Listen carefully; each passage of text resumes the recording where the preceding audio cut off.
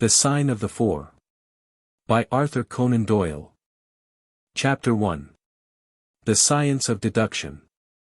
Sherlock Holmes took his bottle from the corner of the mantelpiece and his hypodermic syringe from its neat morocco case. With his long, white, nervous fingers he adjusted the delicate needle, and rolled back his left shirt cuff.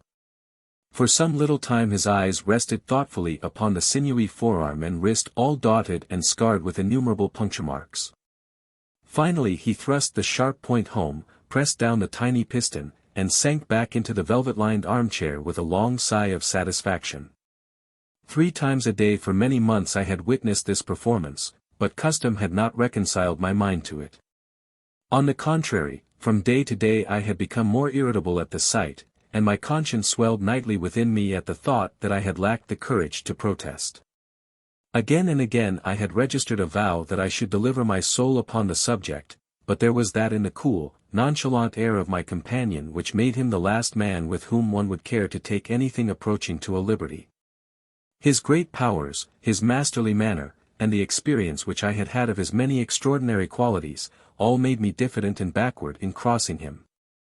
Yet upon that afternoon, whether it was the bone which I had taken with my lunch, or the additional exasperation produced by the extreme deliberation of his manner, I suddenly felt that I could hold out no longer. "Which is it today?" I asked, "morphine or cocaine?" He raised his eyes languidly from the old black-letter volume which he had opened. "It is cocaine," he said, "a 7% solution. Would you care to try it?" "No, indeed," I answered, brusquely. "My constitution has not got over the Afghan campaign yet. I cannot afford to throw any extra strain upon it." He smiled at my vehemence. "Perhaps you are right, Watson," he said. "I suppose that its influence is physically a bad one.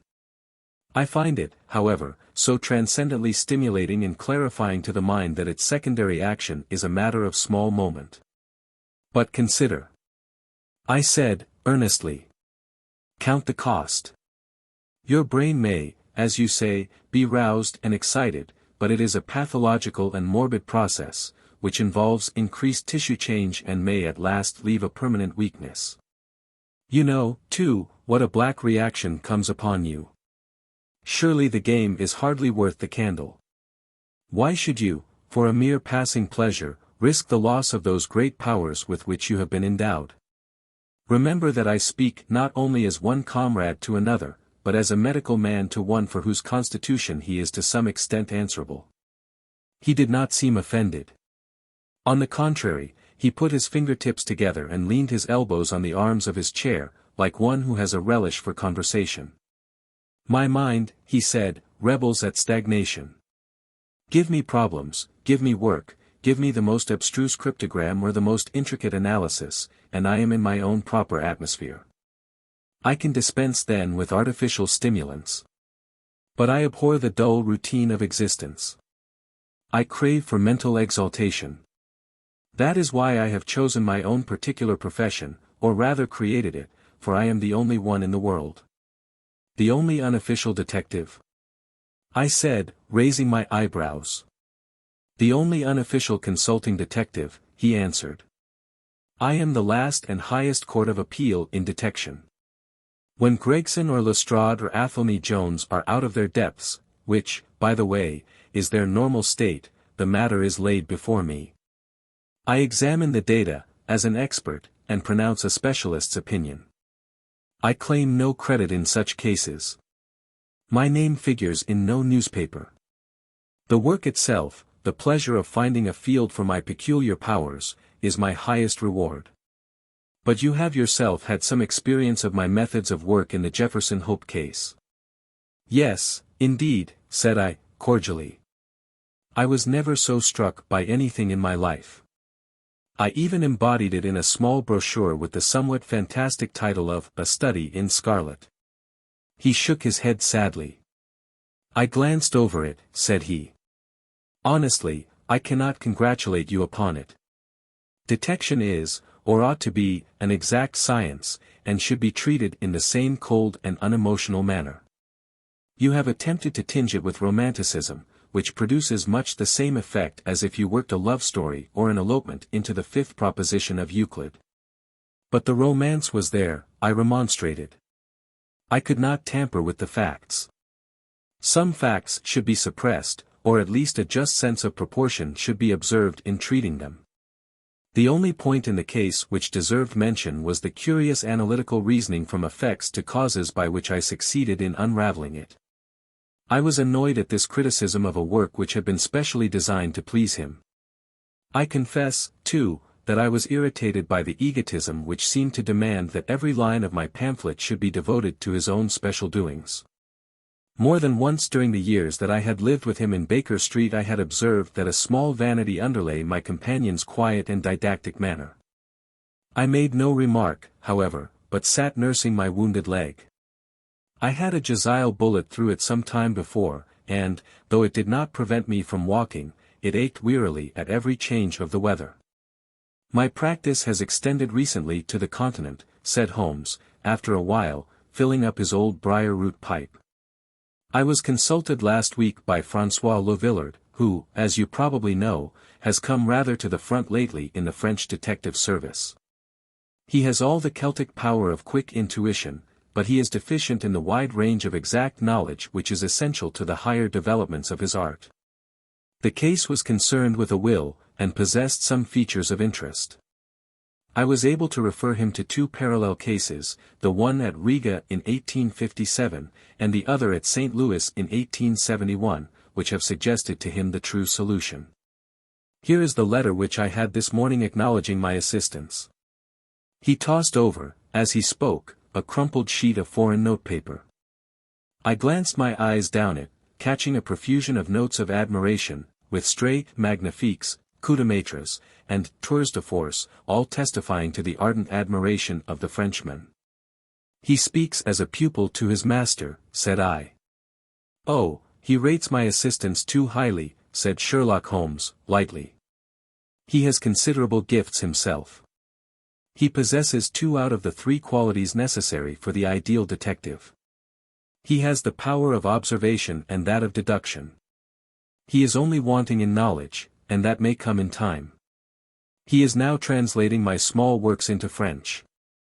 Your works? Oh, didn't you know? He cried, laughing. Yes, I have been guilty of several monographs. They are all upon technical subjects. Here, for example, is one upon the distinction between the ashes of the various tobaccos.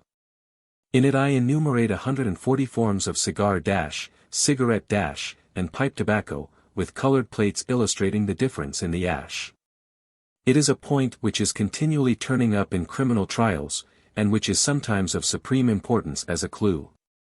If you can say definitely, for example, that some murder has been done by a man who was smoking an Indian lunka, it obviously narrows your field of search. To the trained eye there is as much difference between the black ash of a trichinopoly and the white fluff of bird's eye as there is between a cabbage and a potato. You have an extraordinary genius for minutiae, I remarked. I appreciate their importance. Here is my monograph upon the tracing of footsteps, with some remarks upon the uses of plaster of Paris as a preserver of impresses.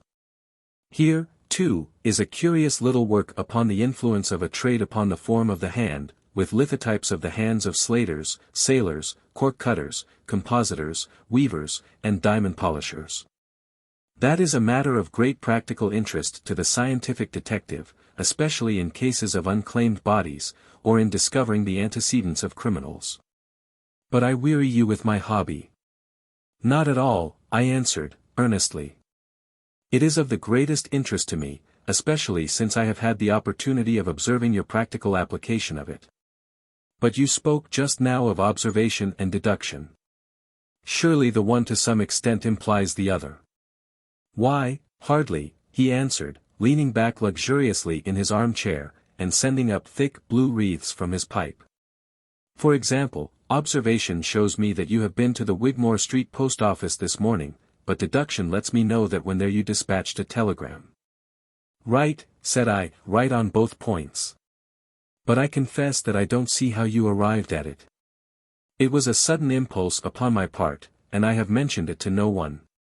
It is simplicity itself, he remarked, chuckling at my surprise, so absurdly simple that an explanation is superfluous, and yet it may serve to define the limits of observation and of deduction. Observation tells me that you have a little reddish mold adhering to your instep. Just opposite the Seymour Street office they have taken up the pavement and thrown up some earth which lies in such a way that it is difficult to avoid treading in it in entering. The earth is of this peculiar reddish tint which is found, as far as I know, nowhere else in the neighborhood. So much is observation. The rest is deduction. How, then, did you deduce the telegram? Why, of course I knew that you had not written a letter, since I sat opposite to you all morning. I see also in your open desk there that you have a sheet of stamps and a thick bundle of postcards. What could you go into the post office for, then, but to send a wire? Eliminate all other factors, and the one which remains must be the truth. In this case it certainly is so, I replied, after a little thought. The thing, however, is, as you say, of the simplest. Would you think me impertinent if I were to put your theories to a more severe test? On the contrary, he answered, it would prevent me from taking a second dose of cocaine. I should be delighted to look into any problem which you might submit to me. I have heard you say that it is difficult for a man to have any object in daily use without leaving the impress of his individuality upon it in such a way that a trained observer might read it. Now, I have here a watch which has recently come into my possession. Would you have the kindness to let me have an opinion upon the character or habits of the late owner?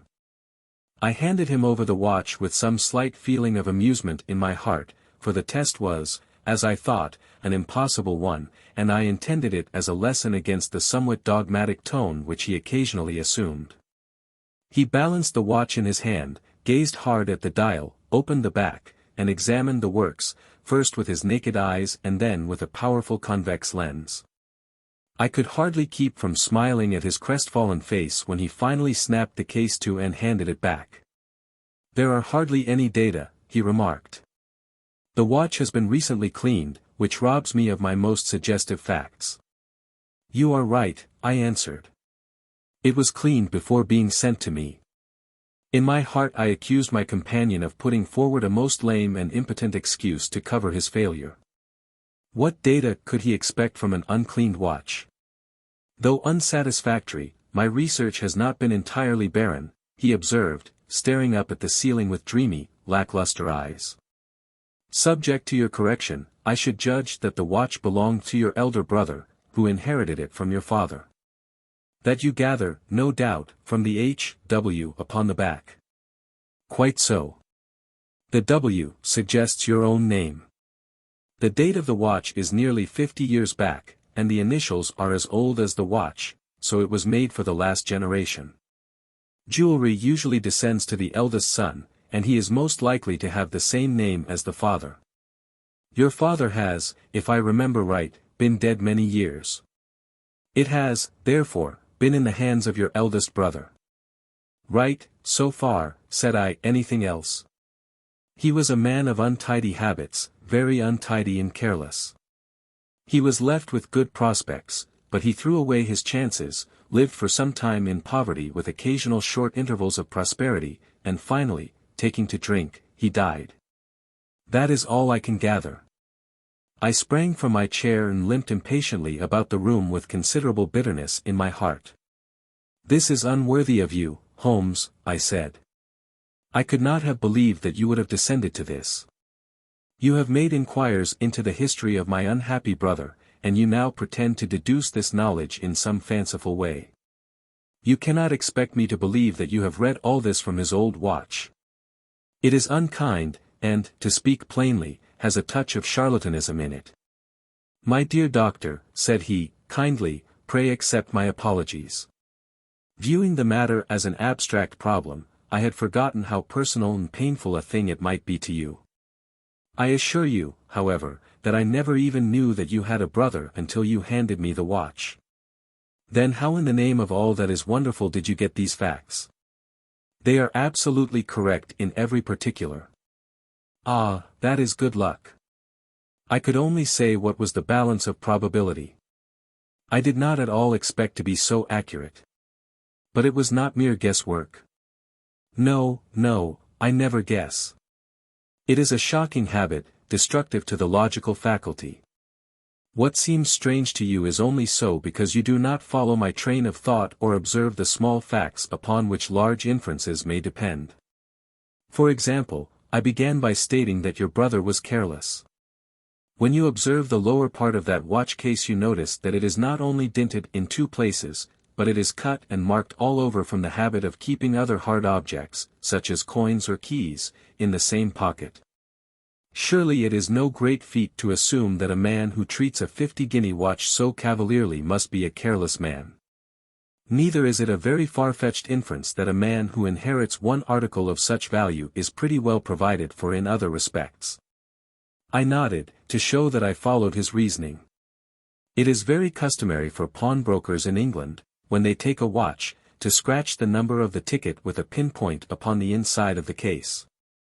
It is more handy than a label, as there is no risk of the number being lost or transposed.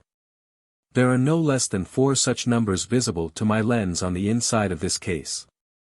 Inference, that your brother was often at low water.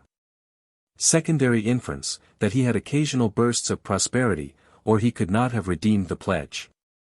Finally, I ask you to look at the inner plate, which contains the keyhole. Look at the thousands of scratches all round the hole, marks where the key has slipped. What sober man's key could have scored those grooves? But you will never see a drunkard's watch without them.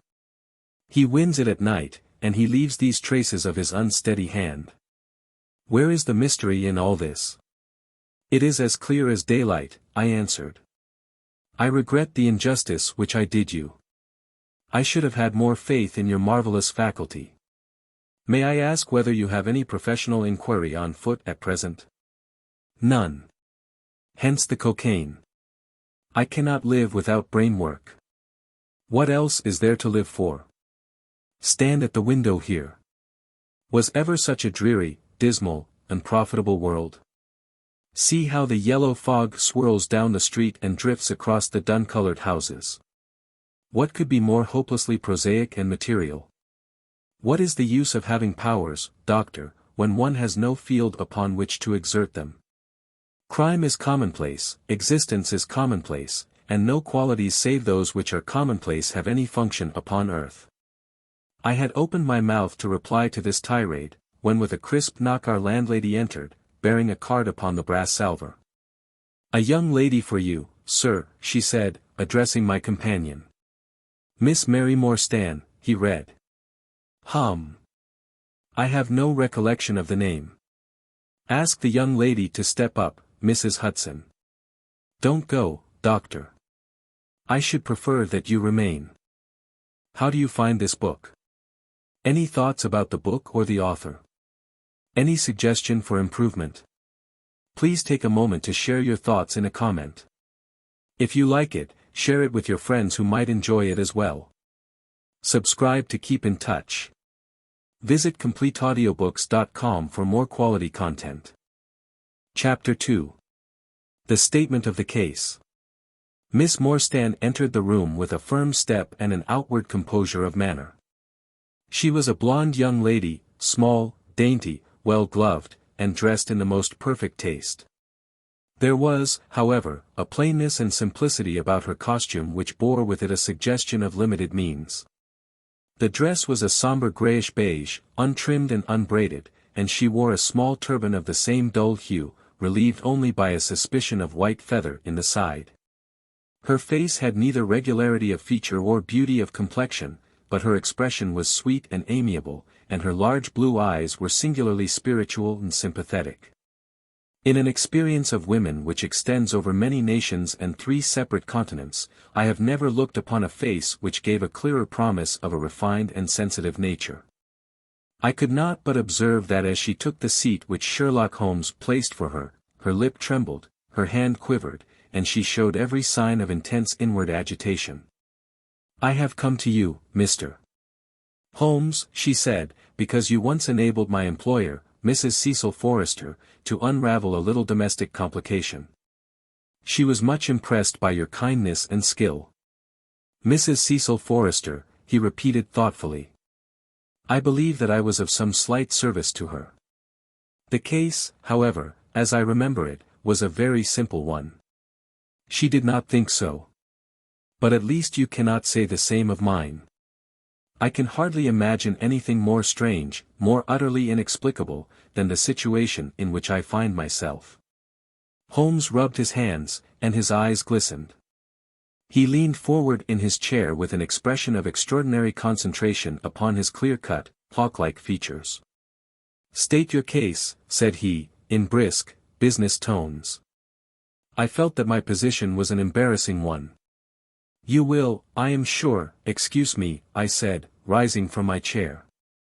To my surprise, the young lady held up her gloved hand to detain me. If your friend, she said, would be good enough to stop, he might be of inestimable service to me. I relapsed into my chair. Briefly, she continued, the facts are these. My father was an officer in an Indian regiment who sent me home when I was quite a child. My mother was dead, and I had no relative in England.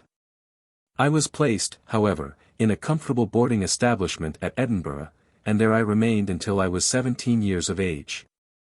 In the year 1878 my father, who was senior captain of his regiment, obtained 12 months' leave and came home. He telegraphed to me from London that he had arrived all safe, and directed me to come down at once, giving the Langham Hotel as his address. His message, as I remember, was full of kindness and love. On reaching London I drove to the Langham, and was informed that Captain Morstan was staying there, but that he had gone out the night before and had not yet returned. I waited all day without news of him. That night, on the advice of the manager of the hotel, I communicated with the police, and next morning we advertised in all the papers. Our inquiries led to no result, and from that day to this no word has ever been heard of my unfortunate father. He came home with his heart full of hope, to find some peace, some comfort, and instead, she put her hand to her throat, and a choking sob cut short the sentence. The date? Asked Holmes, opening his notebook. He disappeared upon the 3d of December, 1878, nearly 10 years ago. His luggage? Remained at the hotel. There was nothing in it to suggest a clue, some clothes, some books, and a considerable number of curiosities from the Andaman Islands. He had been one of the officers in charge of the convict guard there. Had he any friends in town? Only one that we know of, Major Sholto, of his own regiment, the 34th Bombay Infantry. The major had retired some little time before, and lived at Upper Norwood. We communicated with him, of course, but he did not even know that his brother officer was in England. A singular case, remarked Holmes. I have not yet described to you the most singular part. About 6 years ago, to be exact, upon the 4th of May, 1882, an advertisement appeared in the Times asking for the address of Miss Mary Morstan and stating that it would be to her advantage to come forward. There was no name or address appended. I had at that time just entered the family of Mrs. Cecil Forrester in the capacity of governess. By her advice I published my address in the advertisement column. The same day there arrived through the post a small cardboard box addressed to me, which I found to contain a very large and lustrous pearl. No word of writing was enclosed. Since then every year upon the same date there has always appeared a similar box, containing a similar pearl, without any clue as to the sender. They have been pronounced by an expert to be of a rare variety and of considerable value. You can see for yourselves that they are very handsome. She opened a flat box as she spoke, and showed me 6 of the finest pearls that I had ever seen. Your statement is most interesting, said Sherlock Holmes. Has anything else occurred to you? Yes, and no later than today. That is why I have come to you. This morning I received this letter, which you will perhaps read for yourself. Thank you, said Holmes. The envelope too, please. Postmark, London, S.W. Date, July 7th. Man's thumb mark on corner, probably postman. Best quality paper. Envelopes at 6 pence a packet. Particular man in his stationery. No address. Be at the third pillar from the left outside the Lyceum Theater tonight at 7 o'clock. If you are distrustful, bring 2 friends. You are a wronged woman, and shall have justice. Do not bring police. If you do, all will be in vain. Your unknown friend. Well, really, this is a very pretty little mystery. What do you intend to do, Miss Morstan? That is exactly what I want to ask you. Then we shall most certainly go. You and I and, yes, why, Dr. Watson is the very man. Your correspondent says 2 friends. He and I have worked together before. But would he come? She asked, with something appealing in her voice and expression. I should be proud and happy, said I, fervently, if I can be of any service. You are both very kind, she answered. I have led a retired life, and have no friends whom I could appeal to. If I am here at 6 it will do, I suppose. You must not be later, said Holmes. There is one other point, however. Is this handwriting the same as that upon the pearl box addresses? I have them here, she answered, producing half a dozen pieces of paper. You are certainly a model client. You have the correct intuition. Let us see, now. He spread out the papers upon the table, and gave little darting glances from one to the other. They are disguised hands, except the letter, he said, presently, but there can be no question as to the authorship. See how the irrepressible Greek E will break out, and see the twirl of the final S. They are undoubtedly by the same person. I should not like to suggest false hopes, Miss Morstan, but is there any resemblance between this hand and that of your father? Nothing could be more unlike. I expected to hear you say so. We shall look out for you, then, at 6. Pray allow me to keep the papers. I may look into the matter before then. It is only 3:30. Au revoir, then. Au revoir, said our visitor, and, with a bright, kindly glance from one to the other of us, she replaced her pearl box in her bosom and hurried away. Standing at the window, I watched her walking briskly down the street, until the grey turban and white feather were but a speck in the sombre crowd. What a very attractive woman! I exclaimed, turning to my companion. He had lit his pipe again, and was leaning back with drooping eyelids. Is she? He said, languidly. I did not observe. You really are an automaton, a calculating machine. I cried. There is something positively inhuman in you at times. He smiled gently. It is of the first importance, he said, not to allow your judgment to be biased by personal qualities. A client is to me a mere unit, a factor in a problem. The emotional qualities are antagonistic to clear reasoning. I assure you that the most winning woman I ever knew was hanged for poisoning 3 little children for their insurance money. And the most repellent man of my acquaintance is a philanthropist who has spent nearly $250,000 upon the London poor. In this case, however, I never make exceptions. An exception disproves the rule. Have you ever had occasion to study character in handwriting? What do you make of this fellow's scribble? It is legible and regular, I answered. A man of business habits and some force of character. Holmes shook his head. Look at his long letters, he said. They hardly rise above the common herd. That D might be an A, and that L an E. Men of character always differentiate their long letters, however illegibly they may write. There is vacillation in his K's and self-esteem in his capitals. I am going out now. I have some few references to make. Let me recommend this book, one of the most remarkable ever penned. It is Winwood Reade's Martyrdom of Man. I shall be back in an hour. I sat in the window with the volume in my hand, but my thoughts were far from the daring speculations of the writer. My mind ran upon our late visitor, her smiles, the deep rich tones of her voice, the strange mystery which overhung her life. If she were 17 at the time of her father's disappearance, she must be 27 now, a sweet age, when youth has lost its self-consciousness and become a little sobered by experience. So I sat and mused, until such dangerous thoughts came into my head that I hurried away to my desk and plunged furiously into the latest treatise upon pathology. What was I, an army surgeon with a weak leg and a weaker banking account, that I should dare to think of such things? She was a unit, a factor, nothing more. If my future were black, it was better surely to face it like a man than to attempt to brighten it by mere will-o'-the-wisps of the imagination. Chapter 3. In Quest of a Solution. It was 5:30 before Holmes returned. He was bright, eager, and in excellent spirits, a mood which in his case alternated with fits of the blackest depression. "There is no great mystery in this matter," he said, taking the cup of tea which I had poured out for him. "The facts appear to admit of only one explanation." "What? You have solved it already?" "Well, that would be too much to say. I have discovered a suggestive fact, that is all. It is, however, very suggestive. The details are still to be added. I have just found, on consulting the back files of the Times, that Major Sholto, of Upper Norwood, late of the 34th Bombay Infantry, died upon the 28th of April, 1882.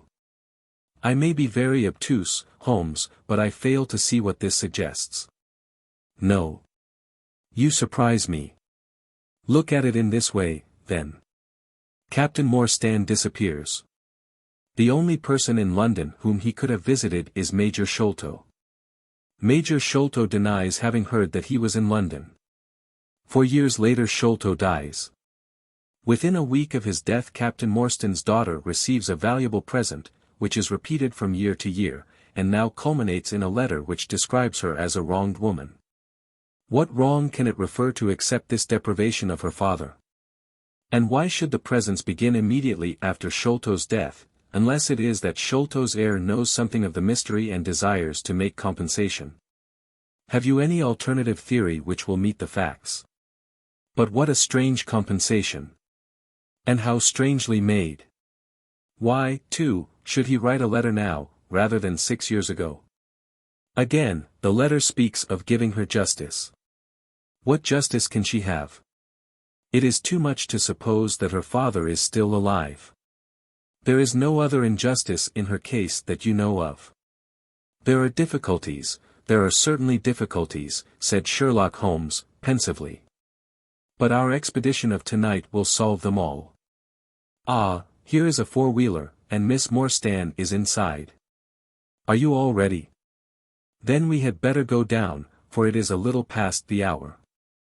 I picked up my hat and my heaviest stick, but I observed that Holmes took his revolver from his drawer and slipped it into his pocket. It was clear that he thought that our night's work might be a serious one. Miss Morstan was muffled in a dark cloak, and her sensitive face was composed, but pale. She must have been more than woman if she did not feel some uneasiness at the strange enterprise upon which we were embarking, yet her self-control was perfect, and she readily answered the few additional questions which Sherlock Holmes put to her. Major Sholto was a very particular friend of Papa's, she said. His letters were full of allusions to the Major. He and Papa were in command of the troops at the Andaman Islands, so they were thrown a great deal together. By the way, a curious paper was found in Papa's desk which no one could understand. I don't suppose that it is of the slightest importance, but I thought you might care to see it, so I brought it with me. It is here. Holmes unfolded the paper carefully and smoothed it out upon his knee. He then very methodically examined it all over with his double lens. It is paper of native Indian manufacture, he remarked. It has at some time been pinned to a board. The diagram upon it appears to be a plan of part of a large building with numerous halls, corridors, and passages. At one point is a small cross done in red ink, and above it is 3.37 from left, in faded pencil writing. In the left-hand corner is a curious hieroglyphic like 4 crosses in a line with their arms touching. Beside it is written, in very rough and coarse characters, the sign of the 4, Jonathan Small, Mahomet Singh, Abdullah Khan, Dost Akbar. No, I confess that I do not see how this bears upon the matter. Yet it is evidently a document of importance. It has been kept carefully in a pocketbook, for the one side is as clean as the other. It was in his pocketbook that we found it. Preserve it carefully, then, Miss Morstan, for it may prove to be of use to us. I begin to suspect that this matter may turn out to be much deeper and more subtle than I at first supposed. I must reconsider my ideas. He leaned back in the cab, and I could see by his drawn brow and his vacant eye that he was thinking intently. Miss Morstan and I chatted in an undertone about our present expedition and its possible outcome, but our companion maintained his impenetrable reserve until the end of our journey. It was a September evening, and not yet 7 o'clock, but the day had been a dreary one, and a dense drizzly fog lay low upon the great city. Mud-colored clouds drooped sadly over the muddy streets. Down the Strand the lamps were but misty splotches of diffused light which threw a feeble circular glimmer upon the slimy pavement. The yellow glare from the shop windows streamed out into the steamy, vaporous air, and threw a murky, shifting radiance across the crowded thoroughfare. There was, to my mind, something eerie and ghost-like in the endless procession of faces which flitted across these narrow bars of light, sad faces and glad, haggard and merry. Like all humankind, they flitted from the gloom into the light, and so back into the gloom once more. I am not subject to impressions, but the dull, heavy evening, with the strange business upon which we were engaged, combined to make me nervous and depressed. I could see from Miss Morstan's manner that she was suffering from the same feeling. Holmes alone could rise superior to petty influences. He held his open notebook upon his knee, and from time to time he jotted down figures and memoranda in the light of his pocket lantern. At the Lyceum Theater the crowds were already thick at the side entrances. In front a continuous stream of hansoms and four-wheelers were rattling up, discharging their cargoes of shirt-fronted men and beshawled, beady-amonded women. We had hardly reached the third pillar, which was our rendezvous, before a small, dark, brisk man in the dress of a coachman accosted us. "Are you the parties who come with Miss Morstan?" he asked. "I am Miss Morstan, and these two gentlemen are my friends," said she. He bent a pair of wonderfully penetrating and questioning eyes upon us. "You will excuse me, miss," he said with a certain dogged manner, "but I was to ask you to give me your word that neither of your companions is a police officer." "I give you my word on that," she answered. He gave a shrill whistle, on which a street Arab led across a four-wheeler and opened the door. The man who had addressed us mounted to the box, while we took our places inside. We had hardly done so before the driver whipped up his horse, and we plunged away at a furious pace through the foggy streets. The situation was a curious one. We were driving to an unknown place, on an unknown errand. Yet our invitation was either a complete hoax, which was an inconceivable hypothesis, or else we had good reason to think that important issues might hang upon our journey. Miss Morstan's demeanor was as resolute and collected as ever.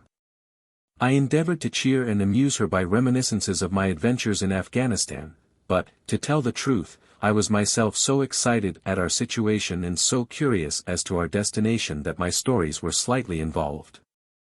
To this day she declares that I told her one moving anecdote as to how a musket looked into my tent at the dead of night, and how I fired a double-barreled tiger cub at it.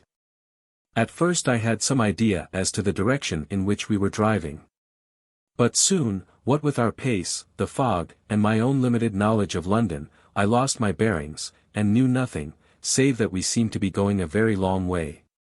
Sherlock Holmes was never at fault, however, and he muttered the names as the cab rattled through squares and in and out by tortuous by-streets. "Rochester Row," said he. "Now Vincent Square. Now we come out on the Vauxhall Bridge Road. We are making for the Surrey side, apparently." "Yes, I thought so. Now we are on the bridge. You can catch glimpses of the river." We did indeed get a fleeting view of a stretch of the Thames with the lamps shining upon the broad, silent water. But our cab dashed on, and was soon involved in a labyrinth of streets upon the other side. "Wordsworth Road," said my companion. "Priory Road. Lark Hall Lane. Stockwell Place. Robert Street. Cold Harbour Lane. Our quest does not appear to take us to very fashionable regions. We had, indeed, reached a questionable and forbidding neighborhood. Long lines of dull brick houses were only relieved by the coarse glare and tawdry brilliancy of public houses at the corner. Then came rows of two-storied villas each with a fronting of miniature garden, and then again interminable lines of new staring brick buildings, the monster tentacles which the giant city was throwing out into the country. At last the cab drew up at the third house in a new terrace. None of the other houses were inhabited, and that at which we stopped was as dark as its neighbors, save for a single glimmer in the kitchen window. On our knocking, however, the door was instantly thrown open by a Hindu servant clad in a yellow turban, white loose-fitting clothes, and a yellow sash. There was something strangely incongruous in this oriental figure framed in the commonplace doorway of a third-rate suburban dwelling-house. "The Sahib awaits you," said he, and even as he spoke there came a high piping voice from some inner room. "Show them into me, Khitmatgar," it cried. "Show them straight into me." Chapter 4. The Story of the Bald-Headed Man. We followed the Indian down a sordid and common passage, ill-lit and worse furnished, until he came to a door upon the right, which he threw open. A blaze of yellow light streamed out upon us, and in the center of the glare there stood a small man with a very high head, a bristle of red hair all round the fringe of it, and a bald, shining scalp which shot out from among it like a mountain peak from fir trees. He writhed his hands together as he stood, and his features were in a perpetual jerk, now smiling, now scowling, but never for an instant in repose. Nature had given him a pendulous lip, and a too visible line of yellow and irregular teeth, which he strove feebly to conceal by constantly passing his hand over the lower part of his face. In spite of his obtrusive baldness, he gave the impression of youth. In point of fact he had just turned his 30th year. "Your servant, Miss Morstan," he kept repeating, in a thin, high voice. "Your servant, gentlemen. Pray step into my little sanctum. A small place, miss, but furnished to my own liking. An oasis of art in the howling desert of South London." We were all astonished by the appearance of the apartment into which he invited us. In that sorry house it looked as out of place as a diamond of the first water in a setting of brass. The richest and glossiest of curtains and tapestries draped the walls, looped back here and there to expose some richly mounted painting or oriental vase. The carpet was of amber and black, so soft and so thick that the foot sank pleasantly into it, as into a bed of moss. Two great tiger skins thrown athwart it increased the suggestion of Eastern luxury, as did a huge hookah which stood upon a mat in the corner. A lamp in the fashion of a silver dove was hung from an almost invisible golden wire in the center of the room. As it burned it filled the air with a subtle and aromatic odor. "Mr. Thaddeus Sholto," said the little man, still jerking and smiling. "That is my name. You are Miss Morstan, of course. And these gentlemen. This is Mr. Sherlock Holmes, and this is Dr. Watson." "A doctor, eh?" cried he, much excited. "Have you your stethoscope? Might I ask you, would you have the kindness? I have grave doubts as to my mitral valve, if you would be so very good. The aortic I may rely upon, but I should value your opinion upon the mitral." I listened to his heart, as requested, but was unable to find anything amiss, save indeed that he was in an ecstasy of fear, for he shivered from head to foot. "It appears to be normal," I said. "You have no cause for uneasiness." "You will excuse my anxiety, Miss Morstan," he remarked, airily. "I am a great sufferer, and I have long had suspicions as to that valve. I am delighted to hear that they are unwarranted. Had your father, Miss Morstan, refrained from throwing a strain upon his heart, he might have been alive now." I could have struck the man across the face, so hot was I at this callous and off-hand reference to so delicate a matter. Miss Morstan sat down, and her face grew white to the lips. "I knew in my heart that he was dead," said she. "I can give you every information," said he, "and, what is more, I can do you justice. And I will, too, whatever Brother Bartholomew may say. I am so glad to have your friends here, not only as an escort to you, but also as witnesses to what I am about to do and say. The three of us can show a bold front to Brother Bartholomew. But let us have no outsiders, no police or officials. We can settle everything satisfactorily among ourselves, without any interference. Nothing would annoy Brother Bartholomew more than any publicity. He sat down upon a low settee and blinked at us inquiringly with his weak, watery blue eyes.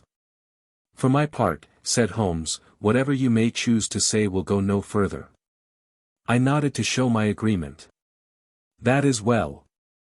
That is well, said he. May I offer you a glass of Chianti, Miss Morstan? Or of Tokay? I keep no other wines. Shall I open a flask? No. Well, then, I trust that you have no objection to tobacco smoke, to the mild balsamic odor of the Eastern tobacco. I am a little nervous, and I find my hookah an invaluable sedative. He applied a taper to the great bowl, and the smoke bubbled merrily through the rosewater. We sat all three in a semicircle, with our heads advanced, and our chins upon our hands, while the strange, jerky little fellow, with his high, shining head, puffed uneasily in the center. When I first determined to make this communication to you, said he, I might have given you my address, but I feared that you might disregard my request and bring unpleasant people with you. I took the liberty, therefore, of making an appointment in such a way that my man Williams might be able to see you first. I have complete confidence in his discretion, and he had orders, if he were dissatisfied, to proceed no further in the matter. You will excuse these precautions, but I am a man of somewhat retiring, and I might even say refined, tastes, and there is nothing more aesthetic than a policeman. I have a natural shrinking from all forms of rough materialism. I seldom come in contact with the rough crowd. I live, as you see, with some little atmosphere of elegance around me. I may call myself a patron of the arts. It is my weakness. The landscape is a genuine Corot, and, though a connoisseur might perhaps throw a doubt upon that Salvator Rosa, there cannot be the least question about the Bouguereau. I am partial to the modern French school. You will excuse me, Mr. Sholto, said Miss Morstan, but I am here at your request to learn something which you desire to tell me. It is very late, and I should desire the interview to be as short as possible. At the best it must take some time, he answered. For we shall certainly have to go to Norwood and see Brother Bartholomew. We shall all go and try if we can get the better of Brother Bartholomew. He is very angry with me for taking the course which has seemed right to me. I had quite high words with him last night. You cannot imagine what a terrible fellow he is when he is angry. If we are to go to Norwood it would perhaps be as well to start at once, I ventured to remark. He laughed until his ears were quite red. That would hardly do, he cried. I don't know what he would say if I brought you in that sudden way. No, I must prepare you by showing you how we all stand to each other. In the first place, I must tell you that there are several points in the story of which I am myself ignorant. I can only lay the facts before you as far as I know them myself. My father was, as you may have guessed, Major John Sholto, once of the Indian Army. He retired some 11 years ago, and came to live at Pondicherry Lodge in Upper Norwood. He had prospered in India, and brought back with him a considerable sum of money, a large collection of valuable curiosities, and a staff of native servants. With these advantages he bought himself a house, and lived in great luxury. My twin brother Bartholomew and I were the only children. I very well remember the sensation which was caused by the disappearance of Captain Morstan. We read the details in the papers, and, knowing that he had been a friend of our father's, we discussed the case freely in his presence. He used to join in our speculations as to what could have happened. Never for an instant did we suspect that he had the whole secret hidden in his own breast, that of all men he alone knew the fate of Arthur Morstan. We did know, however, that some mystery, some positive danger, overhung our father. He was very fearful of going out alone, and he always employed 2 prize-fighters to act as porters at Pondicherry Lodge. Williams, who drove you tonight, was one of them. He was once lightweight champion of England. Our father would never tell us what it was he feared, but he had a most marked aversion to men with wooden legs. On one occasion he actually fired his revolver at a wooden-legged man, who proved to be a harmless tradesman canvassing for orders. We had to pay a large sum to hush the matter up. My brother and I used to think this a mere whim of my father's, but events have since led us to change our opinion. Early in 1882 my father received a letter from India which was a great shock to him. He nearly fainted at the breakfast table when he opened it, and from that day he sickened to his death. What was in the letter we could never discover, but I could see as he held it that it was short and written in a scrawling hand. He had suffered for years from an enlarged spleen, but he now became rapidly worse, and towards the end of April we were informed that he was beyond all hope, and that he wished to make a last communication to us. When we entered his room he was propped up with pillows and breathing heavily. He besought us to lock the door and to come upon either side of the bed. Then, grasping our hands, he made a remarkable statement to us, in a voice which was broken as much by emotion as by pain. I shall try and give it to you in his own very words. I have only one thing, he said, which weighs upon my mind at this supreme moment. It is my treatment of poor Morstan's orphan. The cursed greed which has been my besetting sin through life has withheld from her the treasure, half at least of which should have been hers. And yet I have made no use of it myself, so blind and foolish a thing is avarice. The mere feeling of possession has been so dear to me that I could not bear to share it with another. See that chaplet dipped with pearls beside the quinine bottle. Even that I could not bear to part with, although I had got it out with the design of sending it to her. You, my sons, will give her a fair share of the Agra treasure. But send her nothing, not even the chaplet, until I am gone.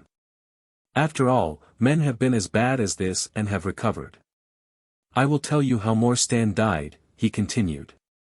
He had suffered for years from a weak heart, but he concealed it from every one. I alone knew it. When in India, he and I, through a remarkable chain of circumstances, came into possession of a considerable treasure. I brought it over to England, and on the night of Morstan's arrival he came straight over here to claim his share. He walked over from the station, and was admitted by my faithful Lal Chowdar, who is now dead. Morstan and I had a difference of opinion as to the division of the treasure, and we came to heated words. Morstan had sprung out of his chair in a paroxysm of anger, when he suddenly pressed his hand to his side, his face turned a dusky hue, and he fell backwards, cutting his head against the corner of the treasure chest. When I stooped over him I found, to my horror, that he was dead. For a long time I sat half distracted, wondering what I should do. My first impulse was, of course, to call for assistance. But I could not but recognize that there was every chance that I would be accused of his murder. His death at the moment of a quarrel, and the gash in his head, would be black against me. Again, an official inquiry could not be made without bringing out some facts about the treasure, which I was particularly anxious to keep secret. He had told me that no soul upon earth knew where he had gone. There seemed to be no necessity why any soul ever should know. I was still pondering over the matter, when, looking up, I saw my servant, Lal Chowdar, in the doorway. He stole in and bolted the door behind him. Do not fear, Sahib, he said. No one need know that you have killed him. Let us hide him away, and who is the wiser? I did not kill him, said I. Lal Chowdar shook his head and smiled. I heard it all, Sahib, said he. I heard you quarrel, and I heard the blow. But my lips are sealed. All are asleep in the house. Let us put him away together. That was enough to decide me. If my own servant could not believe my innocence, how could I hope to make it good before 12 foolish tradesmen in a jury box? Lal Chowdar and I disposed of the body that night, and within a few days the London papers were full of the mysterious disappearance of Captain Morstan. You will see from what I say that I can hardly be blamed in the matter. My fault lies in the fact that we concealed not only the body, but also the treasure, and that I have clung to Morstan's share as well as to my own. I wish you, therefore, to make restitution. Put your ears down to my mouth. The treasure is hidden in, at this instant a horrible change came over his expression, his eyes stared wildly, his jaw dropped, and he yelled, in a voice which I can never forget, "Keep him out! For Christ's sake, keep him out!" We both stared round at the window behind us upon which his gaze was fixed. A face was looking in at us out of the darkness. We could see the whitening of the nose where it was pressed against the glass. It was a bearded, hairy face, with wild cruel eyes and an expression of concentrated malevolence. My brother and I rushed towards the window, but the man was gone. When we returned to my father his head had dropped and his pulse had ceased to beat. We searched the garden that night, but found no sign of the intruder, save that just under the window a single footmark was visible in the flower bed. But for that one trace, we might have thought that our imaginations had conjured up that wild, fierce face. We soon, however, had another and a more striking proof that there were secret agencies at work all round us. The window of my father's room was found open in the morning, his cupboards and boxes had been rifled, and upon his chest was fixed a torn piece of paper, with the words, "The sign of the four," scrawled across it. What the phrase meant, or who our secret visitor may have been, we never knew. As far as we can judge, none of my father's property had been actually stolen, though everything had been turned out. My brother and I naturally associated this peculiar incident with the fear which haunted my father during his life, but it is still a complete mystery to us. The little man stopped to relight his hookah and puffed thoughtfully for a few moments. We had all sat absorbed, listening to his extraordinary narrative. At the short account of her father's death Miss Morstan had turned deadly white, and for a moment I feared that she was about to faint. She rallied however, on drinking a glass of water which I quietly poured out for her from a Venetian carafe upon the side table. Sherlock Holmes leaned back in his chair with an abstracted expression and the lids drawn low over his glittering eyes. As I glanced at him I could not but think how on that very day he had complained bitterly of the commonplaceness of life. Here at least was a problem which would tax his sagacity to the utmost. Mr. Thaddeus Sholto looked from one to the other of us with an obvious pride at the effect which his story had produced, and then continued between the puffs of his overgrown pipe. "My brother and I," said he, "were, as you may imagine, much excited as to the treasure which my father had spoken of. For weeks and for months we dug and delved in every part of the garden, without discovering its whereabouts. It was maddening to think that the hiding place was on his very lips at the moment that he died. We could judge the splendor of the missing riches by the chaplet which he had taken out. Over this chaplet my brother Bartholomew and I had some little discussion. The pearls were evidently of great value, and he was averse to part with them, for, between friends, my brother was himself a little inclined to my father's fault. He thought, too, that if we parted with the chaplet it might give rise to gossip and finally bring us into trouble. It was all that I could do to persuade him to let me find out Miss Morstan's address and send her a detached pearl at fixed intervals, so that at least she might never feel destitute. "It was a kindly thought," said our companion, earnestly. "It was extremely good of you." The little man waved his hand deprecatingly. "We were your trustees," he said. That was the view which I took of it, though brother Bartholomew could not altogether see it in that light. We had plenty of money ourselves. I desired no more. Besides, it would have been such bad taste to have treated a young lady in so scurvy a fashion. Le mauvais goût me no crime. The French have a very neat way of putting these things. Our difference of opinion on this subject went so far that I thought it best to set up rooms for myself, so I left Pondicherry Lodge, taking the old Kitmutgar and Williams with me. Yesterday, however, I learned that an event of extreme importance has occurred. The treasure has been discovered. I instantly communicated with Miss Morstan, and it only remains for us to drive out to Norwood and demand our share. I explained my views last night to brother Bartholomew, so we shall be expected, if not welcome, visitors. Mr. Thaddeus Sholto ceased, and sat twitching on his luxurious settee. We all remained silent, with our thoughts upon the new development which the mysterious business had taken. Holmes was the first to spring to his feet. "You have done well, sir, from first to last," said he. It is possible that we may be able to make you some small return by throwing some light upon that which is still dark to you. But, as Miss Morstan remarked just now, it is late, and we had best put the matter through without delay." Our new acquaintance very deliberately coiled up the tube of his hookah, and produced from behind a curtain a very long befrogged topcoat with astrakhan collar and cuffs. This he buttoned tightly up, in spite of the extreme closeness of the night, and finished his attire by putting on a rabbit-skin cap with hanging lappets which covered the ears, so that no part of him was visible save his mobile and peaky face. "My health is somewhat fragile," he remarked, as he led the way down the passage. "I am compelled to be a valetudinarian." Our cab was awaiting us outside, and our program was evidently prearranged, for the driver started off at once at a rapid pace. Thaddeus Sholto talked incessantly, in a voice which rose high above the rattle of the wheels. "Bartholomew is a clever fellow," said he. "How do you think he found out where the treasure was?"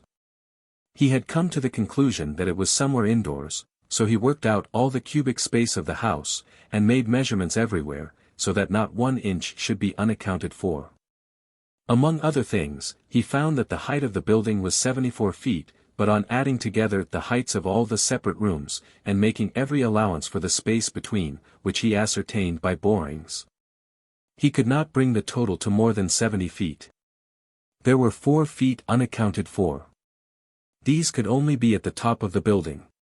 He knocked a hole, therefore, in the lath and plaster ceiling of the highest room, and there, sure enough, he came upon another little garret above it, which had been sealed up and was known to no one. In the center stood the treasure chest, resting upon 2 rafters. He lowered it through the hole, and there it lies. He computes the value of the jewels at not less than £500,000 sterling. At the mention of this gigantic sum we all stared at one another open-eyed. Miss Morstan, could we secure her rights, would change from a needy governess to the richest heiress in England. Surely it was the place of a loyal friend to rejoice at such news. Yet I am ashamed to say that selfishness took me by the soul, and that my heart turned as heavy as lead within me. I stammered out some few halting words of congratulation, and then sat downcast, with my head drooped, deaf to the babble of our new acquaintance.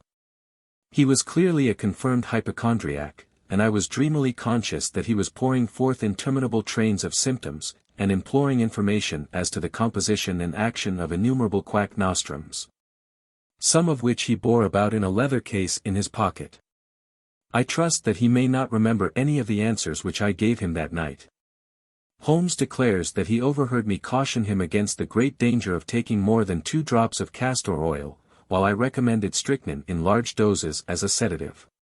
However that may be, I was certainly relieved when our cab pulled up with a jerk and a coachman sprang down to open the door. "This, Miss Morstan, is Pondicherry Lodge," said Mr. Thaddeus Sholto, as he handed her out. Chapter 5. The Tragedy of Pondicherry Lodge. It was nearly 11 o'clock when we reached this final stage of our night's adventures. We had left the damp fog of the great city behind us, and the night was fairly fine. A warm wind blew from the westward, and heavy clouds moved slowly across the sky, with half a moon peeping occasionally through the rifts. It was clear enough to see for some distance, but Thaddeus Sholto took down one of the side lamps from the carriage to give us a better light upon our way. Pondicherry Lodge stood in its own grounds, and was girt round with a very high stone wall topped with broken glass. A single narrow iron-clamped door formed the only means of entrance. On this our guide knocked with a peculiar postman-like rat-tat. "Who is there?" cried a gruff voice from within. "It is I, McMurdo. You surely know my knock by this time." There was a grumbling sound and a clanking and jarring of keys. The door swung heavily back, and a short, deep-chested man stood in the opening, with the yellow light of the lantern shining upon his protruded face and twinkling distrustful eyes. "That you, Mr. Thaddeus? But who are the others? I had no orders about them from the master." "No, McMurdo. You surprise me. I told my brother last night that I should bring some friends. He ain't been out his room today, Mr. Thaddeus, and I have no orders." You know very well that I must stick to regulations. I can let you in, but your friends must just stop where they are. This was an unexpected obstacle. Thaddeus Sholto looked about him in a perplexed and helpless manner. This is too bad of you, McMurdo, he said. If I guarantee them, that is enough for you. There is the young lady, too. She cannot wait on the public road at this hour. Very sorry, Mr. Thaddeus, said the porter, inexorably. Folk may be friends yours, and yet no friends the master's. He pays me well to do my duty, and my duty I'll do. I don't know none your friends. Oh, yes you do, McMurdo, cried Sherlock Holmes, genially. I don't think you can have forgotten me. Don't you remember the amateur who fought 3 rounds with you at Alison's rooms on the night of your benefit 4 years back? Not Mr. Sherlock Holmes, roared the prize-fighter. God's truth. How could I have mistook you? If instead standin' there so quiet you had just stepped up and given me that cross hit of yours under the jaw, I'd ha' known you without a question. Ah, you're one that has wasted your gifts, you have. You might have aimed high, if you had joined the fancy. You see, Watson, if all else fails me I have still one of the scientific professions open to me, said Holmes, laughing. Our friend won't keep us out in the cold now, I am sure. In you come, sir, in you come, you and your friends, he answered. Very sorry, Mr. Thaddeus, but orders are very strict. Had to be certain of your friends before I let them in. Inside, a gravel path wound through desolate grounds to a huge clump of a house, square and prosaic, all plunged in shadow save where a moonbeam struck one corner and glimmered in a garret window. The vast size of the building, with its gloom and its deathly silence, struck a chill to the heart. Even Thaddeus Sholto seemed ill at ease, and the lantern quivered and rattled in his hand. I cannot understand it, he said. There must be some mistake. I distinctly told Bartholomew that we should be here, and yet there is no light in his window. I do not know what to make of it. Does he always guard the premises in this way? Asked Holmes. Yes. He has followed my father's custom. He was the favorite son, you know, and I sometimes think that my father may have told him more than he ever told me. That is Bartholomew's window up there where the moonshine strikes. It is quite bright, but there is no light from within, I think. None, said Holmes. But I see the glint of a light in that little window beside the door. Ah, that is the housekeeper's room. That is where old Mrs. Bernstone sits. She can tell us all about it. But perhaps you would not mind waiting here for a minute or two, for if we all go in together and she has no word of our coming she may be alarmed. But hush. What is that? He held up the lantern, and his hand shook until the circles of light flickered and wavered all round us. Miss Morstan seized my wrist, and we all stood with thumping hearts, straining our ears. From the great black house there sounded through the silent night the saddest and most pitiful of sounds, the shrill, broken whimpering of a frightened woman. It is Mrs. Bernstone, said Sholto. She is the only woman in the house. Wait here. I shall be back in a moment. He hurried for the door, and knocked in his peculiar way. We could see a tall old woman admit him, and sway with pleasure at the very sight of him. Oh, Mr. Thaddeus, sir, I am so glad you have come. I am so glad you have come, Mr. Thaddeus, sir. We heard her reiterated rejoicings until the door was closed and her voice died away into a muffled monotone. Our guide had left us the lantern. Holmes swung it slowly round, and peered keenly at the house, and at the great rubbish heaps which cumbered the grounds. Miss Morstan and I stood together, and her hand was in mine. A wondrous subtle thing is love, for here were we two who had never seen each other before that day, between whom no word or even look of affection had ever passed, and yet now in an hour of trouble our hands instinctively sought for each other. I have marveled at it since, but at the time it seemed the most natural thing that I should go out to her so, and, as she has often told me, there was in her also the instinct to turn to me for comfort and protection. So we stood hand in hand, like two children, and there was peace in our hearts for all the dark things that surrounded us. "What a strange place," she said, looking round. "It looks as though all the moles in England had been let loose in it. I have seen something of the sort on the side of a hill near Ballarat, where the prospectors had been at work." "And from the same cause," said Holmes. "These are the traces of the treasure-seekers. You must remember that they were 6 years looking for it. No wonder that the grounds look like a gravel pit." At that moment the door of the house burst open, and Thaddeus Sholto came running out, with his hands thrown forward and terror in his eyes. "There is something amiss with Bartholomew," he cried. "I am frightened. My nerves cannot stand it." He was, indeed, half blubbering with fear, and his twitching feeble face peeping out from the great astrakhan collar had the helpless appealing expression of a terrified child. "Come into the house," said Holmes, in his crisp, firm way. "Yes, do," pleaded Thaddeus Sholto. "I really do not feel equal to giving directions." We all followed him into the housekeeper's room, which stood upon the left-hand side of the passage. The old woman was pacing up and down with a scared look and restless picking fingers, but the sight of Miss Morstan appeared to have a soothing effect upon her. "God bless your sweet calm face," she cried, with an hysterical sob. "It does me good to see you. Oh, but I have been sorely tried this day." Our companion patted her thin, work-worn hand, and murmured some few words of kindly womanly comfort which brought the color back into the other's bloodless cheeks. "Master has locked himself in and will not answer me," she explained. "All day I have waited to hear from him, for he often likes to be alone, but an hour ago I feared that something was amiss, so I went up and peeped through the keyhole. You must go up, Mr. Thaddeus, you must go up and look for yourself. I have seen Mr. Bartholomew Sholto in joy and in sorrow for 10 long years, but I never saw him with such a face on him as that." Sherlock Holmes took the lamp and led the way, for Thaddeus Sholto's teeth were chattering in his head. So shaken was he that I had to pass my hand under his arm as we went up the stairs, for his knees were trembling under him. Twice as we ascended Holmes whipped his lens out of his pocket and carefully examined marks which appeared to me to be mere shapeless smudges of dust upon the cocoa-nut matting which served as a stair-carpet.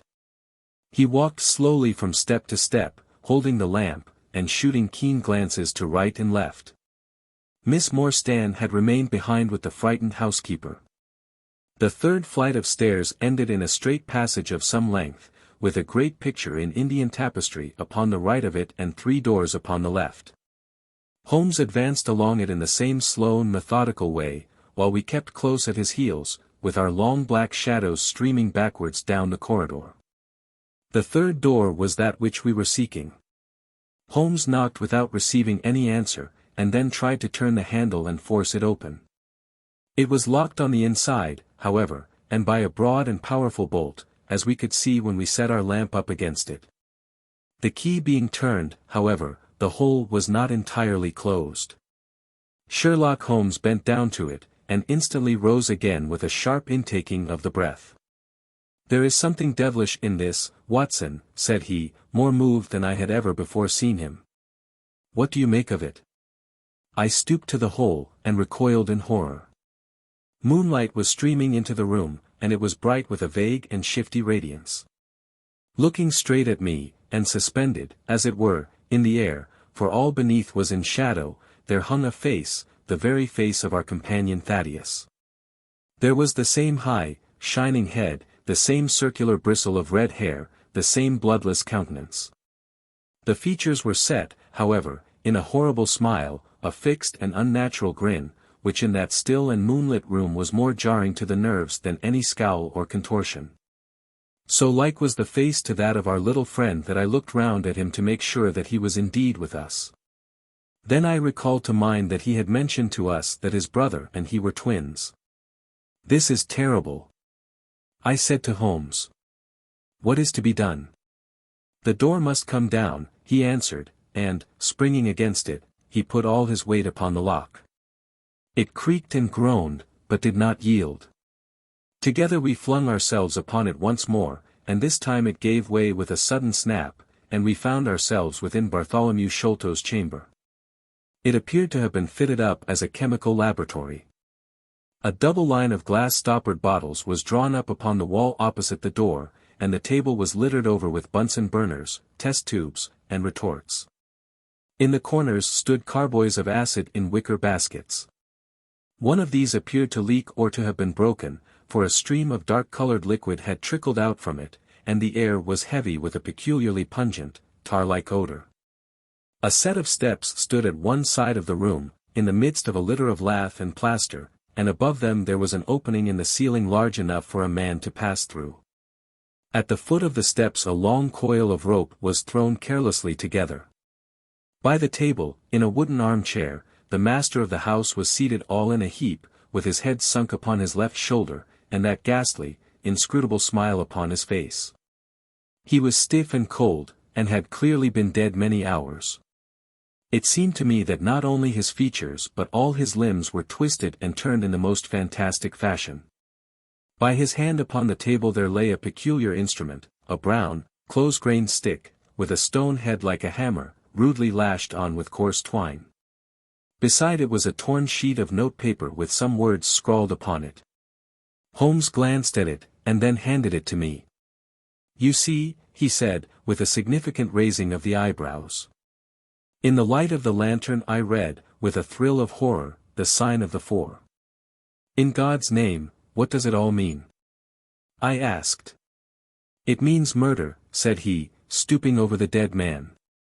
"Ah, I expected it. Look here." He pointed to what looked like a long, dark thorn stuck in the skin just above the ear. "It looks like a thorn," said I.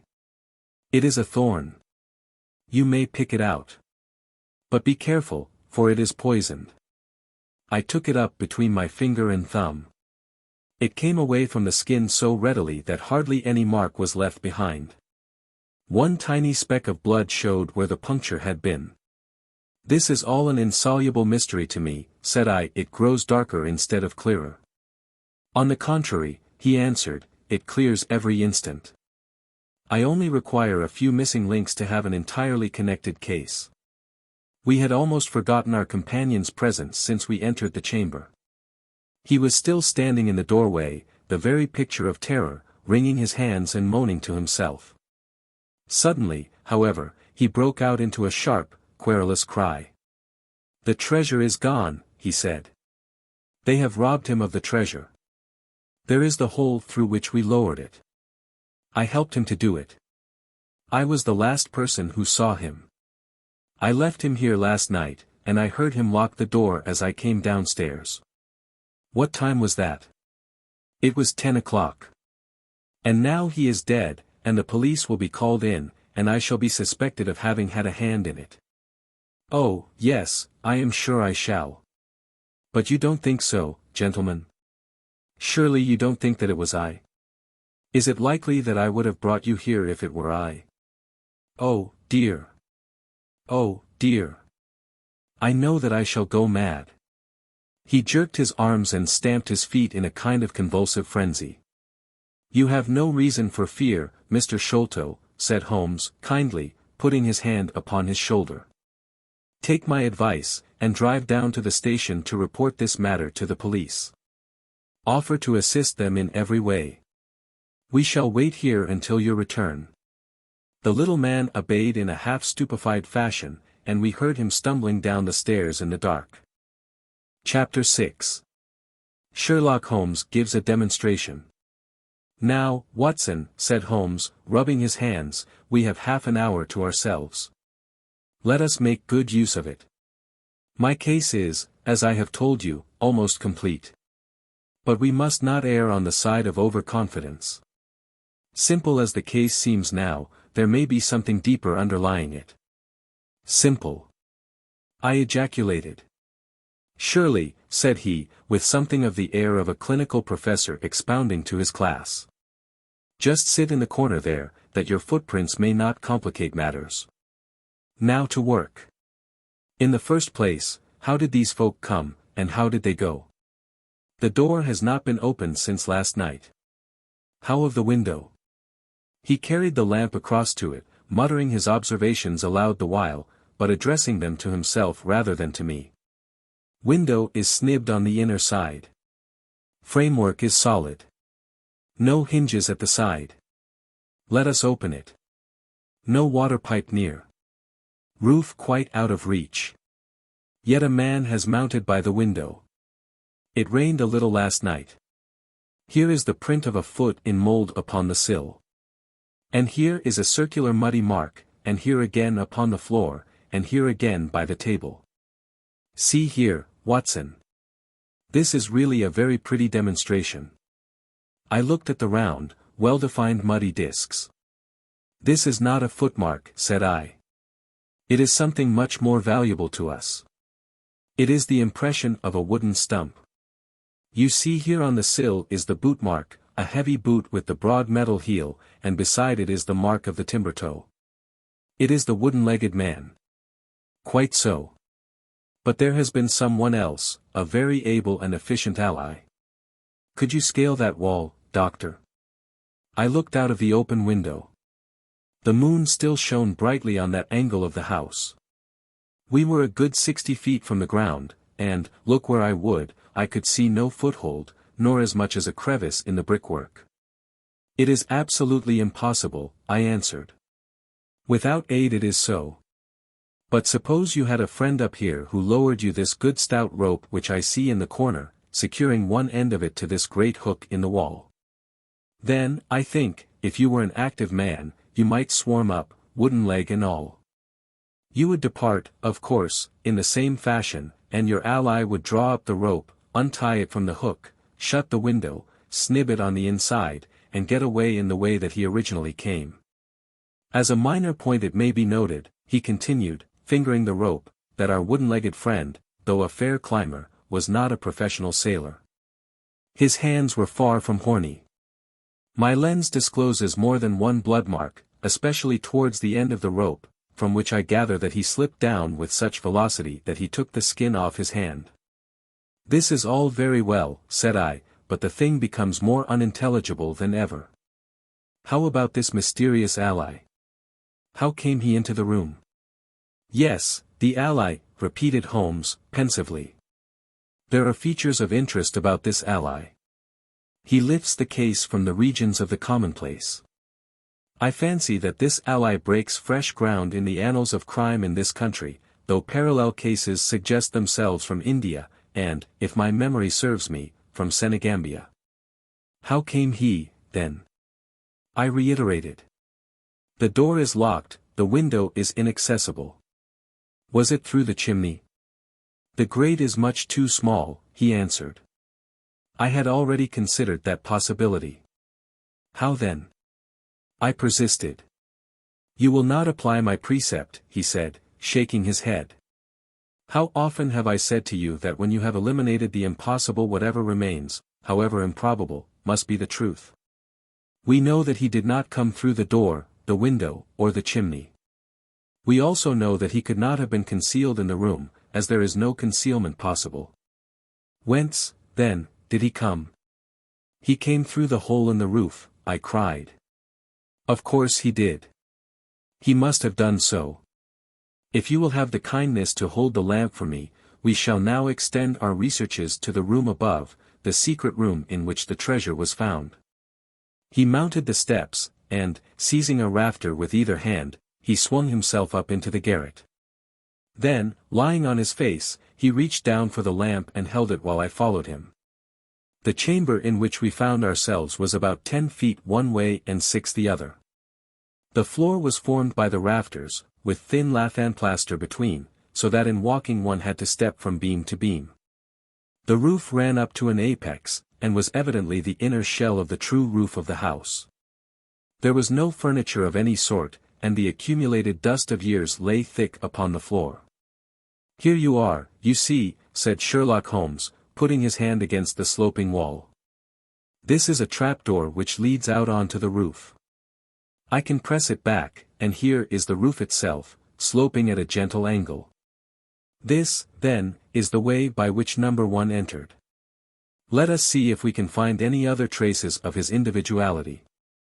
He held down the lamp to the floor, and as he did so I saw for the second time that night a startled, surprised look come over his face. For myself, as I followed his gaze, my skin was cold under my clothes. The floor was covered thickly with the prints of a naked foot, clear, well defined, perfectly formed, but scarce half the size of those of an ordinary man. "Holmes," I said, in a whisper, "a child has done the horrid thing." He had recovered his self-possession in an instant. "I was staggered for the moment," he said, "but the thing is quite natural. My memory failed me, or I should have been able to foretell it. There is nothing more to be learned here. Let us go down. What is your theory, then, as to those footmarks?" I asked, eagerly, when we had regained the lower room once more. "My dear Watson, try a little analysis yourself," said he, with a touch of impatience. "You know my methods. Apply them, and it will be instructive to compare results." "I cannot conceive anything which will cover the facts," I answered. "It will be clear enough to you soon," he said, in an offhand way. "I think that there is nothing else of importance here, but I will look." He whipped out his lens and a tape measure, and hurried about the room on his knees, measuring, comparing, examining, with his long thin nose only a few inches from the planks, and his beady eyes gleaming and deep-set like those of a bird. So swift, silent, and furtive were his movements, like those of a trained bloodhound picking out a scent, that I could not but think what a terrible criminal he would have made had he turned his energy and sagacity against the law, instead of exerting them in its defense. As he hunted about, he kept muttering to himself, and finally he broke out into a loud crow of delight. "We are certainly in luck," said he. "We ought to have very little trouble now. Number 1 has had the misfortune to tread in the creosote. You can see the outline of the edge of his small foot here at the side of this evil-smelling mess. The carboy has been cracked, you see, and the stuff has leaked out." "What then?" I asked. "Why, we have got him, that's all," said he. "I know a dog that would follow that scent to the world's end. If a pack can track a trailed herring across a shire, how far can a specially trained hound follow so pungent a smell as this? It sounds like a sum in the rule of 3. The answer should give us the, but halloo. Here are the accredited representatives of the law." Heavy steps and the clamor of loud voices were audible from below, and the hall door shut with a loud crash. "Before they come," said Holmes, "just put your hand here on this poor fellow's arm, and here on his leg. What do you feel?" "The muscles are as hard as a board," I answered. "Quite so. They are in a state of extreme contraction, far exceeding the usual rigor mortis. Coupled with this distortion of the face, this Hippocratic smile, or risus sardonicus, as the old writers called it, what conclusion would it suggest to your mind?" "Death from some powerful vegetable alkaloid," I answered, "some strychnine-like substance which would produce tetanus." That was the idea which occurred to me the instant I saw the drawn muscles of the face. On getting into the room I at once looked for the means by which the poison had entered the system. As you saw, I discovered a thorn which had been driven or shot with no great force into the scalp. You observe that the part struck was that which would be turned towards the hole in the ceiling if the man were erect in his chair. Now examine the thorn. I took it up gingerly and held it in the light of the lantern. It was long, sharp, and black, with a glazed look near the point as though some gummy substance had dried upon it. The blunt end had been trimmed and rounded off with a knife. "Is that an English thorn?" he asked. "No, it certainly is not. With all these data you should be able to draw some just inference. But here are the regulars, so the auxiliary forces may beat a retreat." As he spoke, the steps which had been coming nearer sounded loudly on the passage, and a very stout, portly man in a grey suit strode heavily into the room. He was red-faced, burly and plethoric, with a pair of very small twinkling eyes which looked keenly out from between swollen and puffy pouches. He was closely followed by an inspector in uniform, and by the still palpitating Thaddeus Sholto. "Here's a business," he cried, in a muffled, husky voice. "Here's a pretty business. But who are all these? Why, the house seems to be as full as a rabbit warren. I think you must recollect me, Mr. Athelney Jones, said Holmes, quietly. Why, of course I do, he wheezed. It's Mr. Sherlock Holmes, the theorist. Remember you. I'll never forget how you lectured us all on causes and inferences and effects in the Bishopgate jewel case. It's true you set us on the right track. But you'll own now that it was more by good luck than good guidance. It was a piece of very simple reasoning. Oh, come, now, come. Never be ashamed to own up. But what is all this? Bad business. Bad business.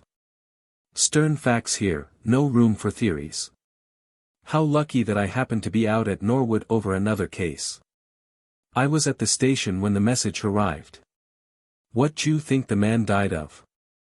Oh, this is hardly a case for me to theorize over, said Holmes, dryly. No, no. Still, we can't deny that you hit the nail on the head sometimes. Dear me. Door locked, I understand. Jewels worth $500,000 missing. How was the window? Fastened, but there are steps on the sill. Well, if it was fastened the steps could have nothing to do with the matter. That's common sense. Man might have died in a fit, but then the jewels are missing. Ha! I have a theory. These flashes come upon me at times. Just step outside, Sergeant, and you, Mr. Sholto. Your friend can remain. What do you think of this, Holmes? Sholto was, on his own confession, with his brother last night. The brother died in a fit, on which Sholto walked off with the treasure. How's that? On which the dead man very considerately got up and locked the door on the inside. There's a flaw there. Let us apply common sense to the matter. This Thaddeus Sholto was with his brother, there was a quarrel, so much we know. The brother is dead and the jewels are gone. So much also we know. No one saw the brother from the time Thaddeus left him. His bed had not been slept in. Thaddeus is evidently in a most disturbed state of mind. His appearance is, well, not attractive. You see that I am weaving my web round Thaddeus. The net begins to close upon him. You are not quite in possession of the facts yet, said Holmes. This splinter of wood, which I have every reason to believe to be poisoned, was in the man's scalp where you still see the mark. This card, inscribed as you see it, was on the table, and beside it lay this rather curious stone-headed instrument. How does all that fit into your theory? Confirms it in every respect, said the fat detective, pompously. House is full of Indian curiosities. Thaddeus brought this up, and if this splinter be poisonous Thaddeus may as well have made murderous use of it as any other man. The card is some hocus-pocus, a blind, as like as not. The only question is, how did he depart? Ah, of course, here is a hole in the roof. With great activity, considering his bulk, he sprang up the steps and squeezed through into the garret, and immediately afterwards we heard his exulting voice proclaiming that he had found the trapdoor. He can find something, remarked Holmes, shrugging his shoulders. He has occasional glimmerings of reason. Il n'y a pas de sottes incommodes que ce qu'ont de l'esprit. You see, said Athelney Jones, reappearing down the steps again. Facts are better than mere theories, after all. My view of the case is confirmed. There is a trapdoor communicating with the roof, and it is partly open. It was I who opened it. Oh, indeed. You did notice it, then? He seemed a little crestfallen at the discovery. Well, whoever noticed it, it shows how our gentleman got away.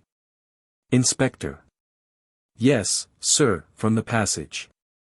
Ask Mr. Sholto to step this way. Mr. Sholto, it is my duty to inform you that anything which you may say will be used against you. I arrest you in the Queen's name as being concerned in the death of your brother. There, now. Didn't I tell you? Cried the poor little man, throwing out his hands, and looking from one to the other of us. Don't trouble yourself about it, Mr. Sholto, said Holmes. "I think that I can engage to clear you of the charge." "Don't promise too much, Mr. Theorist, don't promise too much," snapped the detective.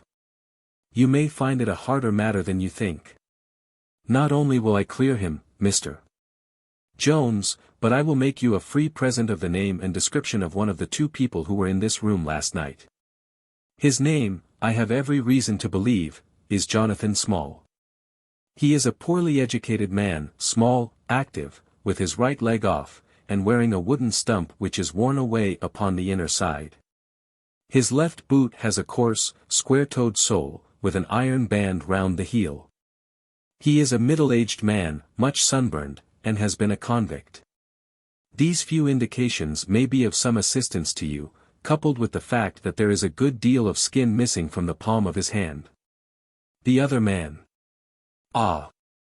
"The other man?" asked Athelney Jones, in a sneering voice, but impressed none the less, as I could easily see, by the precision of the other's manner. "Is a rather curious person," said Sherlock Holmes, turning upon his heel. "I hope before very long to be able to introduce you to the pair of them. A word with you, Watson." He led me out to the head of the stair. "This unexpected occurrence," he said, "has caused us rather to lose sight of the original purpose of our journey." "I have just been thinking so," I answered. "It is not right that Miss Morstan should remain in this stricken house." "No. You must escort her home. She lives with Mrs. Cecil Forrester, in Lower Camberwell, so it is not very far. I will wait for you here if you will drive out again. Or perhaps you are too tired." "By no means. I don't think I could rest until I know more of this fantastic business. I have seen something of the rough side of life, but I give you my word that this quick succession of strange surprises tonight has shaken my nerve completely. I should like, however, to see the matter through with you, now that I have got so far." "Your presence will be of great service to me," he answered. "We shall work the case out independently, and leave this fellow Jones to exult over any mare's nest which he may choose to construct. When you have dropped Miss Morstan, I wish you to go on to No. 3, Pinchin Lane, down near the water's edge at Lambeth. The third house on the right-hand side is a bird stuffer's. Sherman is the name. You will see a weasel holding a young rabbit in the window. Knock old Sherman up, and tell him, with my compliments, that I want Toby at once. You will bring Toby back in the cab with you. A dog, I suppose?" "Yes, a queer mongrel, with a most amazing power of scent. I would rather have Toby's help than that of the whole detective force of London." "I shall bring him, then," said I. "It is 1 now. I ought to be back before 3, if I can get a fresh horse." "And I," said Holmes, "shall see what I can learn from Mrs. Burnstone, and from the Indian servant, who, Mr. Thaddeus tell me, sleeps in the next garret. Then I shall study the great Jones's methods and listen to his not too delicate sarcasms. Wir sind gewohnt das die Menschen verhinen was sie nicht verstehen. Goethe is always pithy." Chapter 7. The Episode of the Barrel. The police had brought a cab with them, and in this I escorted Miss Morstan back to her home. After the angelic fashion of women, she had borne trouble with a calm face as long as there was some one weaker than herself to support, and I had found her bright and placid by the side of the frightened housekeeper. In the cab, however, she first turned faint, and then burst into a passion of weeping, so sorely had she been tried by the adventures of the night. She has told me since that she thought me cold and distant upon that journey. She little guessed the struggle within my breast, or the effort of self-restraint which held me back. My sympathies and my love went out to her, even as my hand had in the garden. I felt that years of the conventionalities of life could not teach me to know her sweet, brave nature as had this one day of strange experiences. Yet there were 2 thoughts which sealed the words of affection upon my lips. She was weak and helpless, shaken in mind and nerve. It was to take her at a disadvantage to obtrude love upon her at such a time. Worse still, she was rich. If Holmes's researches were successful, she would be an heiress. Was it fair, was it honorable, that a half-pay surgeon should take such advantage of an intimacy which chance had brought about? Might she not look upon me as a mere vulgar fortune-seeker? I could not bear to risk that such a thought should cross her mind. This Agra treasure intervened like an impassable barrier between us. It was nearly 2 o'clock when we reached Mrs. Cecil Forrester's.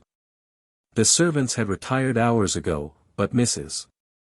Forrester had been so interested by the strange message which Miss Morstan had received that she had sat up in the hope of her return. She opened the door herself, a middle-aged, graceful woman, and it gave me joy to see how tenderly her arms stole round the other's waist and how motherly was the voice in which she greeted her. She was clearly no mere paid dependent, but an honored friend. I was introduced, and Mrs. Forrester earnestly begged me to step in and tell her our adventures.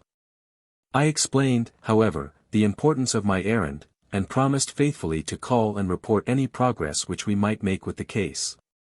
As we drove away I stole a glance back, and I still seemed to see that little group on the step, the two graceful, clinging figures, the half-open door, the hall light shining through stained glass, the barometer, and the bright stair-rods.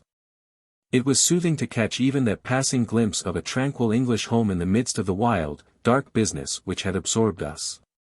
And the more I thought of what had happened, the wilder and darker it grew. I reviewed the whole extraordinary sequence of events as I rattled on through the silent gaslit streets. There was the original problem, that at least was pretty clear now. The death of Captain Morstan, the sending of the pearls, the advertisement, the letter, we had had light upon all those events. They had only led us, however, to a deeper and far more tragic mystery. The Indian treasure, the curious plan found among Morstan's baggage, the strange scene at Major Sholto's death, the rediscovery of the treasure immediately followed by the murder of the discoverer, the very singular accompaniments to the crime. The footsteps, the remarkable weapons, the words upon the card, corresponding with those upon Captain Morstan's chart. Here was indeed a labyrinth in which a man less singularly endowed than my fellow lodger might well despair of ever finding the clue. Pinchin Lane was a row of shabby two-storied brick houses in the lower quarter of Lambeth. I had to knock for some time at number 3 before I could make my impression. At last, however, there was the glint of a candle behind the blind, and a face looked out at the upper window. "Go on, you drunken vagabond," said the face. "If you kick up any more row I'll open the kennels and let out 43 dogs upon you." "If you'll let one out it's just what I have come for," said I. "Go on," yelled the voice. "So help me gracious, I have a wiper in the bag, and I'll drop it on your EAD if you don't hook it." "But I want a dog," I cried. "I won't be argued with," shouted Mr. Sherman. "Now stand clear, for when I say 3, down goes the wiper." "Mr. Sherlock Holmes," I began, but the words had a most magical effect, for the window instantly slammed down, and within a minute the door was unbarred and open. Mr. Sherman was a lanky, lean old man, with stooping shoulders, a stringy neck, and blue-tinted glasses. "A friend of Mr. Sherlock is always welcome," said he. "Step in, sir. Keep clear of the badger, for he bites." "Ah, naughty, naughty, would you take a nip at the gentleman?" This to a stoat which thrust its wicked head and red eyes between the bars of its cage. "Don't mind that, sir, it's only a slow worm. It hain't got no fangs, so I gives it the run o' the room, for it keeps the beetles down. You must not mind my bein' just a little short you at first, for I'm guided by the children, and there's many a one just comes down this lane to knock me up." "What was it that Mr. Sherlock Holmes wanted, sir?" "He wanted a dog of yours." "Ah. That would be Toby." "Yes, Toby was the name. Toby lives at number 7 on the left here." He moved slowly forward with his candle among the queer animal family which he had gathered round him. In the uncertain, shadowy light I could see dimly that there were glancing, glimmering eyes peeping down at us from every cranny and corner. Even the rafters above our heads were lined by solemn fowls, who lazily shifted their weight from one leg to the other as our voices disturbed their slumbers. Toby proved to be an ugly, long-haired, lop-eared creature, half spaniel and half lurcher, brown and white in color, with a very clumsy waddling gait. It accepted after some hesitation a lump of sugar which the old naturalist handed to me, and, having thus sealed an alliance, it followed me to the cab, and made no difficulties about accompanying me. It had just struck 3 on the palace clock when I found myself back once more at Pondicherry Lodge. The ex-prize-fighter McMurdo had, I found, been arrested as an accessory, and both he and Mr. Sholto had been marched off to the station. 2 constables guarded the narrow gate, but they allowed me to pass with the dog on my mentioning the detective's name. Holmes was standing on the doorstep, with his hands in his pockets, smoking his pipe. "Ah, you have him there," said he. "Good dog, then. Athene Jones has gone. We have had an immense display of energy since you left. He has arrested not only friend Thaddeus, but the gatekeeper, the housekeeper, and the Indian servant. We have the place to ourselves, but for a sergeant upstairs. Leave the dog here, and come up." We tied Toby to the hall table, and reascended the stairs. The room was as he had left it, save that a sheet had been draped over the central figure. A weary-looking police sergeant reclined in the corner. "Lend me your bull's-eye, sergeant," said my companion. "Now tie this bit of card round my neck, so as to hang it in front of me. Thank you. Now I must kick off my boots and stockings. Just you carry them down with you, Watson. I am going to do a little climbing. And dip my handkerchief into the creosote. That will do. Now come up into the garret with me for a moment." We clambered up through the hole. Holmes turned his light once more upon the footsteps in the dust. "I wish you particularly to notice these footmarks," he said. "Do you observe anything noteworthy about them?" "They belong," I said, "to a child or a small woman. Apart from their size, though. Is there nothing else? They appear to be much as other footmarks." "Not at all. Look here. This is the print of a right foot in the dust. Now I make one with my naked foot beside it. What is the chief difference?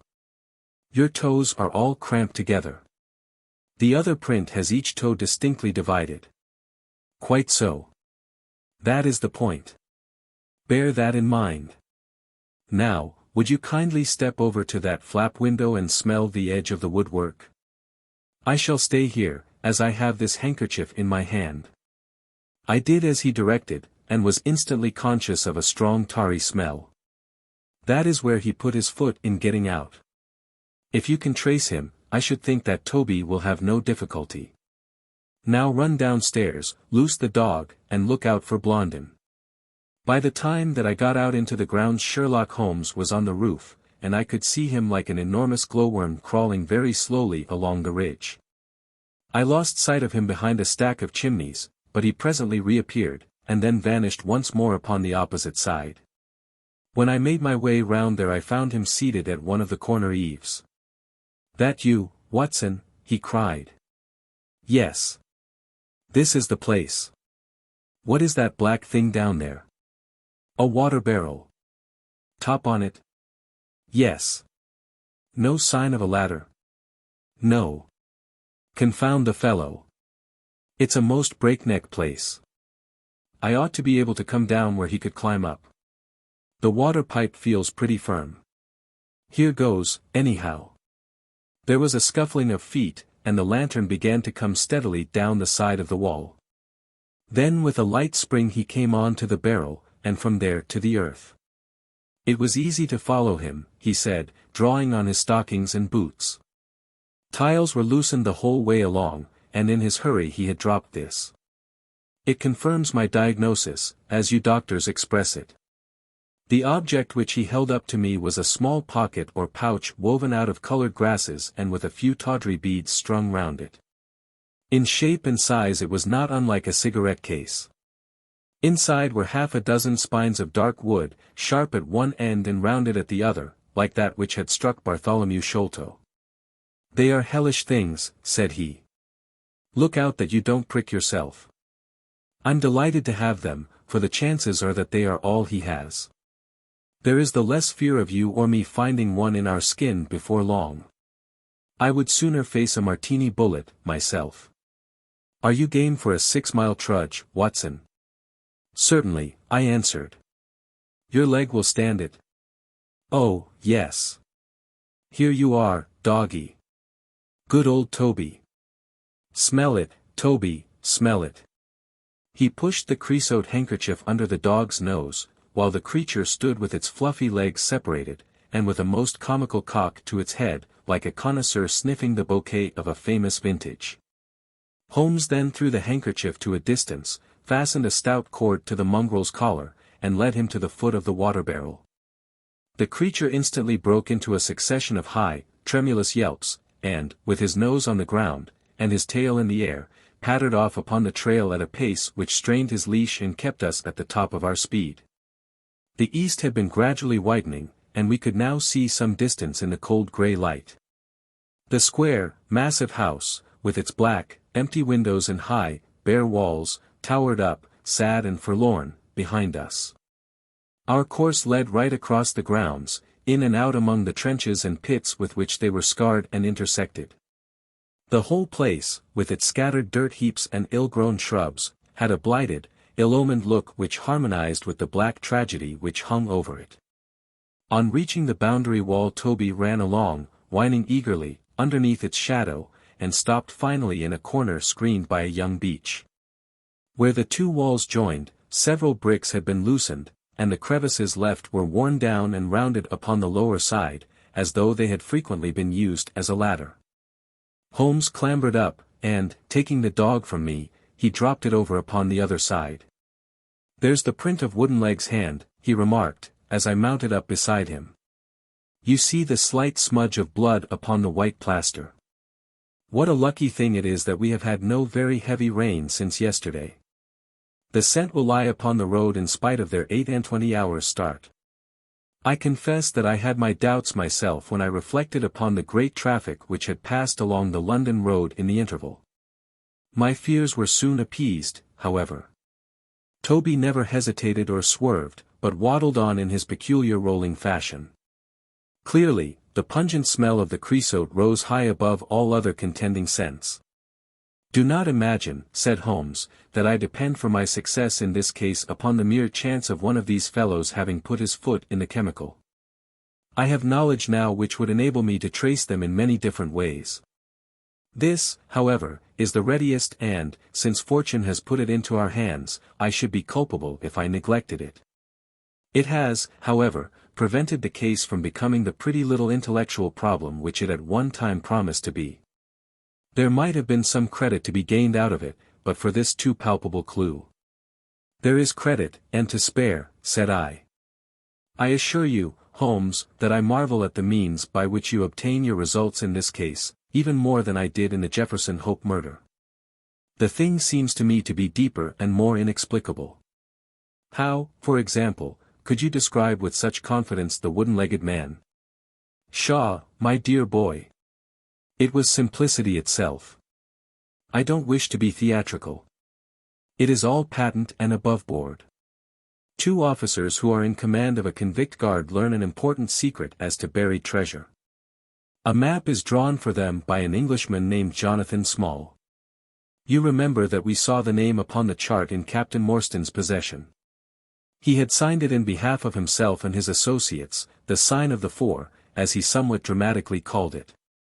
Aided by this chart, the officers, or one of them, gets the treasure and brings it to England, leaving, we will suppose, some condition under which he received it unfulfilled. Now, then, why did not Jonathan Small get the treasure himself? The answer is obvious.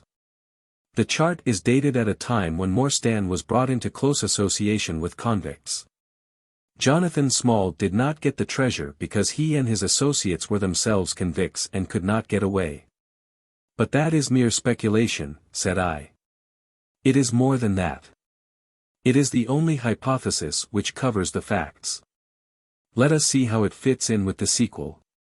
Major Sholto remains at peace for some years, happy in the possession of his treasure.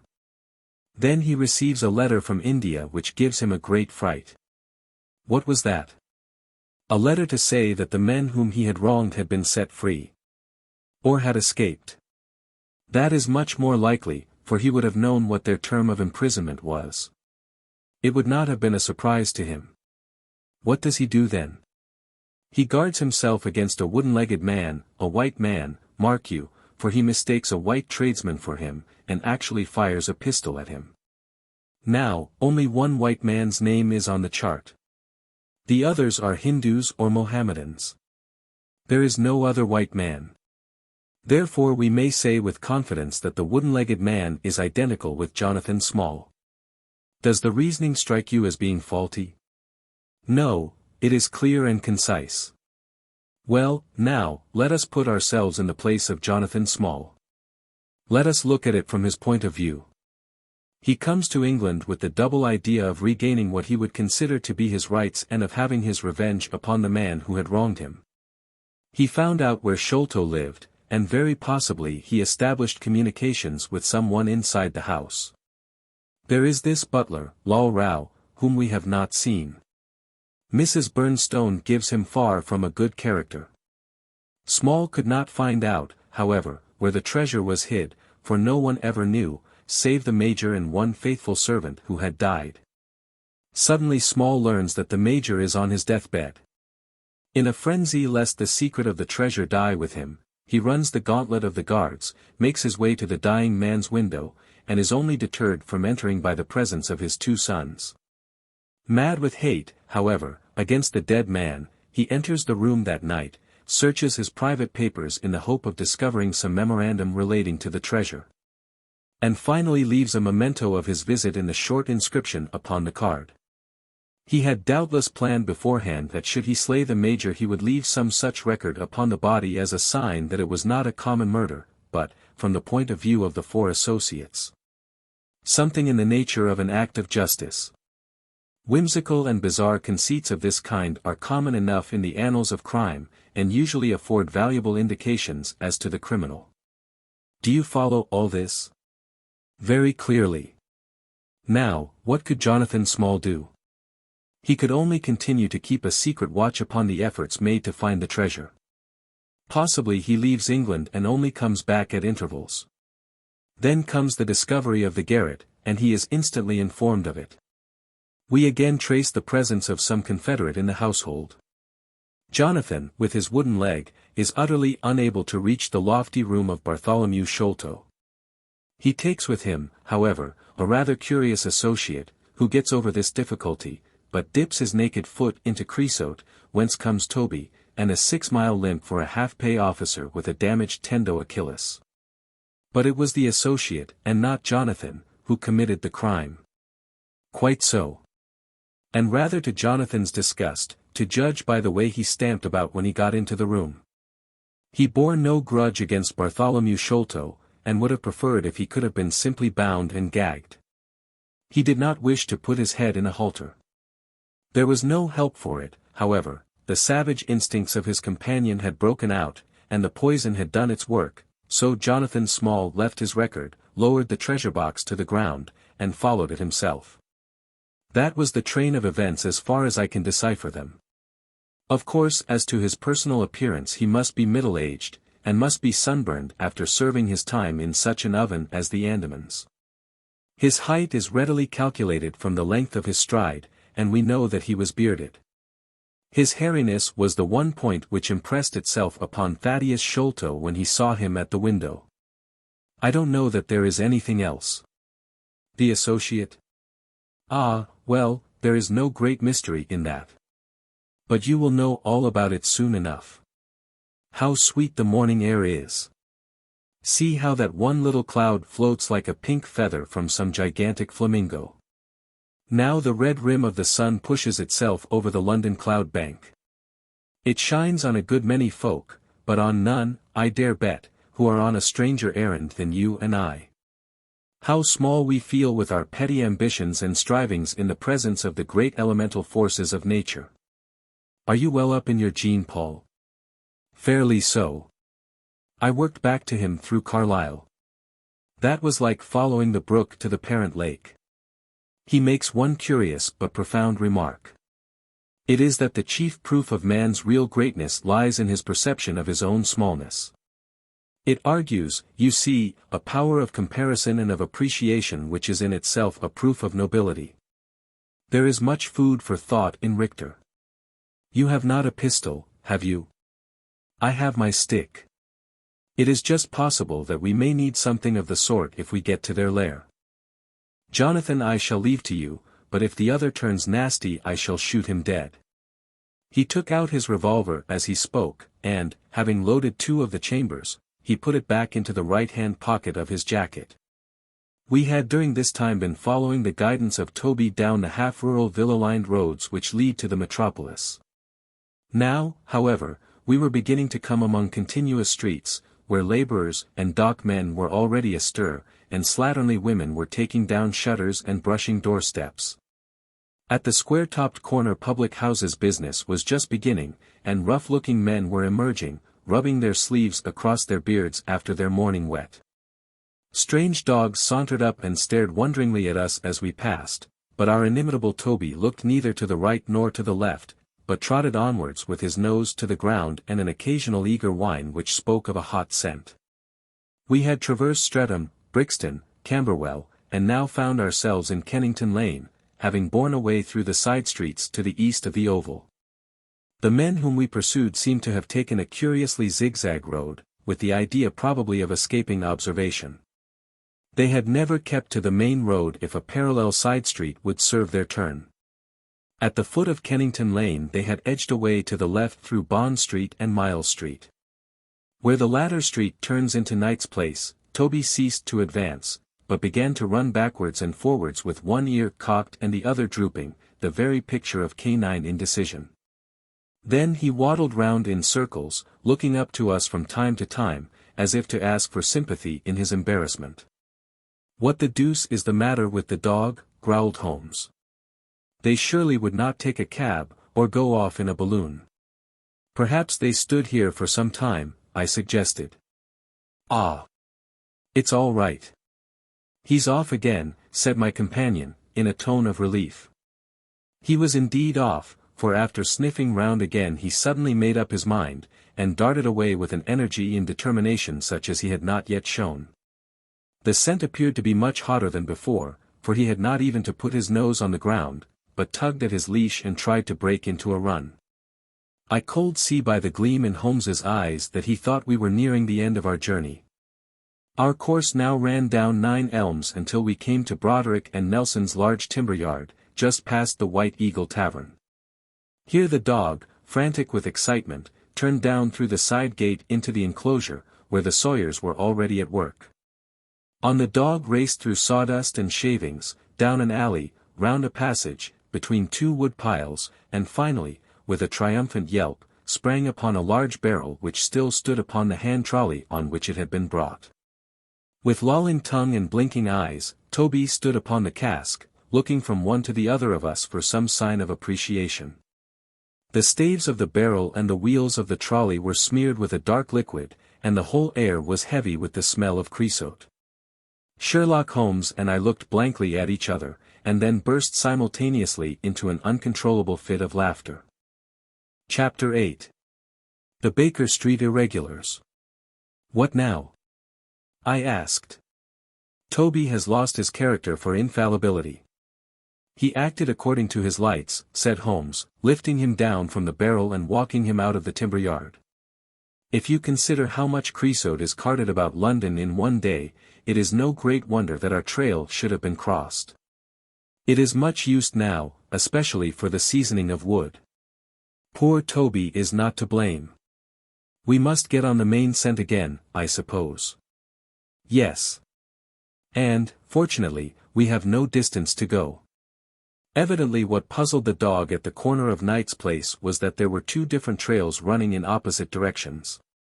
We took the wrong one. It only remains to follow the other.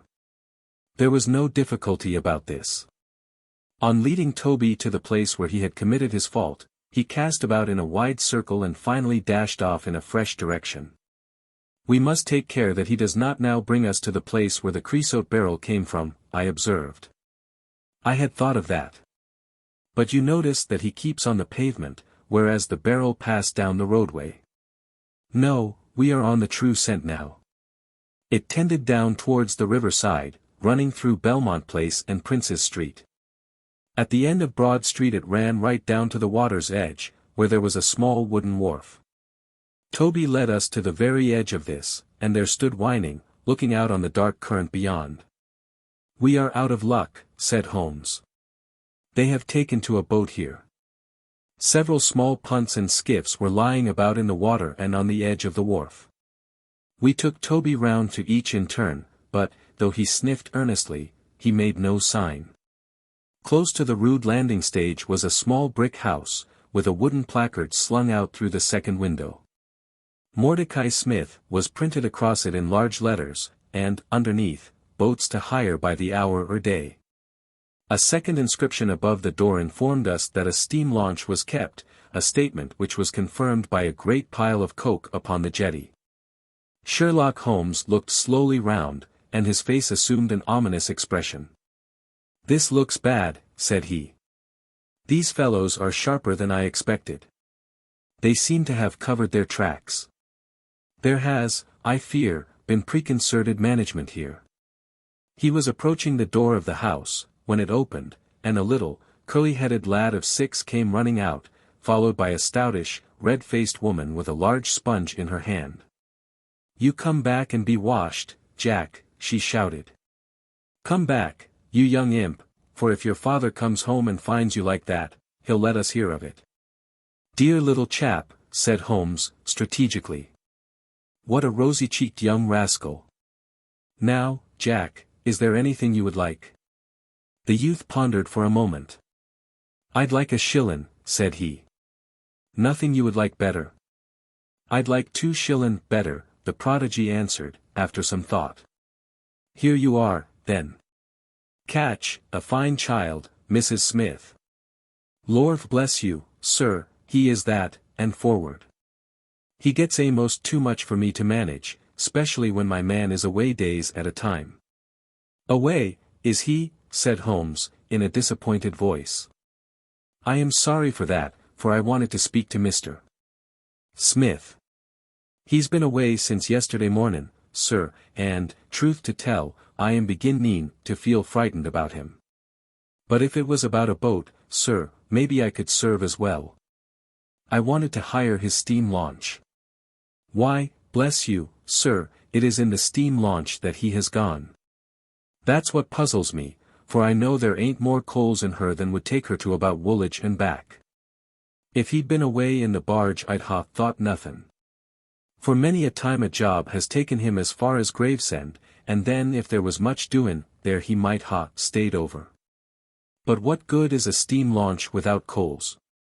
He might have bought some at a wharf down the river. He might, sir, but it weren't his way.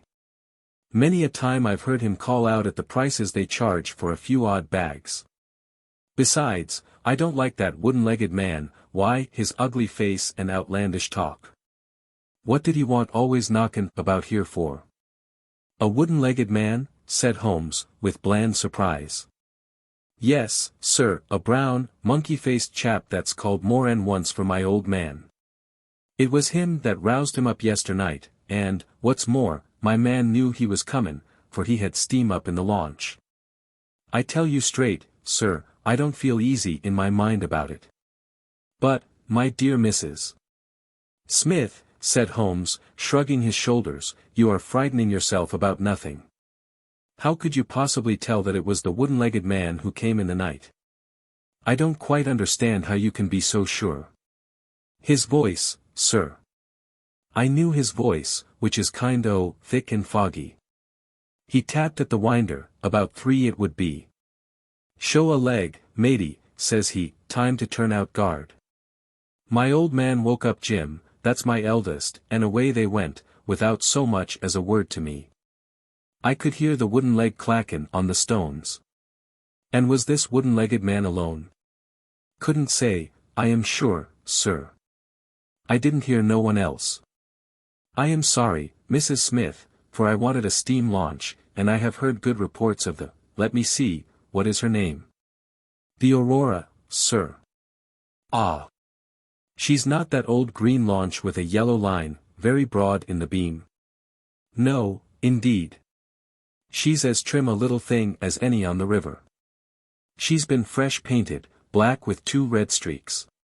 Thanks. I hope that you will hear soon from Mr. Smith. I am going down the river. And if I should see anything of the Aurora, I shall let him know that you are uneasy. A black funnel, you say? No, sir. Black with a white band. Ah, of course.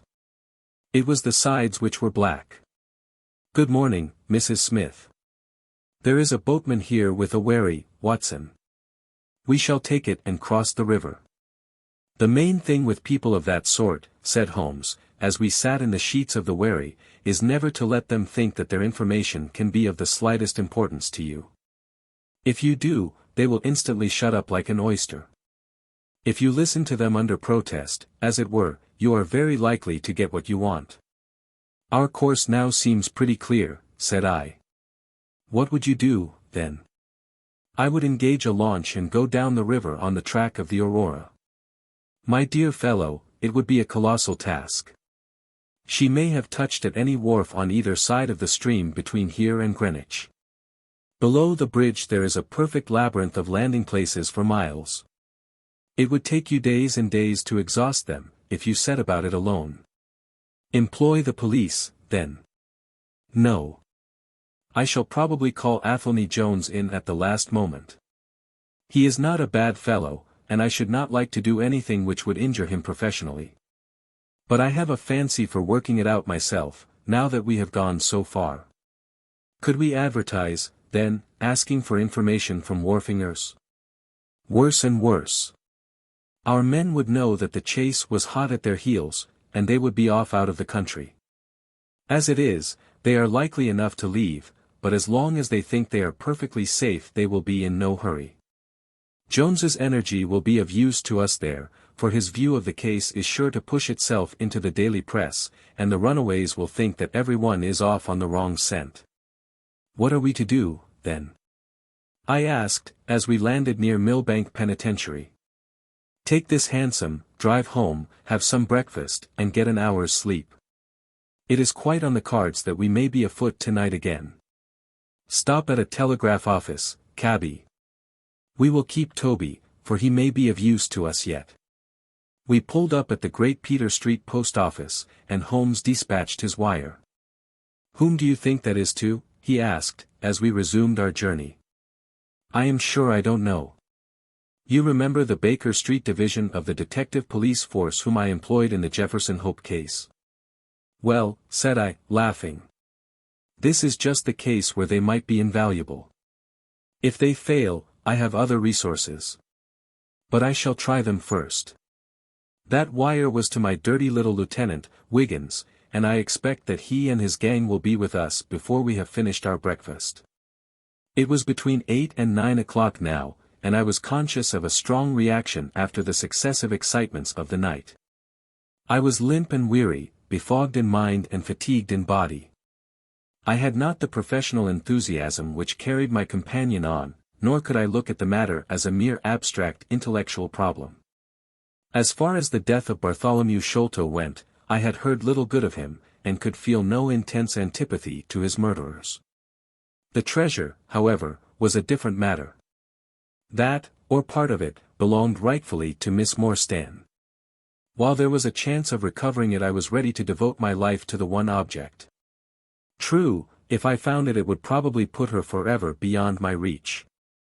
Yet it would be a petty and selfish love which would be influenced by such a thought as that.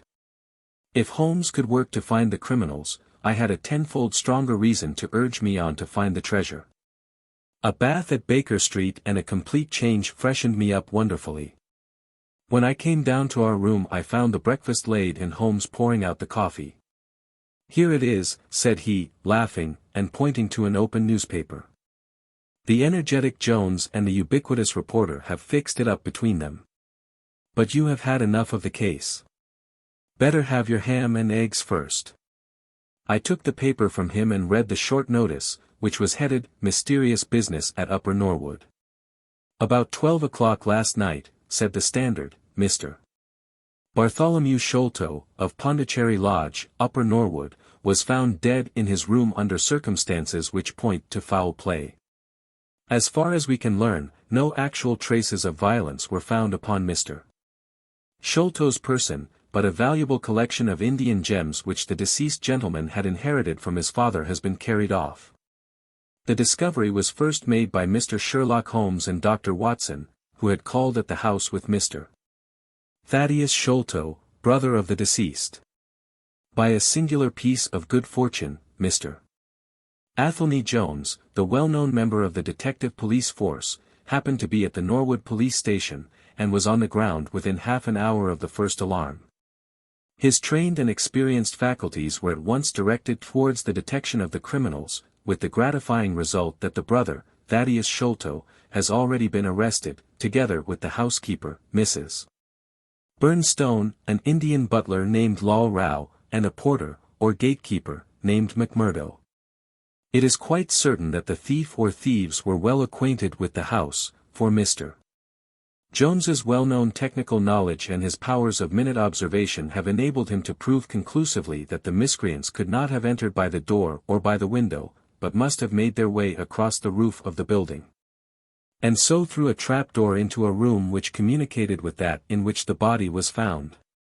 This fact, which has been very clearly made out, proves conclusively that it was no mere haphazard burglary. The prompt and energetic action of the officers of the law shows the great advantage of the presence on such occasions of a single vigorous and masterful mind. We cannot but think that it supplies an argument to those who would wish to see our detectives more decentralized, and so brought into closer and more effective touch with the cases which it is their duty to investigate. "Isn't it gorgeous?" said Holmes, grinning over his coffee cup. "What do you think of it?" "I think that we have had a close shave ourselves of being arrested for the crime." "So do I. I wouldn't answer for our safety now, if he should happen to have another of his attacks of energy." At this moment there was a loud ring at the bell, and I could hear Mrs. Hudson, our landlady, raising her voice in a wail of expostulation and dismay. "By heaven, Holmes," I said, half rising, "I believe that they are really after us." "No, it's not quite so bad as that. It is the unofficial force, the Baker Street Irregulars." As he spoke, there came a swift pattering of naked feet upon the stairs, a clatter of high voices, and in rushed a dozen dirty and ragged little street Arabs. There was some show of discipline among them, despite their tumultuous entry, for they instantly drew up in line and stood facing us with expectant faces. One of their number, taller and older than the others, stood forward with an air of lounging superiority which was very funny in such a disreputable little scarecrow. "Got your message, sir," said he, and brought him on sharp. "3 bob and a tanner for tickets." "Here you are," said Holmes, producing some silver. "In future they can report to you, Wiggins, and you to me. I cannot have the house invaded in this way. However, it is just as well that you should all hear the instructions. I want to find the whereabouts of a steam launch called the Aurora, owner Mordecai Smith, black with 2 red streaks, funnel black with a white band. She is down the river somewhere. I want one boy to be at Mordecai Smith's landing stage opposite Millbank to say if the boat comes back. You must divide it out among yourselves, and do both banks thoroughly. Let me know the moment you have news. Is that all clear?" "Yes, governor," said Wiggins. "The old scale of pay, and a guinea to the boy who finds the boat. Here's a day in advance. Now off you go." He handed them a shilling each, and away they buzzed down the stairs, and I saw them a moment later streaming down the street. "If the launch is above water they will find her," said Holmes, as he rose from the table and lit his pipe. "They can go everywhere, see everything, overhear every one. I expect to hear before evening that they have spotted her. In the meanwhile, we can do nothing but await results. We cannot pick up the broken trail until we find either the Aurora or Mr. Mordecai Smith. Toby could eat these scraps, I dare say. Are you going to bed, Holmes?" "No, I am not tired. I have a curious constitution. I never remember feeling tired by work, though idleness exhausts me completely. I am going to smoke and to think over this queer business to which my fair client has introduced us. If ever man had an easy task, this of ours ought to be.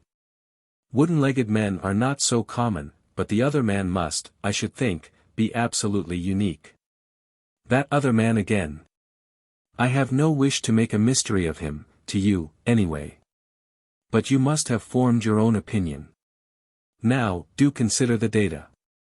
Diminutive footmarks, toes never fettered by boots, naked feet, stone-headed wooden mace, great agility, small poison darts. What do you make of all this? A savage! I exclaimed. Perhaps one of those Indians who were the associates of Jonathan Small. Hardly that, said he. When first I saw signs of strange weapons I was inclined to think so, but the remarkable character of the footmarks caused me to reconsider my views.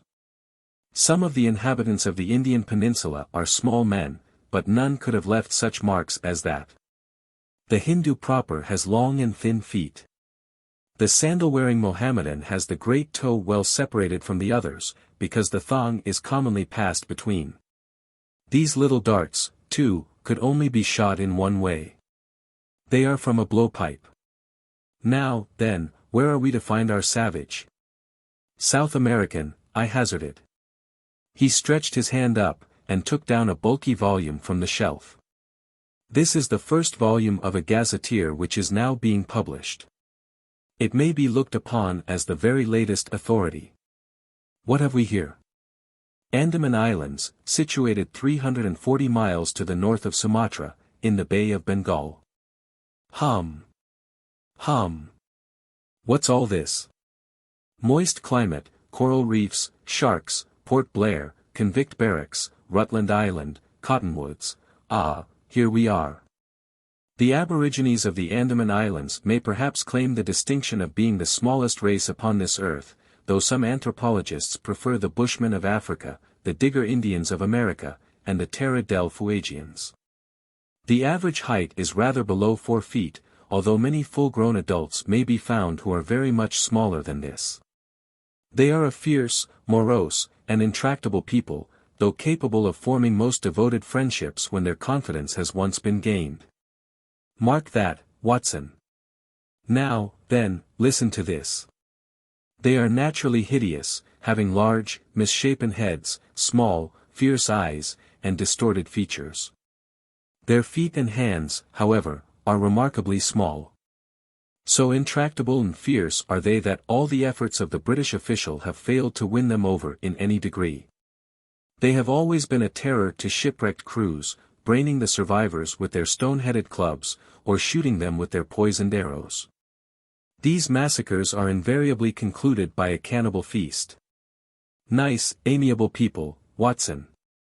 If this fellow had been left to his own unaided devices, this affair might have taken an even more ghastly turn. I fancy that, even as it is, Jonathan Small would give a good deal not to have employed him. But how came he to have so singular a companion? Ah, that is more than I can tell.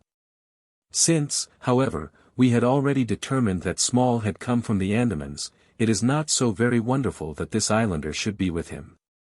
No doubt we shall know all about it in time. Look here, Watson, you look regularly done. Lie down there on the sofa, and see if I can put you to sleep. He took up his violin from the corner, and as I stretched myself out he began to play some low, dreamy, melodious air, his own, no doubt, for he had a remarkable gift for improvisation. I have a vague remembrance of his gaunt limbs, his earnest face, and the rise and fall of his bow. Then I seemed to be floated peacefully away upon a soft sea of sound, until I found myself in dreamland, with the sweet face of Mary Morstan looking down upon me. Chapter 9. A break in the chain. It was late in the afternoon before I woke, strengthened and refreshed. Sherlock Holmes still sat exactly as I had left him, save that he had laid aside his violin and was deep in a book. He looked across at me, as I stirred, and I noticed that his face was dark and troubled. "You have slept soundly," he said. I feared that our talk would wake you. I heard nothing, I answered. Have you had fresh news, then? Unfortunately, no. I confess that I am surprised and disappointed. I expected something definite by this time. Wiggins has just been up to report. He says that no trace can be found of the launch. It is a provoking check, for every hour is of importance. Can I do anything? I am perfectly fresh now, and quite ready for another night's outing. No, we can do nothing. We can only wait. If we go ourselves, the message might come in our absence, and delay be caused. You can do what you will, but I must remain on guard. Then I shall run over to Camberwell and call upon Mrs. Cecil Forrester. She asked me to, yesterday. On Mrs. Cecil Forrester, asked Holmes, with the twinkle of a smile in his eyes. Well, of course Miss Morstan too. They were anxious to hear what happened. I would not tell them too much, said Holmes. Women are never to be entirely trusted, not the best of them. I did not pause to argue over this atrocious sentiment. I shall be back in an hour or two, I remarked. All right. Good luck. But, I say, if you are crossing the river you may as well return Toby, for I don't think it is at all likely that we shall have any use for him now. I took our mongrel accordingly, and left him, together with a half-sovereign, at the old naturalist's in Pinchin Lane. At Camberwell I found Miss Morstan a little weary after her night's adventures, but very eager to hear the news. Mrs. Forrester, too, was full of curiosity. I told them all that we had done, suppressing, however, the more dreadful parts of the tragedy. Thus, although I spoke of Mr. Sholto's death, I said nothing of the exact manner and method of it. With all my omissions, however, there was enough to startle and amaze them. It is a romance, cried Mrs. Forrester. An injured lady, 500,000 in treasure, a black cannibal, and a wooden-legged ruffian. They take the place of the conventional dragon or wicked earl. And 2 knight-errants to the rescue, added Miss Morstan, with a bright glance at me. Why, Mary, your fortune depends upon the issue of this search. I don't think that you are nearly excited enough. Just imagine what it must be to be so rich, and to have the world at your feet. It sent a little thrill of joy to my heart to notice that she showed no sign of elation at the prospect. On the contrary, she gave a toss of her proud head, as though the matter were one in which she took small interest. It is for Mr. Thaddeus Sholto that I am anxious, she said. Nothing else is of any consequence. But I think that he has behaved most kindly and honorably throughout. It is our duty to clear him of this dreadful and unfounded charge. It was evening before I left Camberwell, and quite dark by the time I reached home. My companion's book and pipe lay by his chair, but he had disappeared. I looked about in the hope of seeing a note, but there was none. I suppose that Mr. Sherlock Holmes has gone out, I said to Mrs. Hudson as she came up to lower the blinds. No, sir. He has gone to his room, sir. Do you know, sir, sinking her voice into an impressive whisper, I am afraid for his health. Why so, Mrs. Hudson? Well, he's that strange, sir. After you was gone he walked, up and down, until I was weary of the sound of his footstep. Then I heard him talking to himself and muttering, and every time the bell rang out he came on the stair-head, with, "What is that, Mrs. Hudson?" And now he has slammed off to his room, but I can hear him walking away the same as ever. I hope he's not going to be ill, sir. I ventured to say something to him about cooling medicine, but he turned on me, sir, with such a look that I don't know how ever I got out of the room. I don't think that you have any cause to be uneasy, Mrs. Hudson, I answered. I have seen him like this before. He has some small matter upon his mind which makes him restless. I tried to speak lightly to our worthy landlady, but I was myself somewhat uneasy when through the long night I still from time to time heard the dull sound of his tread, and knew how his keen spirit was chafing against this involuntary inaction. At breakfast time he looked worn and haggard, with a little fleck of feverish color upon either cheek. "You are knocking yourself up, old man," I remarked. "I heard you marching about in the night." "No, I could not sleep," he answered. "This infernal problem is consuming me. It is too much to be balked by so petty an obstacle, when all else had been overcome. I know the men, the launch, everything, and yet I can get no news. I have set other agencies at work, and used every means at my disposal. The whole river has been searched on either side, but there is no news, nor has Mrs. Smith heard of her husband. I shall come to the conclusion soon that they have scuttled the craft. But there are objections to that. Or that Mrs. Smith has put us on a wrong scent. No, I think that may be dismissed. I had inquiries made, and there is a launch of that description. Could it have gone up the river? I have considered that possibility too, and there is a search party who will work up as far as Richmond. If no news comes today, I shall start off myself tomorrow, and go for the men rather than the boat. But surely, we shall hear something. We did not, however. Not a word came to us either from Wiggins or from the other agencies. There were articles in most of the papers upon the Norwood tragedy. They all appeared to be rather hostile to the unfortunate Thaddeus Sholto. No fresh details were to be found, however, in any of them, save that an inquest was to be held upon the following day. I walked over to Camberwell in the evening to report our ill success to the ladies, and on my return I found Holmes dejected and somewhat morose. He would hardly reply to my questions, and busied himself all evening in an abstruse chemical analysis which involved much heating of retorts and distilling of vapors, ending at last in a smell which fairly drove me out of the apartment. Up to the small hours of the morning I could hear the clinking of his test tubes which told me that he was still engaged in his malodorous experiment. In the early dawn I woke with a start, and was surprised to find him standing by my bedside, clad in a rude sailor dress with a pea jacket and a coarse red scarf round his neck. "I am off down the river, Watson," said he. "I have been turning it over in my mind, and I can see only one way out of it. It is worth trying, at all events." "Surely I can come with you, then," said I. "No, you can be much more useful if you will remain here as my representative. I am loath to go, for it is quite on the cards that some message may come during the day, though Wiggins was despondent about it last night. I want you to open all notes and telegrams, and to act on your own judgment if any news should come. Can I rely upon you?" "Most certainly." "I am afraid that you will not be able to wire to me, for I can hardly tell yet where I may find myself. If I am in luck, however, I may not be gone so very long. I shall have news of some sort or other before I get back." I had heard nothing of him by breakfast time. On opening the Standard, however, I found that there was a fresh allusion to the business.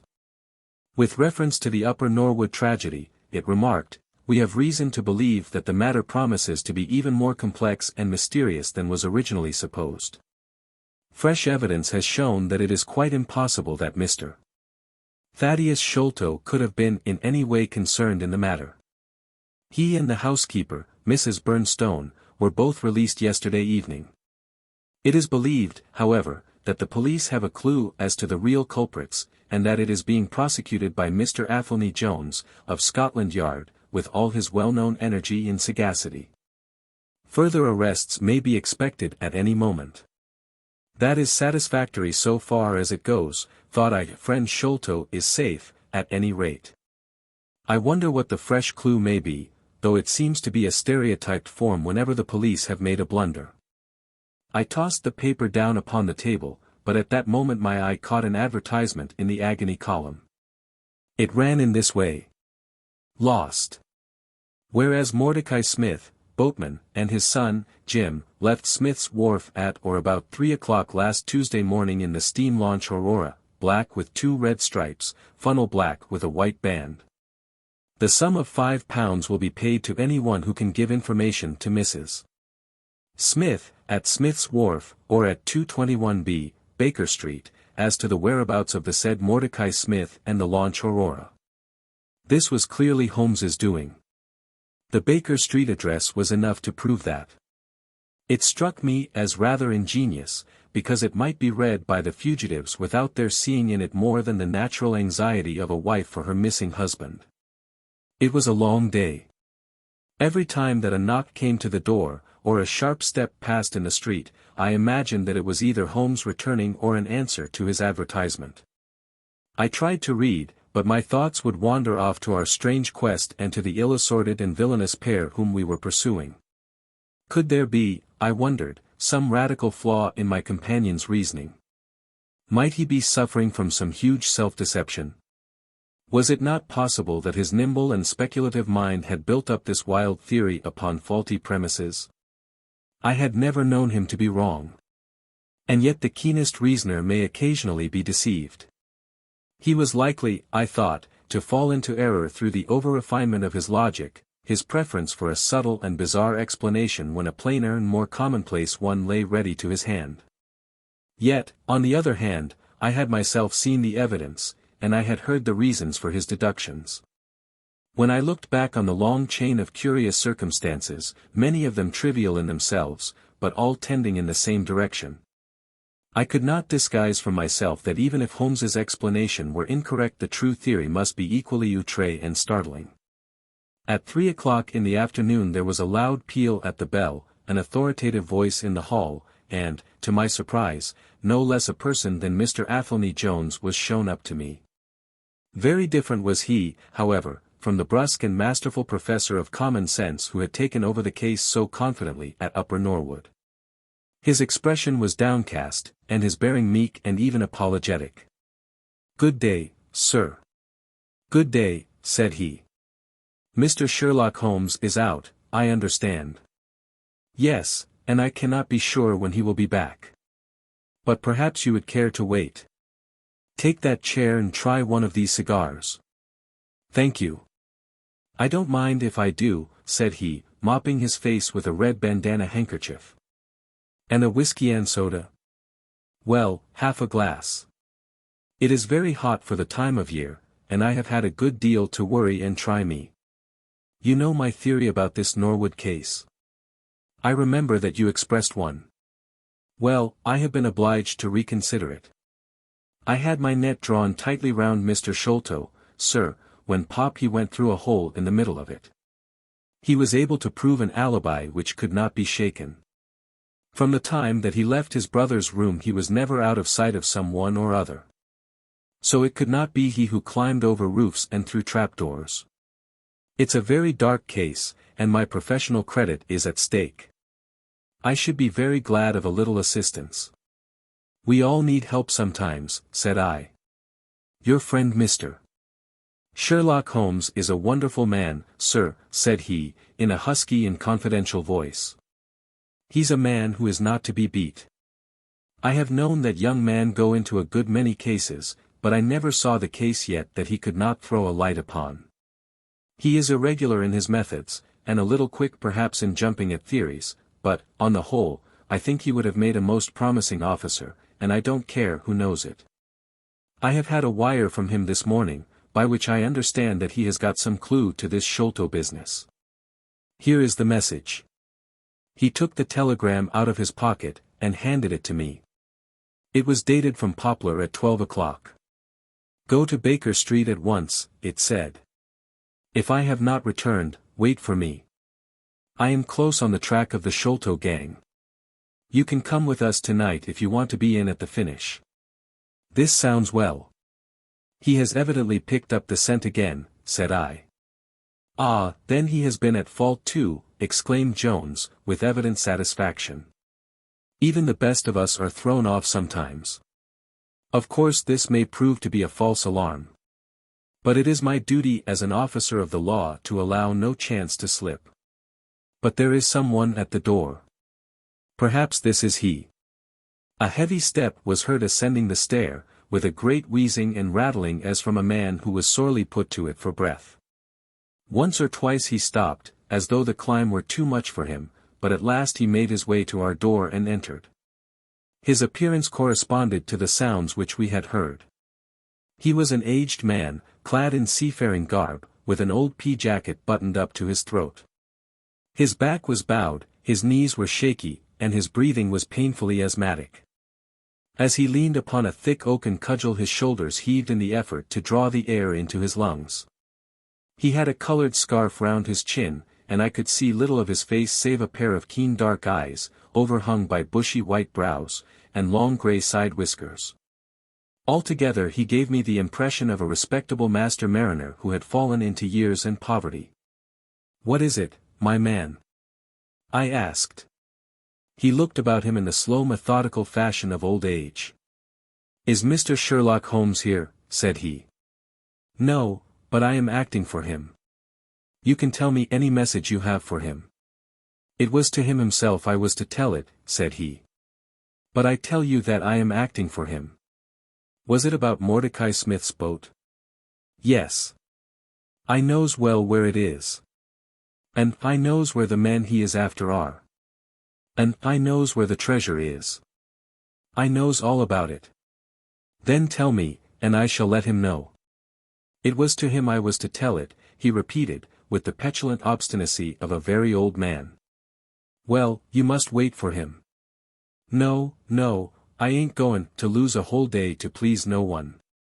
If Mr. Holmes ain't here, then Mr. Holmes must find it all out for himself. I don't care about the look of either of you, and I won't tell a word." He shuffled towards the door, but Athelney Jones got in front of him. "Wait a bit, my friend," said he. "You have important information, and you must not walk off. We shall keep you, whether you like or not, until our friend returns." The old man made a little run towards the door, but, as Athelney Jones put his broad back up against it, he recognized the uselessness of resistance. "Pretty sort o' treatment this," he cried, stamping his stick. "I come here to see a gentleman, and you too, who I never saw in my life, sees me and treat me in this fashion."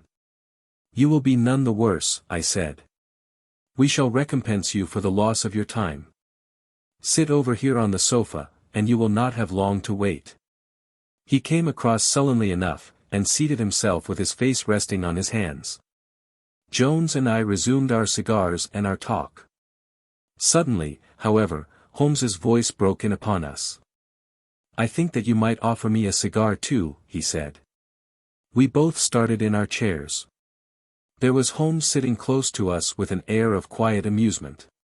"Holmes!" I exclaimed. "You here? But where is the old man?" "Here is the old man," said he, holding out a heap of white hair. "Here he is, wig, whiskers, eyebrows, and all. I thought my disguise was pretty good, but I hardly expected that it would stand that test." "Ah, you rogue!" cried Jones, highly delighted. "You would have made an actor, and a rare one. You had the proper workhouse cough, and those weak legs of yours are worth £10 a week. I thought I knew the glint of your eye, though. You didn't get away from us so easily, you see." "I have been working in that get-up all day," said he, lighting his cigar. "You see, a good many of the criminal classes begin to know me, especially since our friend here took to publishing some of my cases, so I can only go on the warpath under some simple disguise like this. You got my wire?" "Yes. That was what brought me here." "How has your case prospered?" "It has all come to nothing. I have had to release 2 of my prisoners, and there is no evidence against the other 2. "Never mind. We shall give you 2 others in the place of them. But you must put yourself under my orders. You are welcome to all the official credit, but you must act on the line that I point out. Is that agreed?" "Entirely, if you will help me to the men." "Well, then, in the first place I shall want a fast police boat, a steam launch, to be at the Westminster Stairs at 7 o'clock. "That is easily managed. There is always one about there, but I can step across the road and telephone to make sure. Then I shall want 2 stanch men, in case of resistance. There will be 2 or 3 in the boat." "What else?" "When we secure the men we shall get the treasure. I think that it would be a pleasure to my friend here to take the box round to the young lady to whom half of it rightfully belongs. Let her be the first to open it. Watson.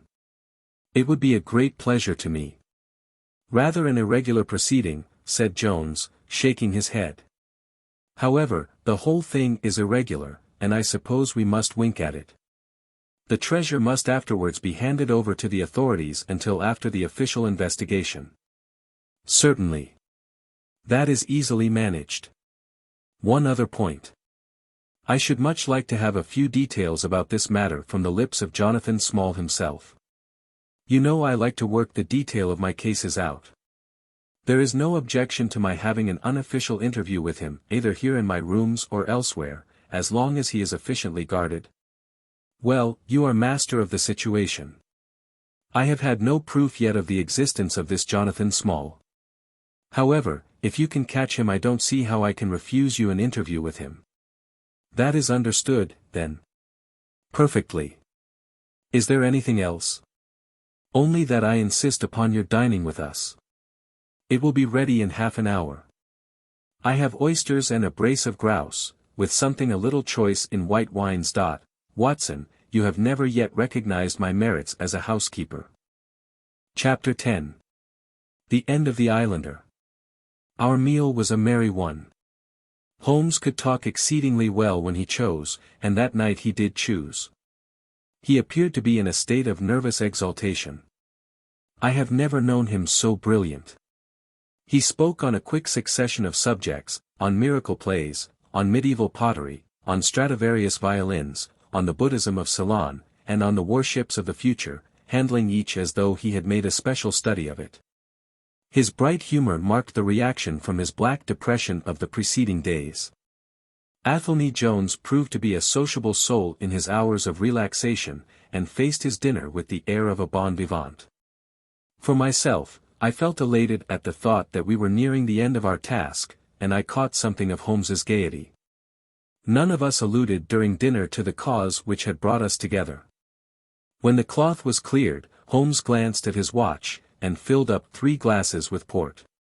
One bumper, said he, to the success of our little expedition. And now it is high time we were off. Have you a pistol, Watson?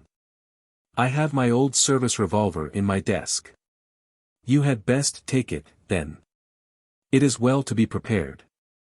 I see that the cab is at the door. I ordered it for 6:30. It was a little past 7 before we reached the Westminster Wharf, and found our launch awaiting us. Holmes eyed it critically. Is there anything to mark it as a police boat?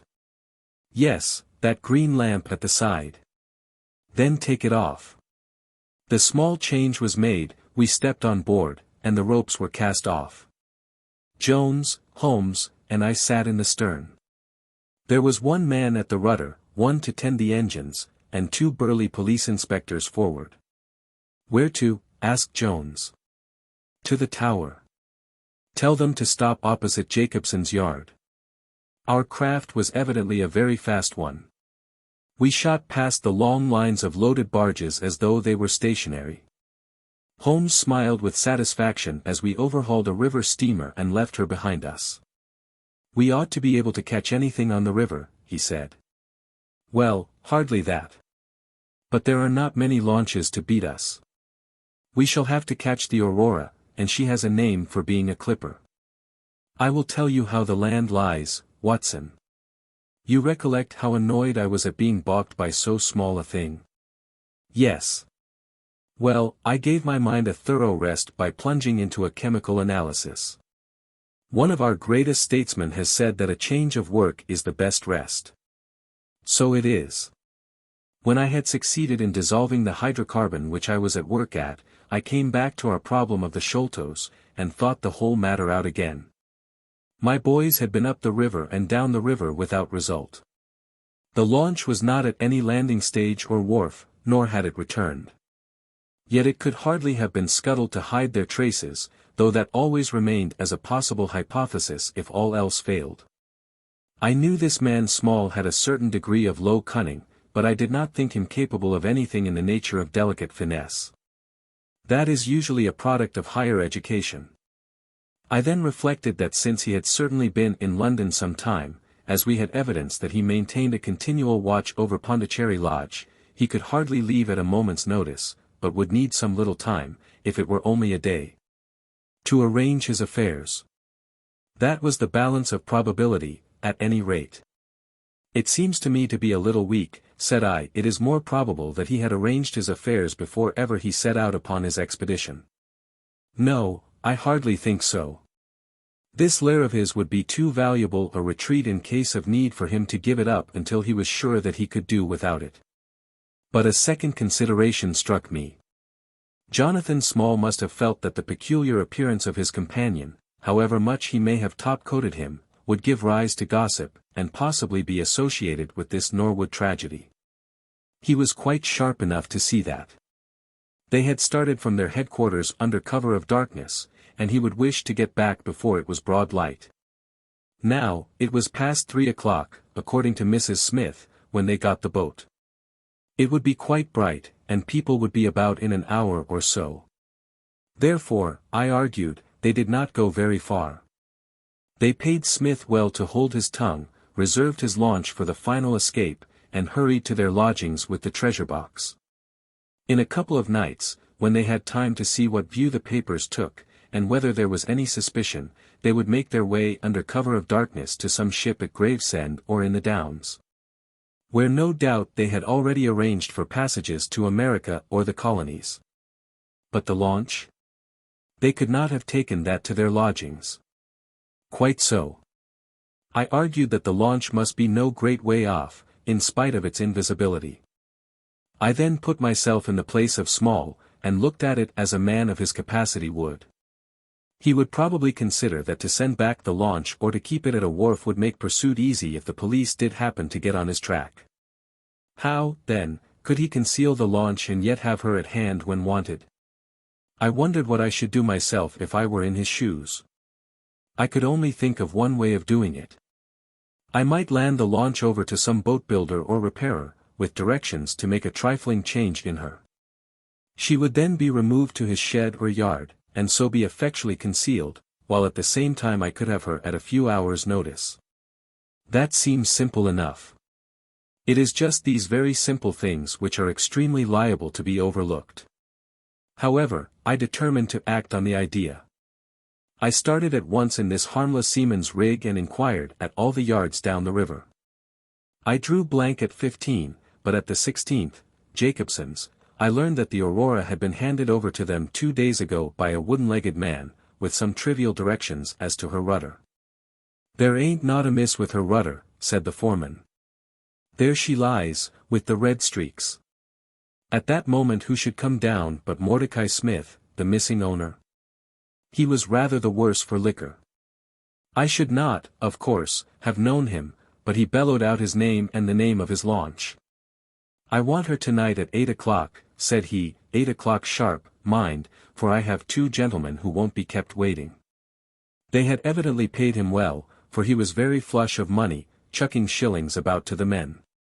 I followed him some distance, but he subsided into an alehouse, so I went back to the yard, and, happening to pick up one of my boys on the way, I stationed him as a sentry over the launch. He is to stand at water's edge and wave his handkerchief to us when they start. We shall be lying off in the stream, and it will be a strange thing if we do not take men, treasure, and all." "You have planned it all very neatly, whether they are the right men or not," said Jones, "but if the affair were in my hands I should have had a body of police in Jacobson's yard, and arrested them when they came down. Which would have been never. This man Small is a pretty shrewd fellow. He would send a scout on ahead, and if anything made him suspicious lie snug for another week. But you might have stuck to Mordecai Smith, and so been led to their hiding place," said I. "In that case I should have wasted my day. I think that it is 100 to 1 against Smith knowing where they live. As long as he has liquor and good pay, why should he ask questions? They send him messages what to do. No, I thought over every possible course, and this is the best." While this conversation had been proceeding, we had been shooting the long series of bridges which span the Thames. As we passed the city the last rays of the sun were gilding the cross upon the summit of St. Paul's. It was twilight before we reached the tower. "That is Jacobson's yard," said Holmes, pointing to a bristle of masts and rigging on the Surrey side. Cruise gently up and down here under cover of this string of lighters. He took a pair of night glasses from his pocket and gazed some time at the shore. I see my sentry at his post, he remarked, but no sign of a handkerchief. Suppose we go downstream a short way and lie in wait for them, said Jones, eagerly. We were all eager by this time, even the policemen and stokers, who had a very vague idea of what was going forward. We have no right to take anything for granted, Holmes answered. It is certainly 10 to 1 that they go downstream, but we cannot be certain. From this point we can see the entrance of the yard, and they can hardly see us. It will be a clear night and plenty of light. We must stay where we are. See how the folk swarm over yonder in the gaslight. They are coming from work in the yard. Dirty-looking rascals, but I suppose every one has some little immortal spark concealed about him. You would not think it, to look at them. There is no a priori probability about it. A strange enigma is man. Someone calls him a soul concealed in an animal, I suggested. Winwood Reade is good upon the subject, said Holmes. He remarks that, while the individual man is an insoluble puzzle, in the aggregate he becomes a mathematical certainty. You can, for example, never foretell what any one man will do, but you can say with precision what an average number will be up to. Individuals vary, but percentages remain constant. So says the statistician. But do I see a handkerchief? Surely there is a white flutter over yonder. Yes, it is your boy, I cried. I can see him plainly. And there is the Aurora, exclaimed Holmes, and going like the devil. Full speed ahead, engineer. Make after that launch with the yellow light. By heaven, I shall never forgive myself if she proves to have the heels of us. She had slipped unseen through the yard entrance and passed behind 2 or 3 small craft, so that she had fairly got her speed up before we saw her. Now she was flying down the stream, near into the shore, going at a tremendous rate. Jones looked gravely at her and shook his head. She is very fast, he said. I doubt if we shall catch her. We must catch her, cried Holmes, between his teeth. Heap it on, stokers. Make her do all she can. If we burn the boat we must have them.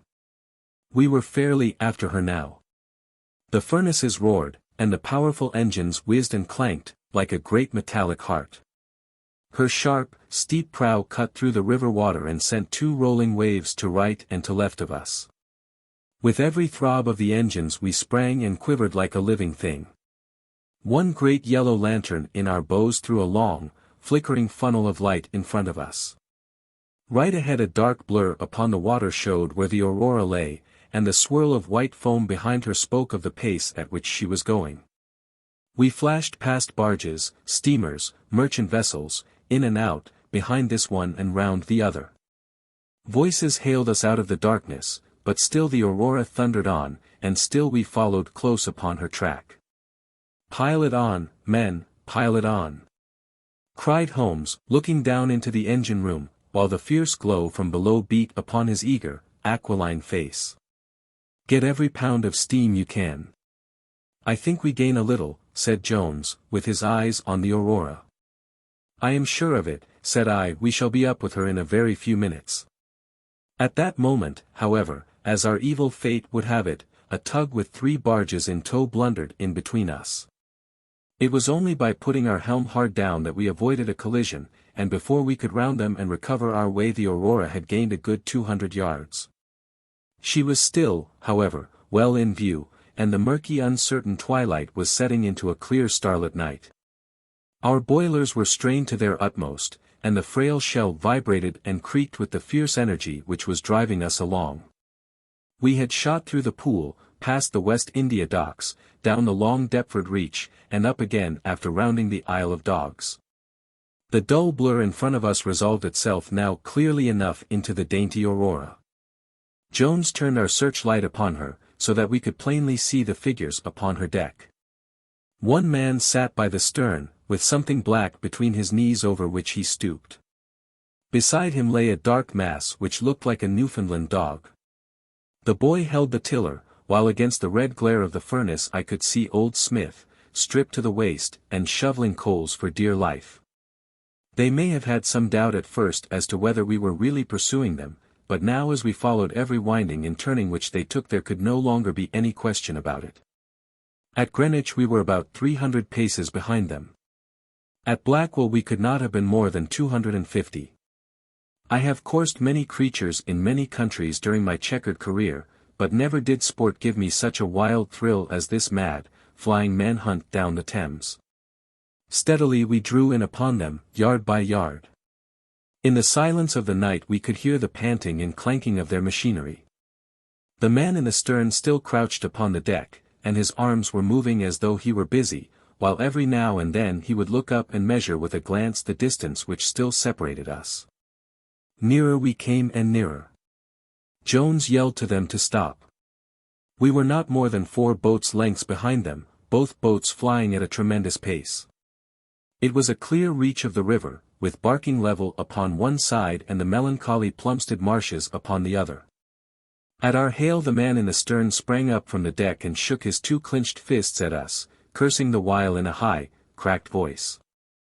He was a good-sized, powerful man, and as he stood poising himself with legs astride I could see that from the thigh downwards there was but a wooden stump upon the right side. At the sound of his strident, angry cries there was movement in the huddled bundle upon the deck.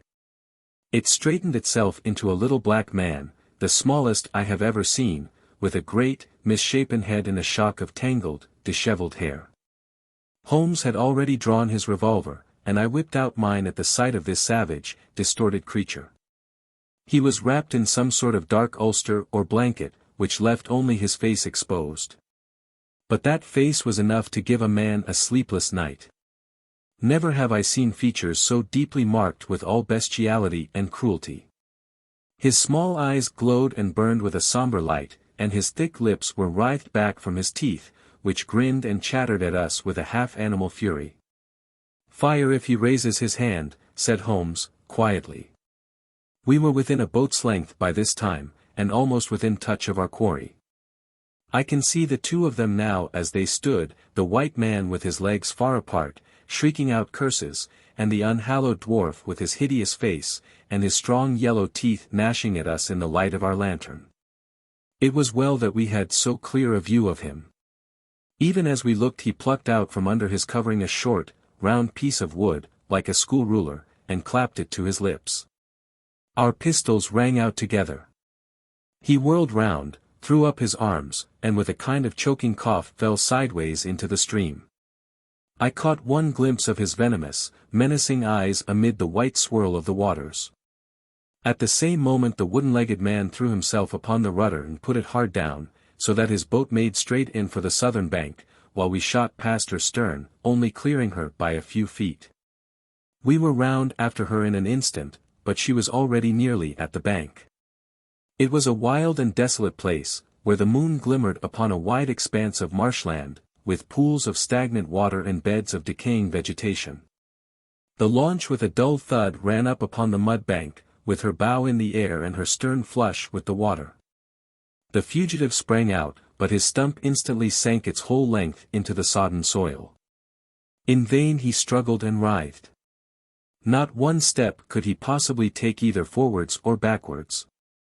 He yelled in impotent rage, and kicked frantically into the mud with his other foot, but his struggles only bored his wooden pin the deeper into the sticky bank. When we brought our launch alongside he was so firmly anchored that it was only by throwing the end of a rope over his shoulders that we were able to haul him out, and to drag him, like some evil fish, over our side. The 2 Smiths, father and son, sat sullenly in their launch, but came aboard meekly enough when commanded. The Aurora herself we hauled off and made fast to our stern. A solid iron chest of Indian workmanship stood upon the deck. This, there could be no question, was the same that had contained the ill-omened treasure of the Sholtos. There was no key, but it was of considerable weight, so we transferred it carefully to our own little cabin. As we steamed slowly upstream again, we flashed our searchlight in every direction, but there was no sign of the islander. Somewhere in the dark ooze at the bottom of the Thames lie the bones of that strange visitor to our shores. "See here," said Holmes, pointing to the wooden hatchway. We were hardly quick enough with our pistols. There, sure enough, just behind where we had been standing, stuck one of those murderous darts which we knew so well. It must have whizzed between us at the instant that we fired.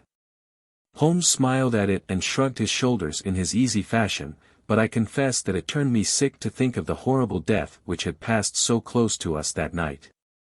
Chapter 11. The Great Agra Treasure. Our captive sat in the cabin opposite to the iron box which he had done so much and waited so long to gain. He was a sunburned, reckless-eyed fellow, with a network of lines and wrinkles all over his mahogany features, which told of a hard, open-air life. There was a singular prominence about his bearded chin which marked a man who was not to be easily turned from his purpose. His age may have been 50 or thereabouts, for his black, curly hair was thickly shot with grey. His face in repose was not an unpleasing one, though his heavy brows and aggressive chin gave him, as I had lately seen, a terrible expression when moved to anger. He sat now with his handcuffed hands upon his lap, and his head sunk upon his breast, while he looked with his keen, twinkling eyes at the box which had been the cause of his ill-doings. It seemed to me that there was more sorrow than anger in his rigid and contained countenance. Once he looked up at me with a gleam of something like humor in his eyes. "Well, Jonathan Small," said Holmes, lighting a cigar, "I am sorry that it has come to this." "And so am I, sir," he answered, frankly. "I don't believe that I can swing over the job. I give you my word on the book that I never raised hand against Mr. Sholto. It was that little hellhound Tonga who shot one of his cursed darts into him. I had no part in it, sir. I was as grieved as if it had been my blood relation. I welted the little devil with the slack end of the rope for it, but it was done, and I could not undo it again." "Have a cigar," said Holmes, "and you had best take a pull out of my flask, for you are very wet.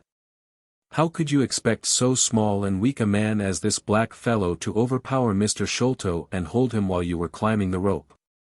You seem to know as much about it as if you were there, sir. The truth is that I hope to find the room clear.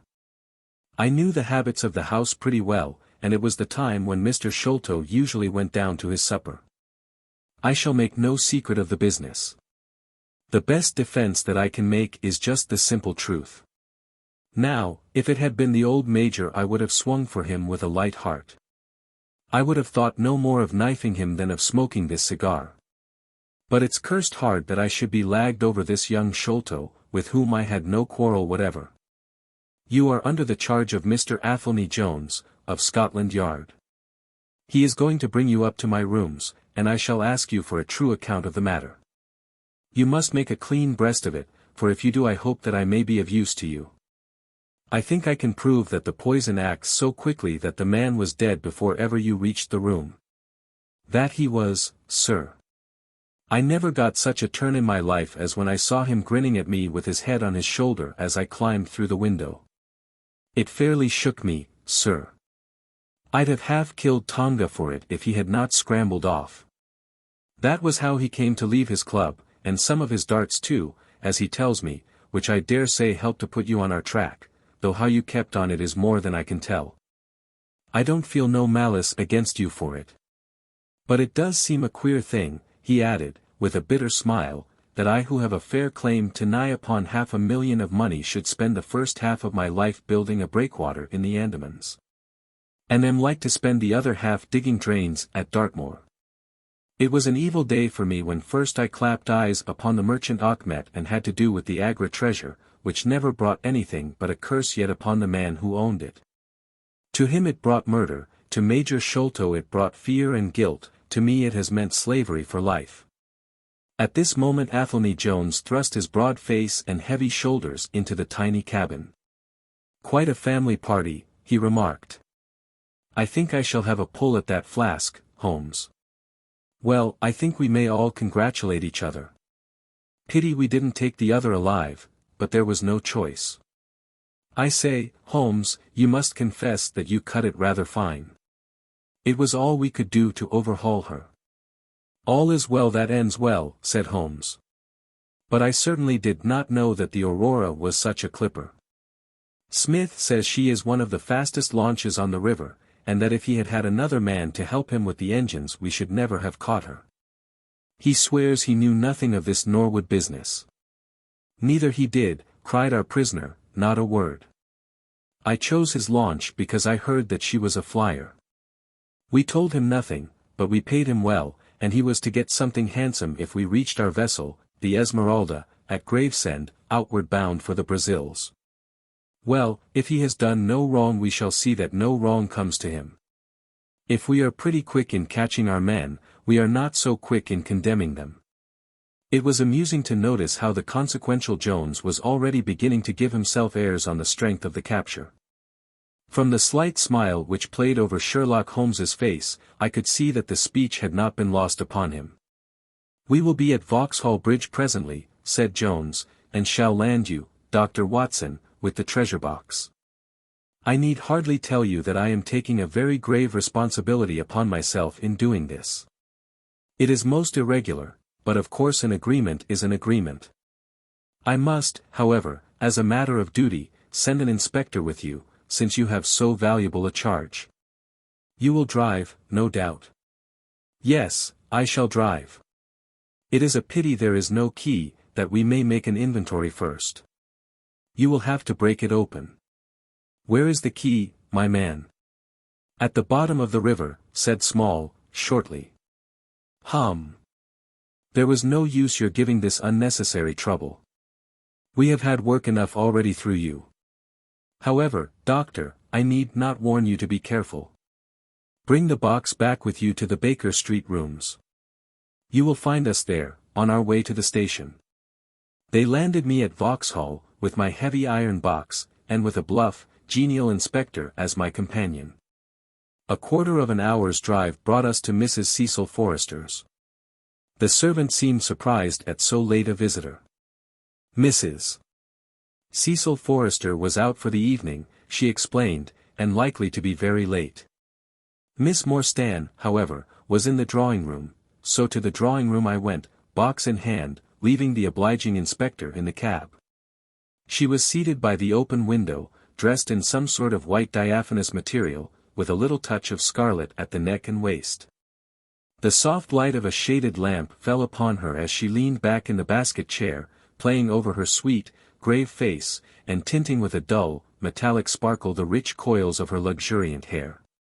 One white arm and hand drooped over the side of the chair, and her whole pose and figure spoke of an absorbing melancholy. At the sound of my footfall she sprang to her feet, however, and a bright flush of surprise and of pleasure colored her pale cheeks. "I heard a cab drive up," she said. "I thought that Mrs. Forrester had come back very early, but I never dreamed that it might be you. What news have you brought me?" "I have brought something better than news," said I, putting down the box upon the table and speaking jovially and boisterously, though my heart was heavy within me. "I have brought you something which is worth all the news in the world. I have brought you a fortune." She glanced at the iron box. "Is that the treasure, then?" she asked, coolly enough. "Yes, this is the great Agra treasure. Half of it is yours and half is Thaddeus Sholto's. You will have a couple of 100,000 each. Think of that. An annuity of £10,000. There will be few richer young ladies in England. Is it not glorious?" I think that I must have been rather overacting my delight, and that she detected a hollow ring in my congratulations, for I saw her eyebrows rise a little, and she glanced at me curiously. "If I have it," said she, "I owe it to you." "No, no," I answered, "not to me, but to my friend Sherlock Holmes. With all the will in the world, I could never have followed up a clue which has taxed even his analytical genius. As it was, we very nearly lost it at the last moment." "Pray sit down and tell me all about it, Dr. Watson," said she. I narrated briefly what had occurred since I had seen her last, Holmes's new method of search, the discovery of the Aurora, the appearance of Athelney Jones, our expedition in the evening, and the wild chase down the Thames. She listened with parted lips and shining eyes to my recital of our adventures. When I spoke of the dart which had so narrowly missed us, she turned so white that I feared that she was about to faint. "It is nothing," she said, as I hastened to pour her out some water. "I am all right again." It was a shock to me to hear that I had placed my friends in such horrible peril. "That is all over," I answered. "It was nothing. I will tell you no more gloomy details. Let us turn to something brighter. There is the treasure. What could be brighter than that? I got leave to bring it with me, thinking that it would interest you to be the first to see it." "It would be of the greatest interest to me," she said. There was no eagerness in her voice, however. It had struck her, doubtless, that it might seem ungracious upon her part to be indifferent to a prize which had cost so much to win. "What a pretty box," she said, stooping over it. "This is Indian work, I suppose?" "Yes, it is Benares metalwork." "And so heavy," she exclaimed, trying to raise it. "The box alone must be of some value. Where is the key?" "Small threw it into the Thames," I answered. "I must borrow Mrs. Forrester's poker." There was in the front a thick and broad hasp, wrought in the image of a sitting Buddha. Under this I thrust the end of the poker and twisted it outward as a lever. The hasp sprang open with a loud snap. With trembling fingers I flung back the lid. We both stood gazing in astonishment. The box was empty. No wonder that it was heavy. The ironwork was 2/3 of an inch thick all round. It was massive, well made, and solid, like a chest constructed to carry things of great price, but not one shred or crumb of metal or jewelry lay within it. It was absolutely and completely empty. "The treasure is lost," said Miss Morstan, calmly. As I listened to the words and realized what they meant, a great shadow seemed to pass from my soul. I did not know how this Agra treasure had weighed me down, until now that it was finally removed. It was selfish, no doubt, disloyal, wrong, but I could realize nothing save that the golden barrier was gone from between us. "Thank God!" I ejaculated from my very heart. She looked at me with a quick, questioning smile. "Why do you say that?" she asked. "Because you are within my reach again," I said, taking her hand. She did not withdraw it. "Because I love you, Mary, as truly as ever a man loved a woman. Because this treasure, these riches, sealed my lips. Now that they are gone I can tell you how I love you. That is why I said, thank God. Then I say, thank God, too," she whispered, as I drew her to my side.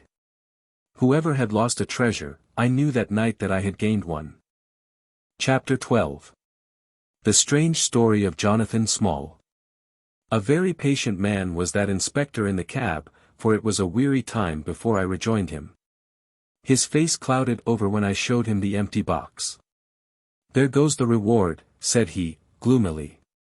"Where there is no money there is no pay.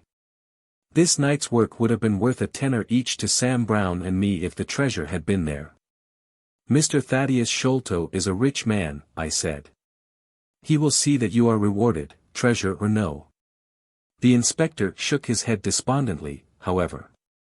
"It's a bad job," he repeated, "and so Mr. Athelney Jones will think."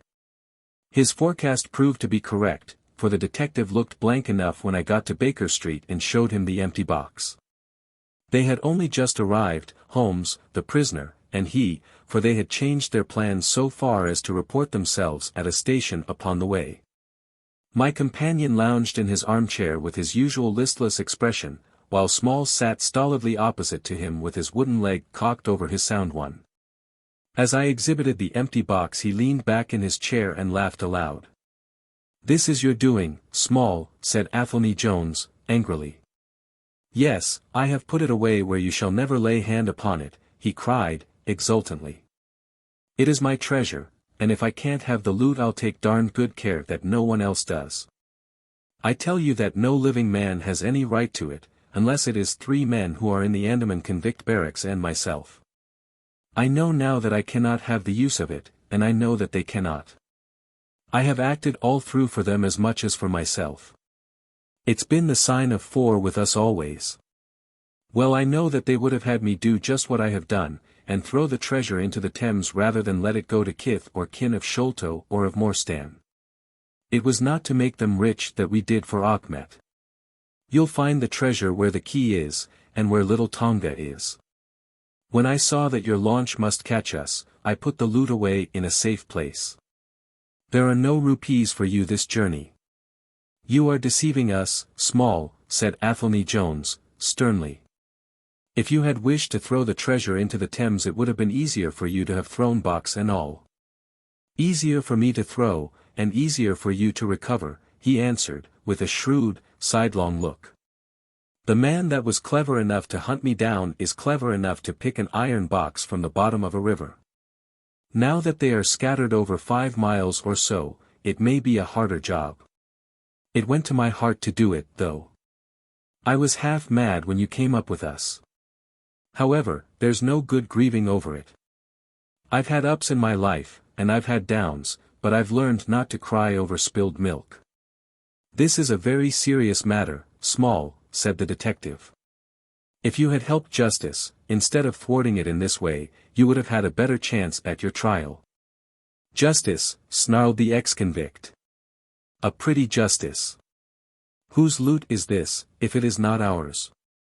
Where is the justice that I should give it up to those who have never earned it? Look how I have earned it. 20 long years in that fever-ridden swamp, all day at work under the mangrove tree, all night chained up in the filthy convict huts, bitten by mosquitoes, racked with ague. Bullied by every cursed black-faced policeman who loved to take it out of a white man. That was how I earned the Agra treasure, and you talk to me of justice because I cannot bear to feel that I have paid this price only that another may enjoy it. I would rather swing a score of times, or have one of Tonga's darts in my hide, than live in a convict's cell and feel that another man is at his ease in a palace with the money that should be mine. Small had dropped his mask of stoicism, and all this came out in a wild whirl of words, while his eyes blazed, and the handcuffs clanked together with the impassioned movement of his hands. I could understand, as I saw the fury and the passion of the man, that it was no groundless or unnatural terror which had possessed Major Sholto when he first learned that the injured convict was upon his track. You forget that we know nothing of all this, said Holmes quietly. We have not heard your story, and we cannot tell how far justice may originally have been on your side. Well, sir, you have been very fair-spoken to me, though I can see that I have you to thank that I have these bracelets upon my wrists. Still, I bear no grudge for that. It is all fair and above board. If you want to hear my story, I have no wish to hold it back. What I say to you is God's truth, every word of it. Thank you, you can put the glass beside me here, and I'll put my lips to it if I am dry. I am a Worcestershire man myself, born near Pershore. I dare say you would find a heap of Smalls living there now if you were to look. I have often thought of taking a look round there, but the truth is that I was never much of a credit to the family, and I doubt if they would be so very glad to see me. They were all steady, chapel-going folk, small farmers, well known and respected over the countryside, while I was always a bit of a rover. At last, however, when I was about 18, I gave them no more trouble, for I got into a mess over a girl, and could only get out of it again by taking the Queen's shilling and joining the 3D Buffs, which was just starting for India. I wasn't destined to do much soldiering, however. I had just got past the goose step, and learned to handle my musket, when I was fool enough to go swimming in the Ganges. Luckily for me, my company sergeant, John Holder, was in the water at the same time, and he was one of the finest swimmers in the service. A crocodile took me, just as I was halfway across, and nipped off my right leg as clean as a surgeon could have done it, just above the knee. What with the shock and the loss of blood, I fainted, and should have drowned if Holder had not caught hold of me and paddled for the bank. I was 5 months in hospital over it, and when at last I was able to limp out of it with this timber toe strapped to my stump, I found myself invalid out of the army and unfitted for any active occupation. I was, as you can imagine, pretty down on my luck at this time, for I was a useless cripple though not yet in my 20th year. However, my misfortune soon proved to be a blessing in disguise.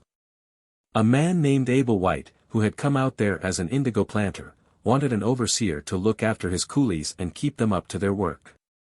He happened to be a friend of our colonel's, who had taken an interest in me since the accident.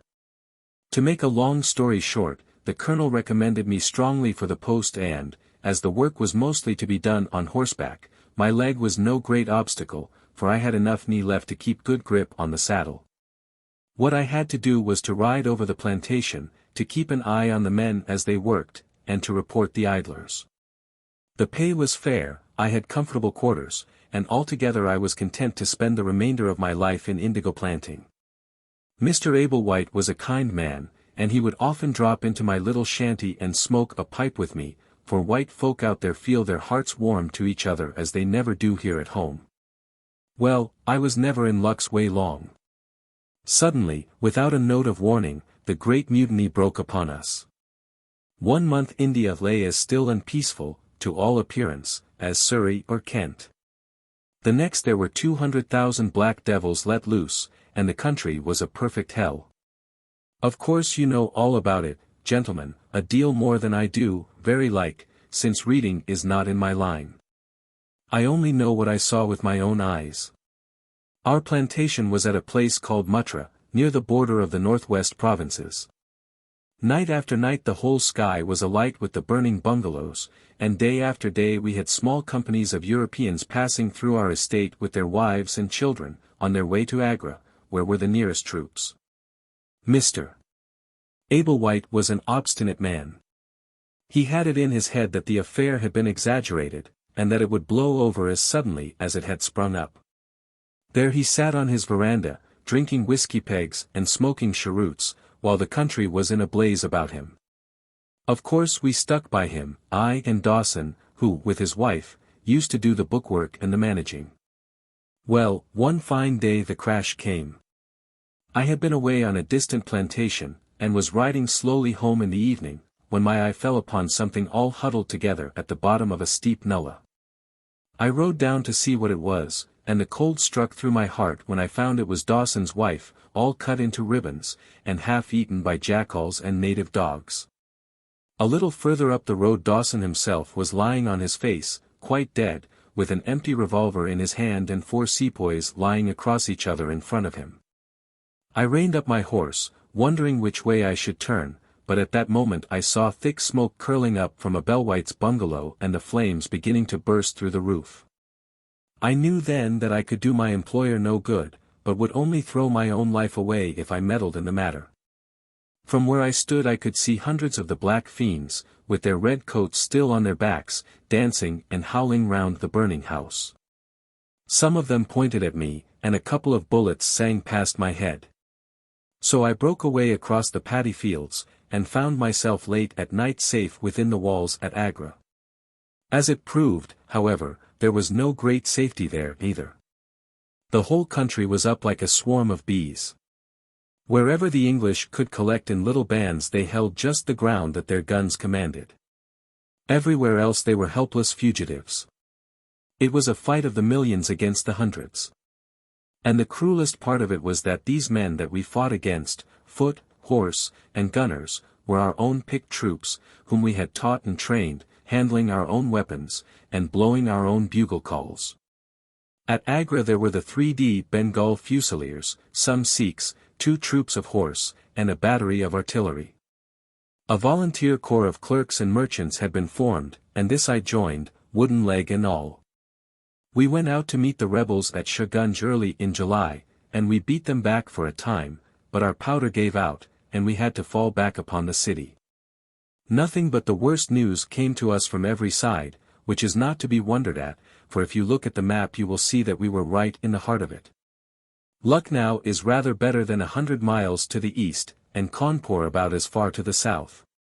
From every point on the compass there was nothing but torture and murder and outrage.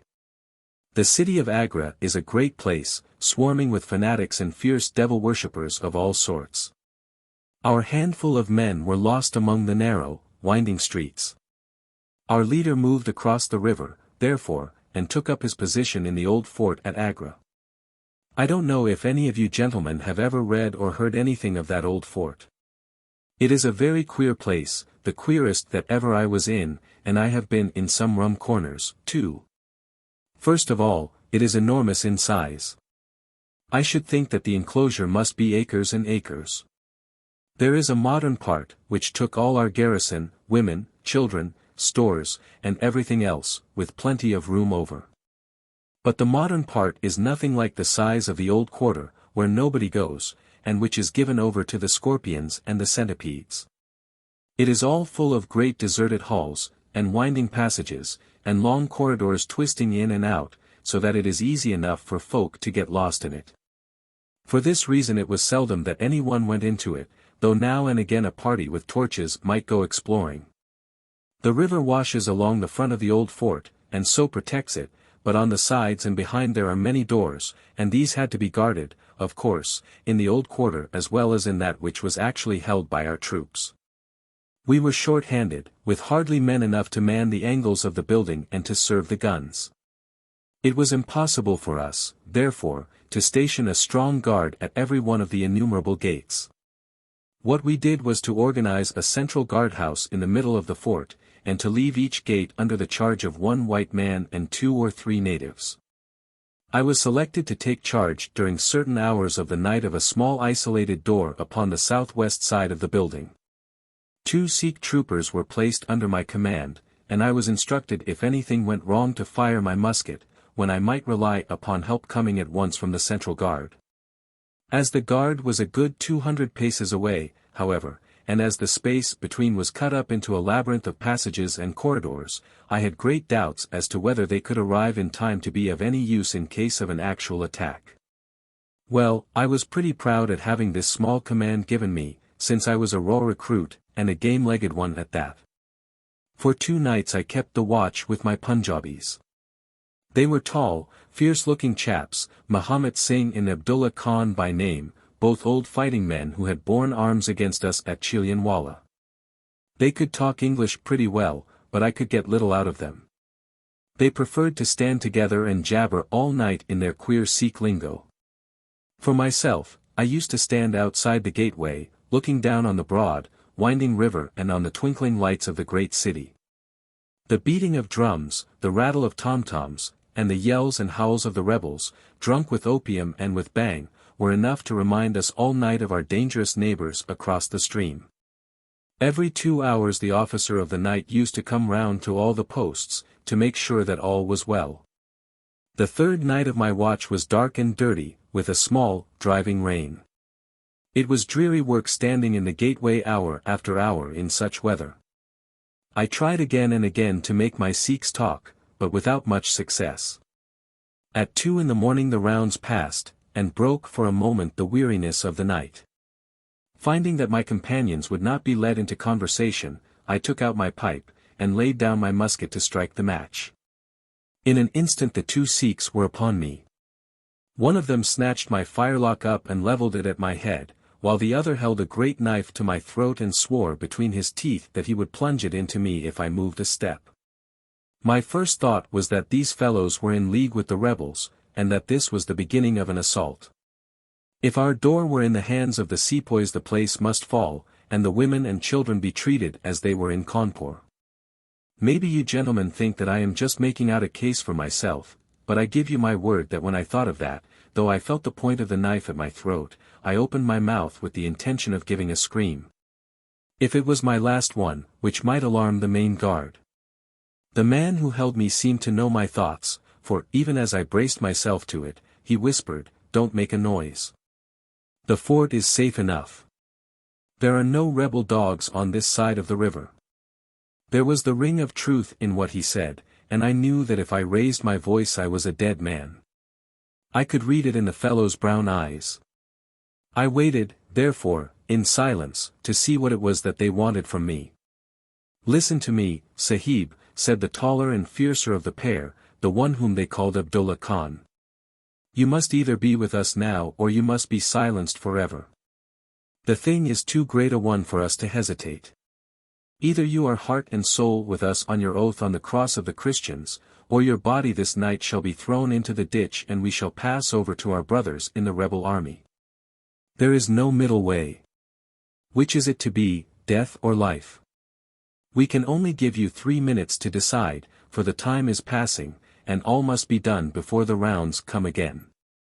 How can I decide, said I, you have not told me what you want of me.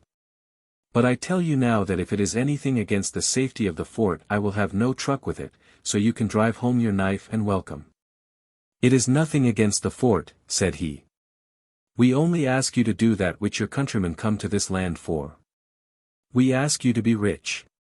If you will be one of us this night, we will swear to you upon the naked knife, and by the threefold oath which no Sikh was ever known to break, that you shall have your fair share of the loot. 1/4 of the treasure shall be yours. We can say no fairer. But what is the treasure, then? I asked. I am as ready to be rich as you can be, if you will but show me how it can be done.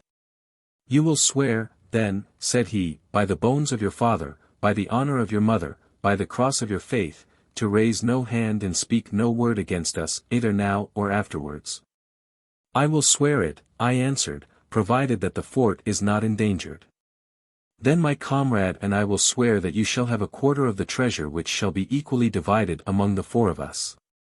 There are but 3, said I. No, Dost Akbar must have his share. We can tell the tale to you while we await them. Do you stand at the gate, Mahomet Singh, and give notice of their coming. The thing stands thus, Sahib, and I tell it to you because I know that an oath is binding upon a Ferengi, and that we may trust you. Had you been a lying Hindu, though you had sworn by all the gods in their false temples, your blood would have been upon the knife, and your body in the water. But the Sikh knows the Englishman, and the Englishman knows the Sikh. Hearken, then, to what I have to say. There is a Raja in the northern provinces who has much wealth, though his lands are small. Much has come to him from his father, and more still he has set by himself, for he is of a low nature and hoards his gold rather than spend it. When the troubles broke out he would be friends both with the lion and the tiger, with the sepoy and with the company's Raj. Soon, however, it seemed to him that the white men's day was come, for through all the land he could hear of nothing but of their death and their overthrow. Yet, being a careful man, he made such plans that, come what might, half at least of his treasure should be left to him. That which was in gold and silver he kept by him in the vaults of his palace, but the most precious stones and the choicest pearls that he put in an iron box, and sent it by a trusty servant who, under the guise of a merchant, should take it to the fort at Agra, there to lie until the land is at peace. Thus, if the rebels won he would have his money, but if the company conquered his jewels would be saved to him.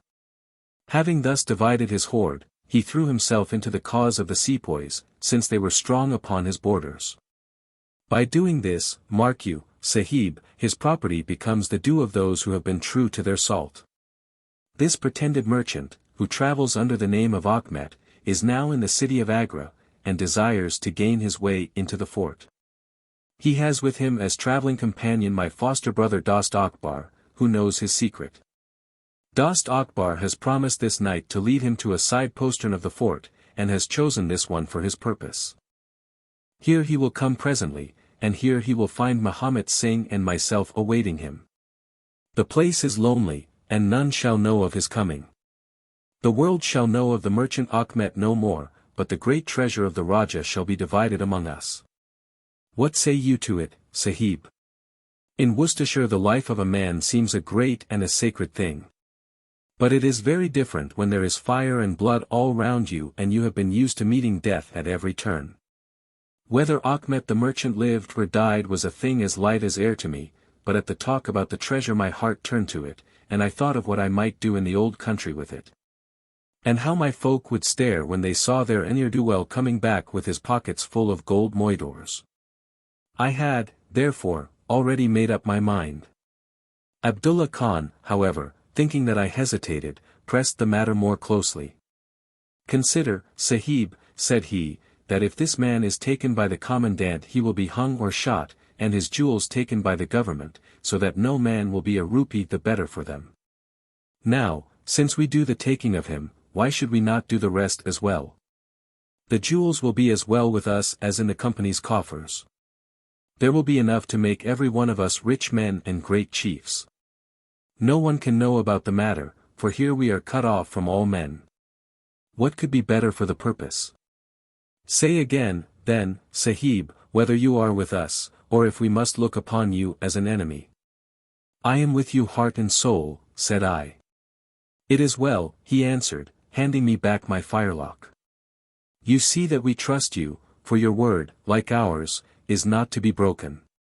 We have now only to wait for my brother and the merchant. Does your brother know, then, of what you will do? I asked. The plan is his. He has devised it. We will go to the gate and share the watch with Mahomet Singh. The rain was still falling steadily, for it was just the beginning of the wet season. Brown, heavy clouds were drifting across the sky, and it was hard to see more than a stone cast. A deep moat lay in front of our door, but the water was in places nearly dried up, and it could easily be crossed. It was strange to me to be standing there with those two wild Punjabis waiting for the man who was coming to his death. Suddenly my eye caught the glint of a shaded lantern at the other side of the moat. It vanished among the mound heaps, and then appeared again coming slowly in our direction. Here they are. I exclaimed. You will challenge him, Sahib, as usual, whispered Abdullah. Give him no cause for fear. Send us in with him, and we shall do the rest while you stay here on guard. Have the lantern ready to uncover, that we may be sure that it is indeed the man. The light had flickered onwards, now stopping and now advancing, until I could see two dark figures upon the other side of the moat. I let them scramble down the sloping bank, splash through the mire, and climb halfway up to the gate, before I challenged them. Who goes there? Said I, in a subdued voice. Friends, came the answer. I uncovered my lantern and threw a flood of light upon them. The first was an enormous Sikh, with a black beard which swept nearly down to his cummerbund. Outside of a show I have never seen so tall a man. The other was a little, fat, round fellow, with a great yellow turban, and a bundle in his hand, done up in a shawl. He seemed to be all in a quiver with fear, for his hands twitched as if he had the ague, and his head kept turning to left and right with two bright little twinkling eyes, like a mouse when he ventures out from his hole.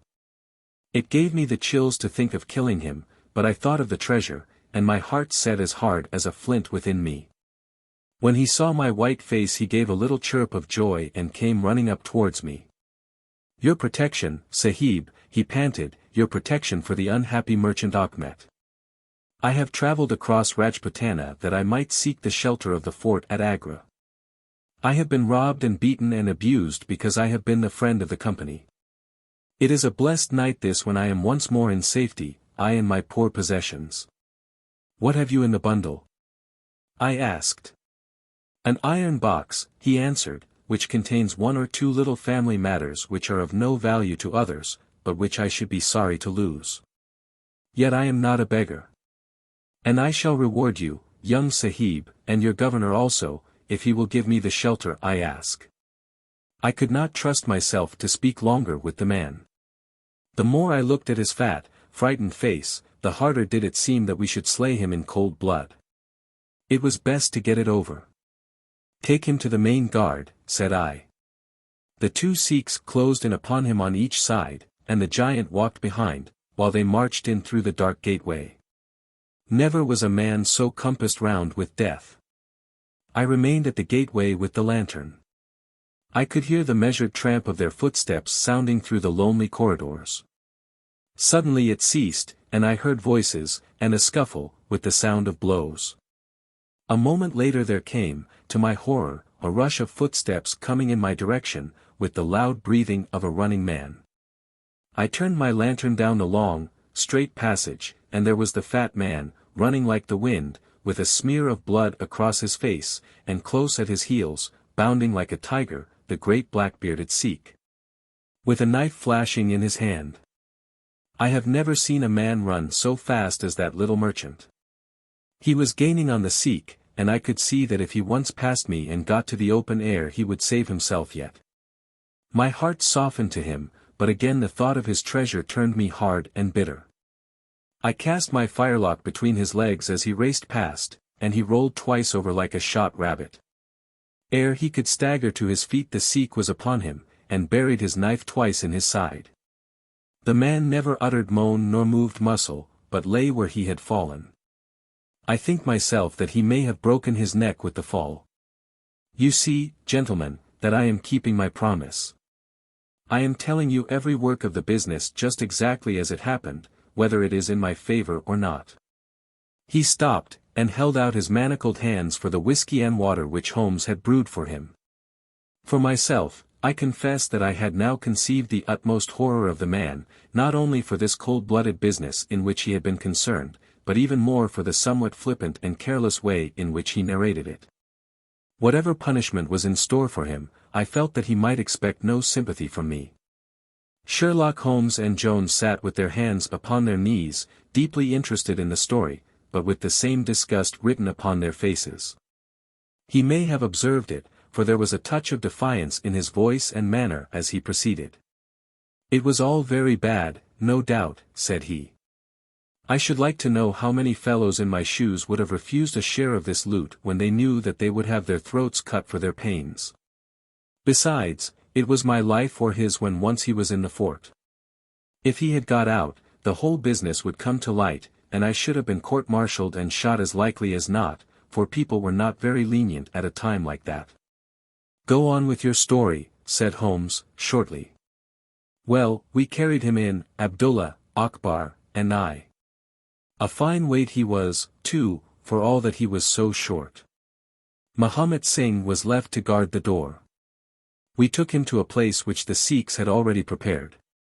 It was some distance off, where a winding passage leads to a great empty hall, the brick walls of which were all crumbling to pieces.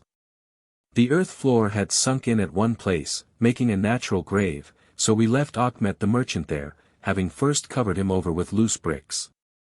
This done, we all went back to the treasure. It lay where he had dropped it when he was first attacked. The box was the same which now lies open upon your table. A key was hung by a silken cord to that carved handle upon the top. We opened it, and the light of the lantern gleamed upon a collection of gems such as I have read of and thought about when I was a little lad at Pershore. It was blinding to look upon them. When we had feasted our eyes we took them all out and made a list of them. There were 143 diamonds of the first water, including one which has been called, I believe, the Great Mogul, and is said to be the second largest stone in existence.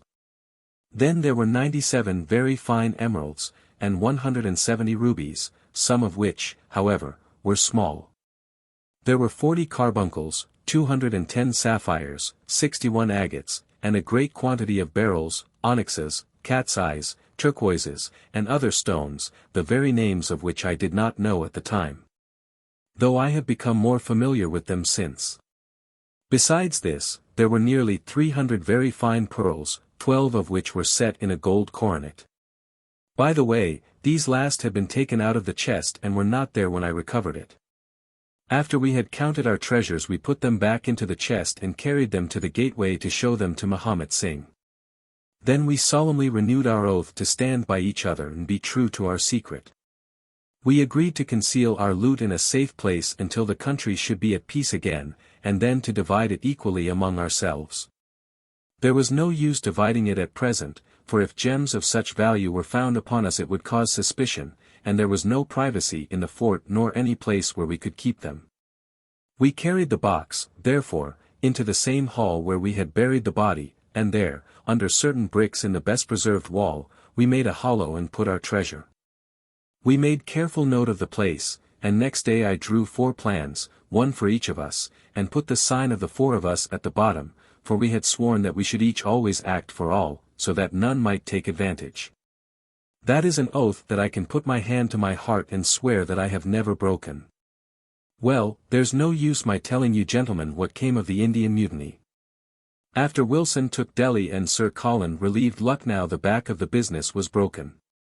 Fresh troops came pouring in, and Nana Sahib made himself scarce over the frontier. A flying column under Colonel Grayth came round to Agra and cleared the Pandis away from it. Peace seemed to be settling upon the country, and we 4 were beginning to hope that the time was at hand when we might safely go off with our shares of the plunder. In a moment, however, our hopes were shattered by our being arrested as the murderers of Achmet. It came about in this way. When the Rajah put his jewels into the hands of Achmet, he did it because he knew that he was a trusty man. They are suspicious folk in the East, however, so what does this Rajah do but take a second even more trusty servant and set him to play the spy upon the first. This second man was ordered never to let Achmet out of his sight, and he followed him like his shadow. He went after him that night and saw him pass through the doorway. Of course he thought he had taken refuge in the fort, and applied for admission there himself next day, but could find no trace of Achmet. This seemed to him so strange that he spoke about it to a sergeant of guides, who brought it to the ears of the commandant. A thorough search was quickly made, and the body was discovered. Thus at the very moment that we thought that all was safe, we were all four seized and brought to trial on a charge of murder, 3 of us because we had held the gate that night, and the 4th because he was known to have been in the company of the murdered man.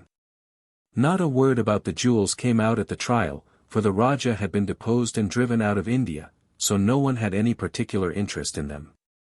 The murder, however, was clearly made out, and it was certain that we must all have been concerned in it. The 3 Sikhs got penal servitude for life, and I was condemned to death, though my sentence was afterwards commuted into the same as the others. It was rather a queer position that we found ourselves in then. There we were all 4 tied by the leg and with precious little chance of ever getting out again, while we each held a secret which might have put each of us in a palace if we could only have made use of it. It was enough to make a man eat his heart out to have to stand the kick and the cuff of every petty jack in office, to have rice to eat and water to drink, when that gorgeous fortune was ready for him outside, just waiting to be picked up. It might have driven me mad, but I was always a pretty stubborn one, so I just held on and bided my time. At last it seemed to me to have come. I was changed from Agra to Madras, and from there to Blair Island in the Andamans.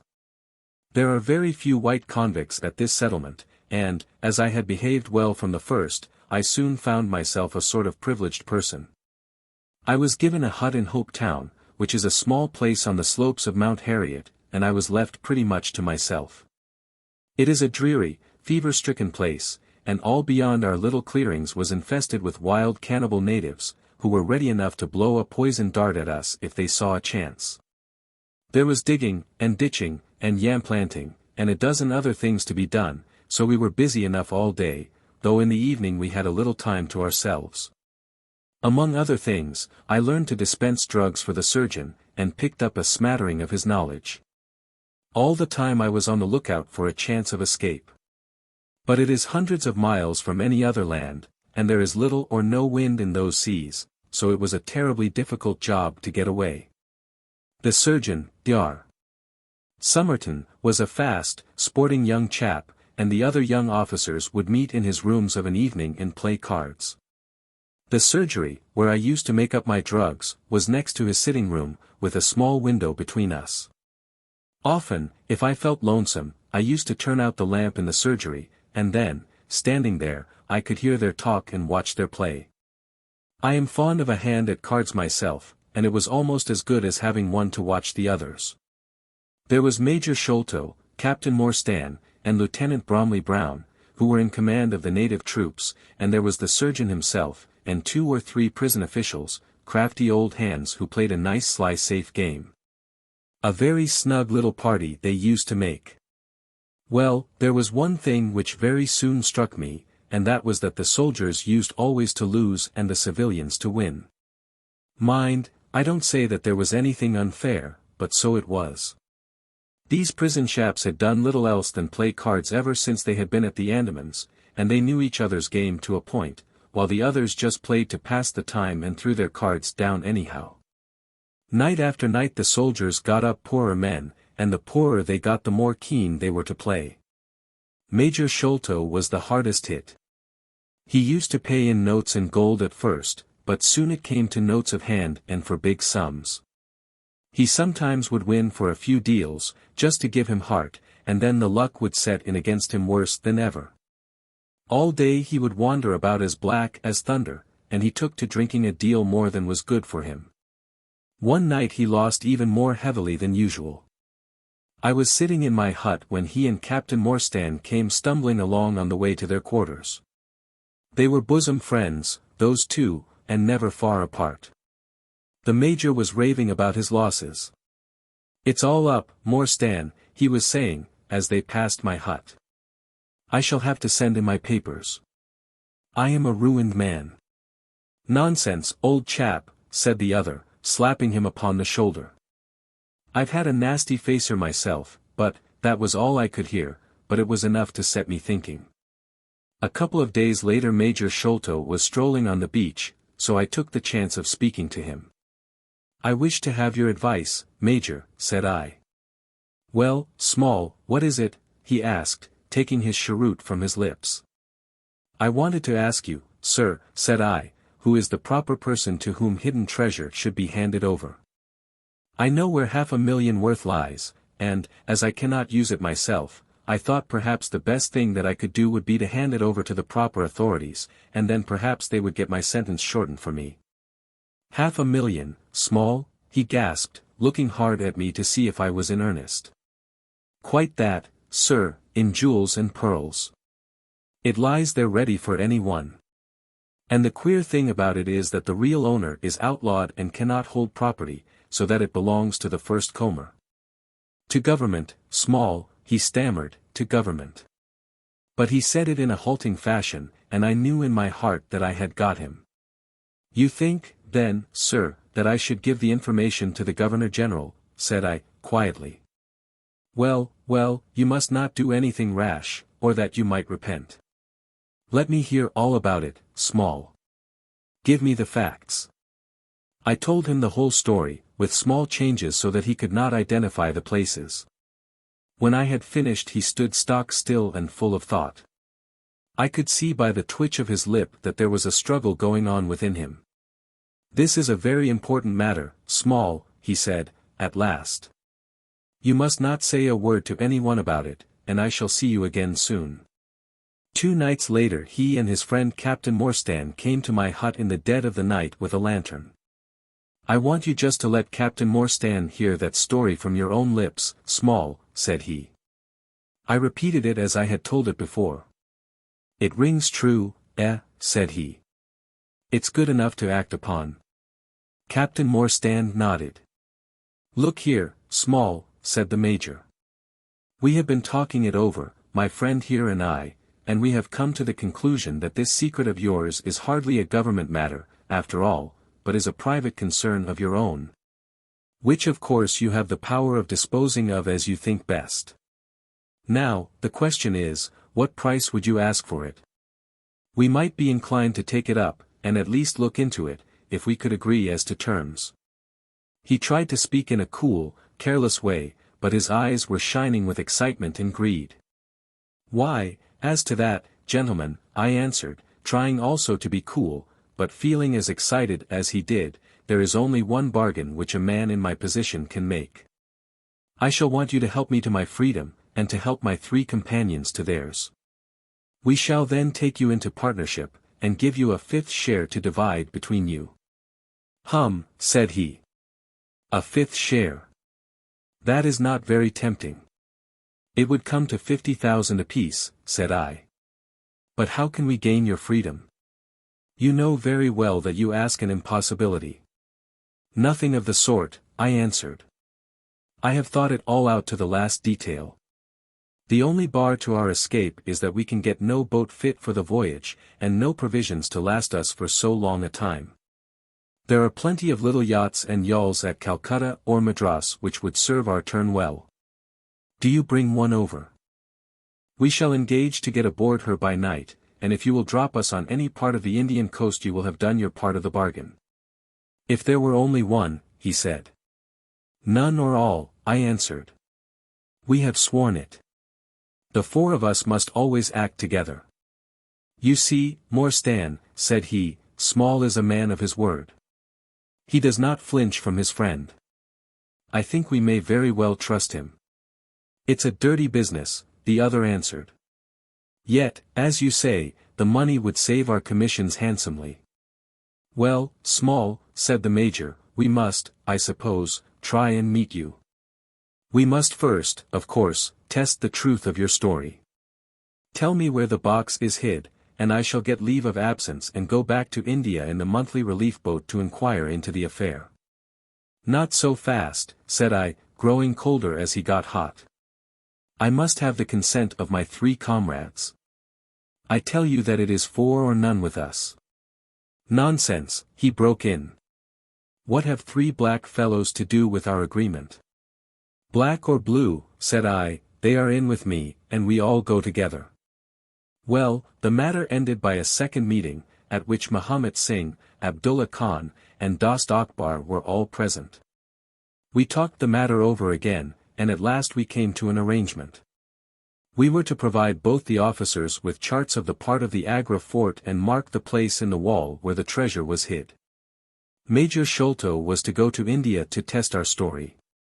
If he found the box he was to leave it there, to send out a small yacht provisioned for a voyage, which was to lie off Rutland Island, and to which we were to make our way, and finally to return to his duties. Captain Morstan was then to apply for leave of absence, to meet us at Agra, and there we were to have a final division of the treasure, he taking the Major's share as well as his own. All this we sealed by the most solemn oaths that the mind could think or the lips utter.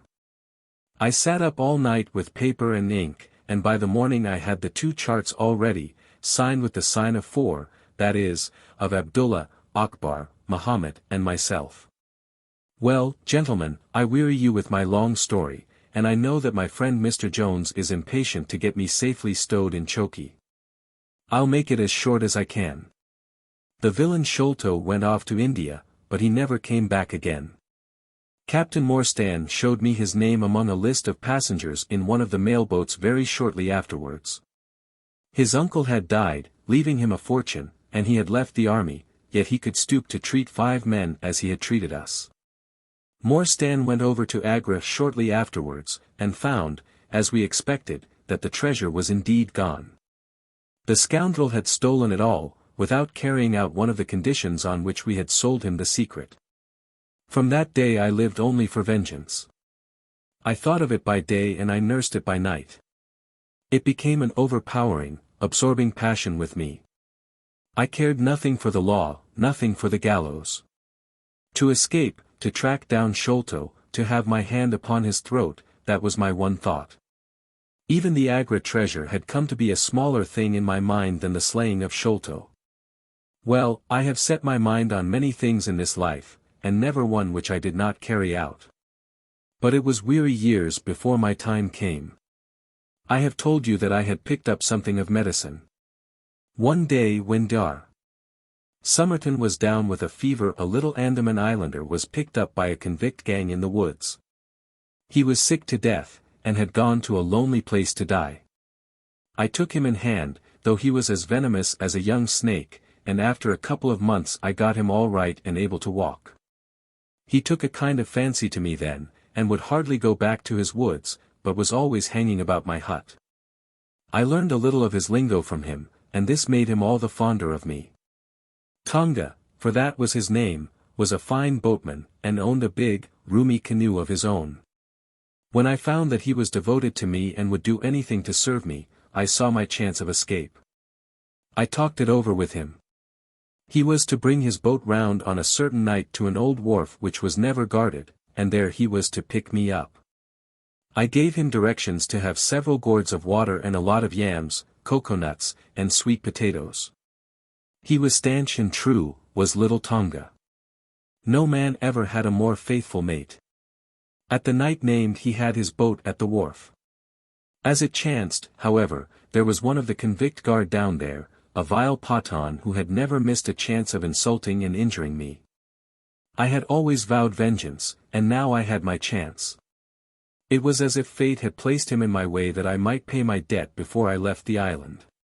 He stood on the bank with his back to me, and his carbine on his shoulder. I looked about for a stone to beat out his brains with, but none could I see.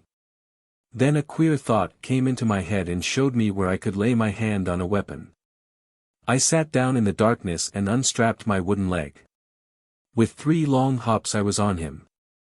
He put his carbine to his shoulder, but I struck him full, and knocked the whole front of his skull in. You can see the split in the wood now where I hit him.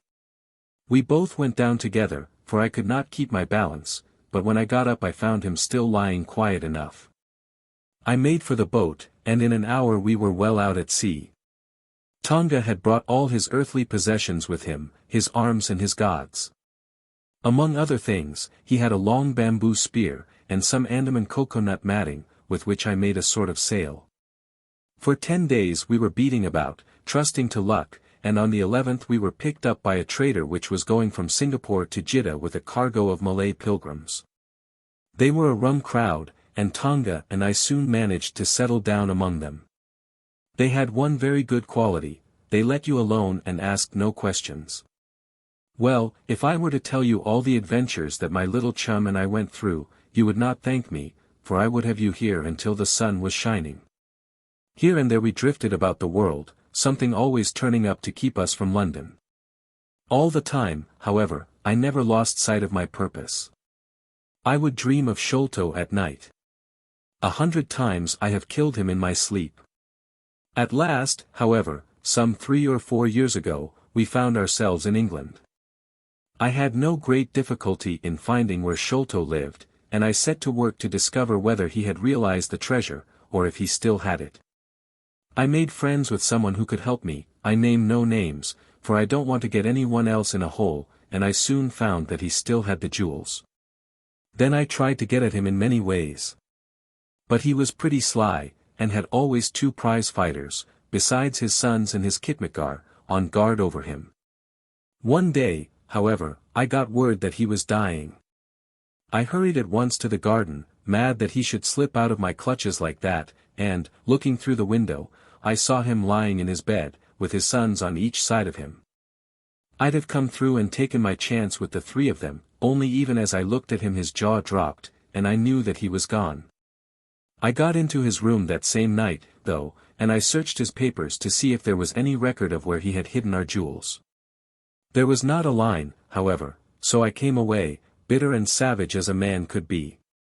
Before I left I bethought me that if I ever met my Sikh friends again it would be a satisfaction to know that I had left some mark of our hatred, so I scrawled down the sign of the 4 of us, as it had been on the chart. And I pinned it on his bosom. It was too much that he should be taken to the grave without some token from the men whom he had robbed and befooled. We earned a living at this time by my exhibiting poor Tonga at fairs and other such places as the Black Cannibal. He would eat raw meat and dance his war dance, so we always had a hatful of pennies after a day's work. I still heard all the news from Pondicherry Lodge, and for some years there was no news to hear, except that they were hunting for the treasure. At last, however, came what we had waited for so long. The treasure had been found. It was up at the top of the house, in Mr. Bartholomew Sholto's chemical laboratory. I came at once and had a look at the place, but I could not see how with my wooden leg I was to make my way up to it. I learned, however, about a trapdoor in the roof, and also about Mr. Sholto's supper hour. It seemed to me that I could manage the thing easily through Tonga. I brought him out with me with a long rope wound round his waist. He could climb like a cat, and he soon made his way through the roof, but, as ill luck would have it, Bartholomew Sholto was still in the room, to his cost.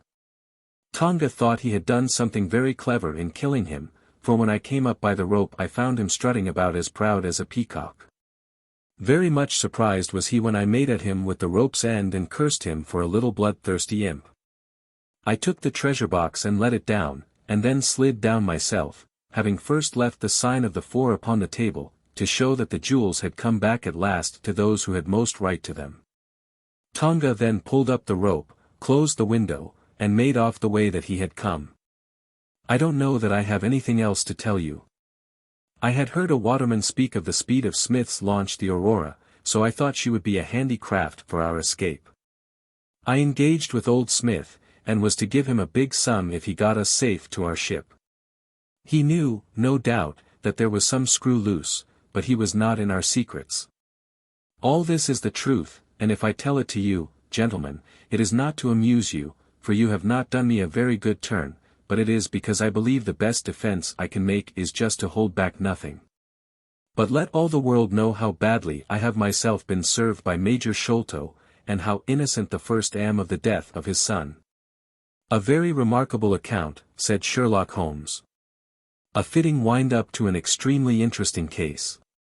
There is nothing at all new to me in the latter part of your narrative, except that you brought your own rope. That I did not know. By the way, I had hoped that Tonga had lost all his darts, yet he managed to shoot one at us in the boat. He had lost them all, sir, except the one which was in his blowpipe at the time. Ah, of course, said Holmes. I had not thought of that. Is there any other point which you would like to ask about? Asked the convict, affably. I think not, thank you, my companion answered. Well, Holmes, said Athelney Jones, you are a man to be humored, and we all know that you are a connoisseur of crime, but duty is duty, and I have gone rather far in doing what you and your friend asked me. I shall feel more at ease when we have our storyteller here safe under lock and key. The cab still waits, and there are 2 inspectors downstairs. I am much obliged to you both for your assistance. Of course you will be wanted at the trial. Good night to you. Good night, gentlemen both, said Jonathan Small. You first, Small, remarked the wary Jones as they left the room. I'll take particular care that you don't club me with your wooden leg, whatever you may have done to the gentleman at the Andaman Isles. Well, and there is the end of our little drama, I remarked, after we had sat some time smoking in silence. I fear that it may be the last investigation in which I shall have the chance of studying your methods. Miss Morstan has done me the honor to accept me as a husband in prospective. He gave a most dismal groan. I feared as much, said he. I really cannot congratulate you. I was a little hurt. Have you any reason to be dissatisfied with my choice? I asked. Not at all. I think she is one of the most charming young ladies I ever met, and might have been most useful in such work as we have been doing. She had a decided genius that way, witness the way in which she preserved that Agra plan from all the other papers of her father. But love is an emotional thing, and whatever is emotional is opposed to that true cold reason which I place above all things. I should never marry myself, lest I bias my judgment. I trust, said I, laughing, that my judgment may survive the ordeal. But you look weary. Yes, the reaction is already upon me. I shall be as limp as a rag for a week. Strange, said I, how terms of what in another man I should call laziness alternate with your fits of splendid energy and vigor. Yes, he answered, there are in me the makings of a very fine loafer and also of a pretty spry sort of fellow. I often think of those lines of old Goethe. Shade das die Natur nur einen Mensch aus der Schuf. Den zum Wertigen man war und zum Schelmen der Stoff. By the way, apropos of this Norwood business, you see that they had, as I surmised, a confederate in the house, who could be none other than Lal Rao. The butler, so Jones actually has the undivided honor of having caught one fish in his great haul. The division seems rather unfair, I remarked. You have done all the work in this business. I get a wife out of it, Jones gets the credit, pray what remains for you? For me, said Sherlock Holmes, there still remains the cocaine bottle. And he stretched his long white hand up for it.